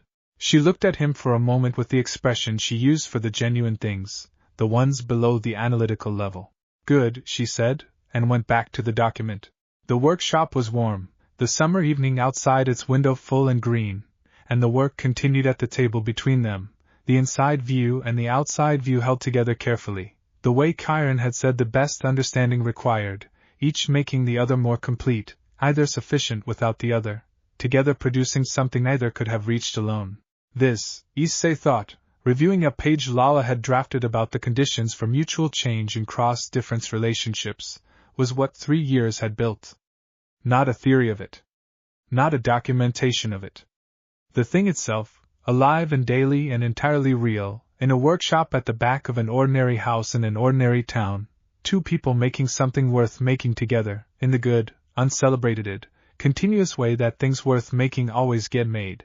The summer continued in its patient way outside, and inside the work went on, and the evening was exactly long enough, and the document that would eventually reach the council and the cooperative members and, through Kessenai's revision, potentially reshape how an entire galaxy understood its obligations to its less powerful members, was being built, page by careful page. On a workbench that had seen a monitoring network and a propulsion frame and a resonance translator, each one in its time. The right thing for the moment that needed it. The right thing, in any moment, looked different. The commitment behind it looked the same. It had always looked the same. It had looked like this, exactly like this, from the very first afternoon. Chapter 81 The Vote. The Council's full vote on the Kessenai Protocol revision was scheduled for July, and the month arrived carrying the weight of something that had been building for the better part of 2 years, the long, patient accumulation of evidence and argument, and genuine change in the people who had encountered the evidence and argument directly, arriving finally at the formal moment when the process would produce its official outcome. Zarkin's testimony had been submitted in June, and the effects of it had moved through the Council's deliberations in the ways that significant testimony from significant sources always moved, not producing instant conversion, but shifting the gravity of the room, making certain positions harder to hold because the person most expected to hold them had publicly, formally moved. Lala received updates from Momo and Kessenai through the final weeks of June, the political landscape of the vote crystallizing into something that both of them described as genuinely uncertain rather than decided, the community assessment mechanism still the most contested element. The outcome depending on whether the entities who had been asking real questions through the deliberation process had arrived at genuine positions or were still undecided. Issei, watching Lala receive and process these updates, observed that her response to the uncertainty had a different quality than the uncertainty of the council hearing 2 years before. She was not braced against it. She was simply present within it, the way someone stands in whether they cannot control, either pretending it is not happening nor allowing its existence to be the only thing they attend to. You are calm, he said, not as an observation of performance but as a genuine acknowledgement. I am at peace, she said, using the distinction she had made before. There is a difference. What makes the difference? He asked. She thought about it genuinely. Knowing that I have done everything I could do, she said. The theory is as complete as I can make it at this stage. The proposal is as clearly argued as I know how to argue. The evidence from Co and from the Valley and from the cooperative, and from everyone who has been part of this is as fully documented as the documentation allows. She paused. I cannot make the council vote correctly. I can only ensure that they have everything they need to vote correctly if they choose to. She looked at him. I have done that. The rest is genuinely not mine to control, and you are at peace with that, he said. I am at peace with it, she confirmed. Because the thing I was most afraid of losing, 3 years ago, when all of this was uncertain, was this. The life I was building. The people in it. The work. The morning walks. She looked at him. The council's vote cannot change any of those things. Whatever it decides, I am still here. You are still here. The cooperative still exists. Hazuki still moves through its forest. The work continues. She paused. I have already won the thing I was most afraid of losing. The vote is about something that would be wonderful to have but is not the most important thing. Issei held this. When did you figure that out? He asked. The fieldwork, she said. Tsukasa asked me what I had come to find. I told her I had come to test my theory in different conditions. She accepted that answer, but the next morning she asked again, and I understood she was asking a different question than the one I had answered. She paused. What I had actually come to find was confirmation that what I had built in Ko was real. Not just functional. Real. The kind of real that persists regardless of external validation. She looked at him. I found it. The valley showed me it. Not through evidence or argument, but through simply being what it was, for centuries of genuine community, real in a way that had nothing to do with what any external body thought of it. She paused. I came home knowing that Ko is that. Whatever the council decides, it does not change what Ko actually is.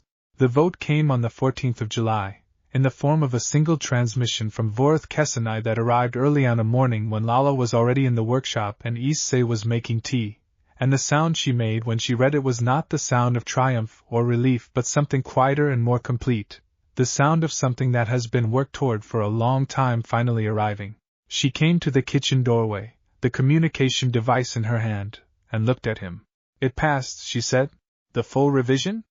He asked. The full revision, she said. Including the community assessment mechanism. 21 in favor. 9 opposed. 3 abstentions. She paused. Kessenai says the community assessment mechanism was the deciding factor. 5 members who had been opposed to the revision overall voted in favor because the mechanism gave the communities themselves genuine authority in the evaluation process. They were willing to accept the revision only because the evaluation was not being conducted by the council about communities, but by communities about the council. Issei set down the tea. The most skeptical members accepted it because it limited the council's authority, he said. The proposal that redistributed authority was accepted by the entities who had been most resistant to losing authority, Lala said, with the quiet wonder of someone whose hypothesis has been confirmed in the most interesting possible way. Because the redistribution was toward the entities most affected rather than toward an alternative central authority. She paused. Tsukasa's principle. Genuine connection requires the more powerful party to be genuinely changed. The mechanism that required the council to submit to community assessment asked exactly that of them, and the members who accepted it were the ones who had, through the process of the revision's development, already changed enough to be willing to accept it. The theory confirms itself, Issei said. In a way I could not have designed, Lala said. Which is the best kind of confirmation.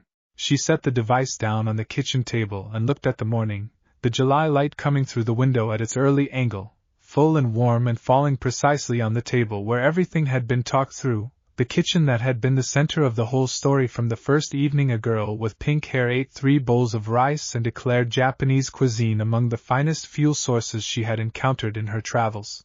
I want to tell your mother, Lala said. She's at the market, Issei said. She'll be back in an hour. Then we wait, Lala said. She should hear it first. She has been part of this from the beginning in a way that deserves to be acknowledged.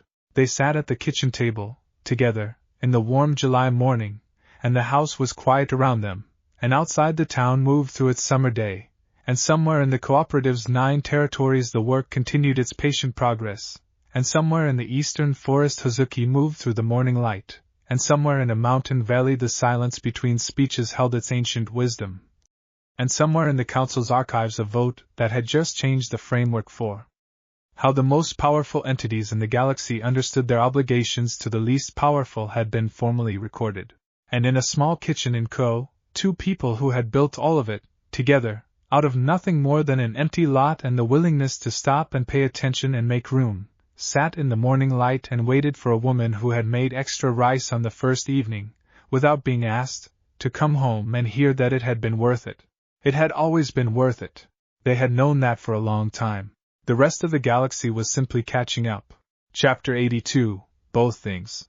The news moved through the community in the quiet, unhurried way that the most significant things tended to move, not announced with urgency but passed from person to person in the ordinary channels of a group that had learned, over 3 years, to communicate in the honest, unperformed register that was the only one any of them fully trusted. Rias received it with the particular satisfaction she brought to outcomes that had required the full exercise of everything she knew and still required 3 years to produce.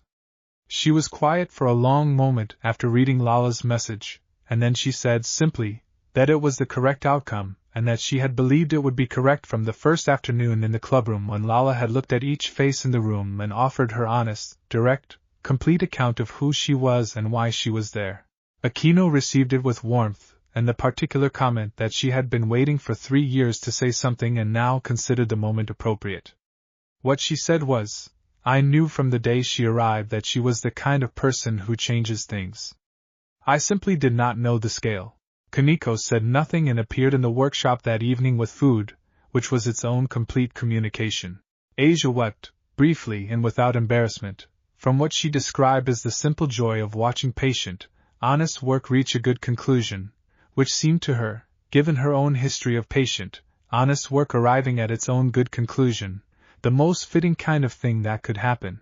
Sona sent a formal written acknowledgement to Kesenai, drafted with the full weight of her diplomatic capability, the Citri House placing its name on the record of what had been accomplished, and by whom. She also sent a shorter private note to Lala, less formal, 3 sentences long, the last of which said, "The governance framework you designed will be studied for a long time. The reason it was designed well is that the designer understood it from the inside before she understood it from the outside.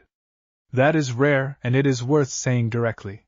Yuki came by the house the following afternoon, not for any planned reason, simply because she had heard and wanted to be there, the instinct of someone who had learned, in her own time, that being present for the things that mattered was the most important form of participation available. Tsubaki sent a message that was, for Tsubaki, unusually long, reflecting the 3 years of observation she had brought to the situation from her position near Sona's shoulder, and said, with the precise warmth that was specifically Tsubaki's, that watching the cooperative be built had changed how she understood what governance was actually for, and that she intended to carry that understanding into her own work for the rest of her career.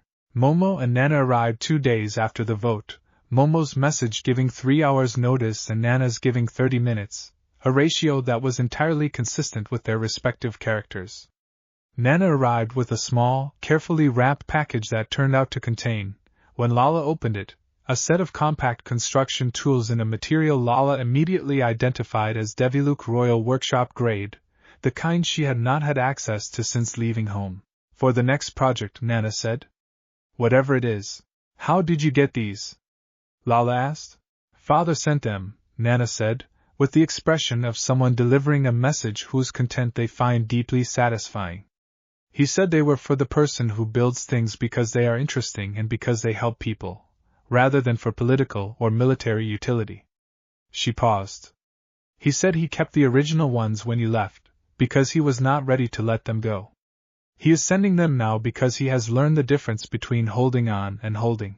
Lala held the tools in her hands, the workshop-grade material familiar under her fingers in a way that reached back to her earliest childhood, the first things she had built with instruments like these, the failed animal translator, all the subsequent projects, the long, continuous act of building that had been the truest thing about her for as long as she could remember. She looked at Issei, who was standing nearby, and her expression had the quality it had when something too large for ordinary expression required the simplest possible container. "He is learning," she said. "Yes," Issei said. "We all are," she said. He crossed the room and she leaned into his shoulder the way she always did when the weight of something was large and good and required more than one person to carry properly, and Nana looked at the ceiling with the expression she used when she was being tactfully unobservant, and the workshop held them all in its warm, tool-smelling, currently rather crowded quiet. The summer evening outside was long and golden, the way summer evenings were in Ko, and the cherry trees along the riverbank had long since given up their blossoms and grown into their summer green, and somewhere in the space between one season and the next, 3 years of work had arrived at a conclusion that was not really a conclusion at all but simply the place from which the next chapter began. Lala looked around the workshop, at the tools from her father and the friends in the room and the workbench with its current projects, and the monitoring network's steady hum from the central analyzer in the clubroom and everything that had accumulated in this space, and the connected spaces over the preceding 3 years, and she felt the weight of it all as something she could carry. Not because it was light but because she was not carrying it alone. She never had been. The empty lot was still there, at the end of the street, an ordinary patch of grass between 2 buildings that had not yet found a use for it.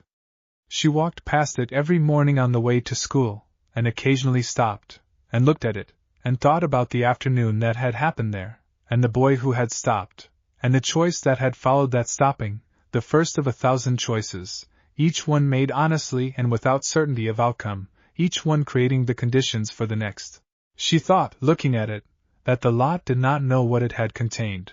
She thought that was one of the most honest things about it. The most important beginnings never announced themselves. They simply waited, ordinary and unremarkable, for someone to stop, and notice, and choose to make room for what was there. She was grateful, every day, for the someone who had stopped. She was grateful, every day, to be the someone who had been there waiting. Both things were true. Both things would always be true. Chapter 83, The Lot in August. The 3rd year ended in August, not with ceremony but with the simple, accumulated quality of a life that had been fully and honestly lived for 3 continuous years in the same place by people who had chosen, again and again, to build something worth having rather than simply something impressive. Lala published the theoretical document in early August, not through any galactic channel but through the cooperative's own newly established knowledge-sharing framework, the document going first to the 9 participating communities and then, through Kessenai's channels, to the Council's research division, where it was received as supporting material for the adopted revision and assigned to the team developing implementation protocols. The document ran to 47 pages and contained, in its precise, careful language, the full theoretical framework she had developed over the preceding year, the practical principles for cross-difference connection drawn from 3 years of observation and 6 weeks of fieldwork, and a central argument that Tsukasa and Kairon and Akeno and Yuki and Zarkin and Kessenai and Issei had all, in their different ways, contributed to without ever being told they were contributing to a theoretical framework. The argument was this: genuine, sustainable connection between different kinds of beings requires, above all else, the willingness of both parties to be changed by the encounter. Not managed. Not protected from. Changed. The kind of change that comes from genuinely attending to something genuinely different from yourself, without filtering it through prior categories or managing it toward predetermined outcomes, and allowing what you find there to alter your understanding of the world and of yourself. This was not, Lala acknowledged in the document, a comfortable requirement. It asked more than good intentions, and it asked more than sustained effort.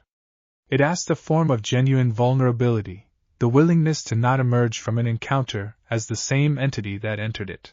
But it was, the evidence of 3 years overwhelmingly demonstrated, the only thing that actually worked. The rest of August was summer in Ko, unhurried and warm, the town doing what it always did, and the group doing what they always did, and the ordinary rhythms of a life well established in a place that had become genuinely home continuing in their comfortable way. On the last evening of August, Issei and Lala went to the empty lot. They went, as they had gone a year before and 2 years before, without planning it, the convergence of the day's end and the lot's particular significance producing the same quiet impulse that had produced it each of the preceding years.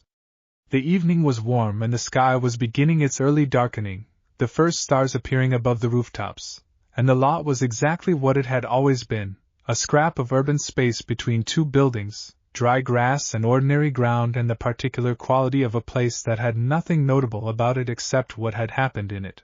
They sat in the grass the way they always did, and the town moved through its evening around them, and the silence between them was the kind that had been earned through 3 years of genuine conversation and held, in its quality, the full weight of everything that had been said.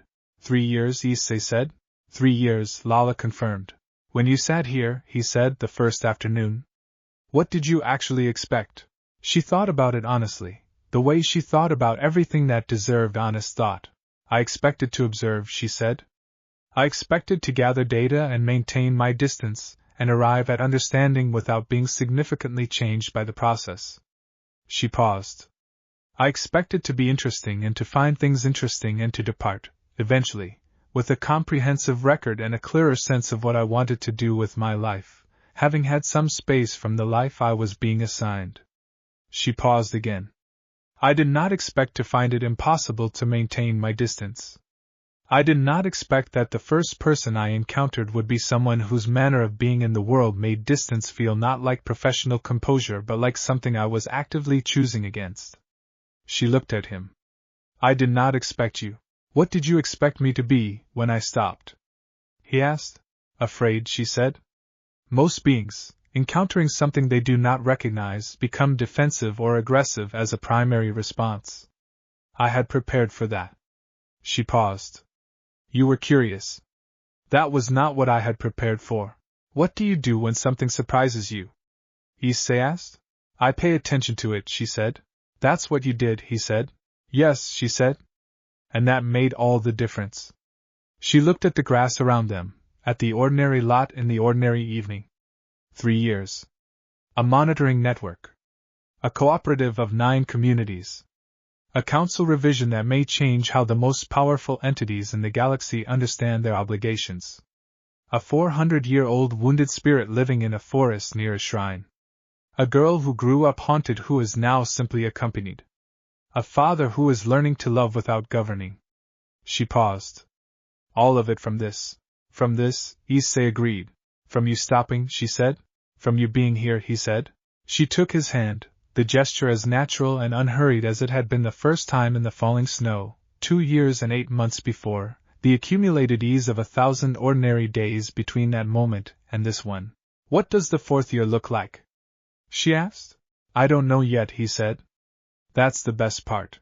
She leaned against his shoulder, and above them the stars were fully out now, the summer constellations holding their positions as they always had, and somewhere among them was a small point of light that was no longer a place that felt impossibly far away but simply the other end of a connection that had been built carefully and honestly and completely, one patient choice at a time, until it was strong enough to hold across any distance. The lot was quiet around them. The town breathed its evening. The work that had been done was real, and the work that remained was worth doing, and the life that had been built in this particular place by these particular people was exactly as full and good and necessary as anything they had ever tried to imagine it might become.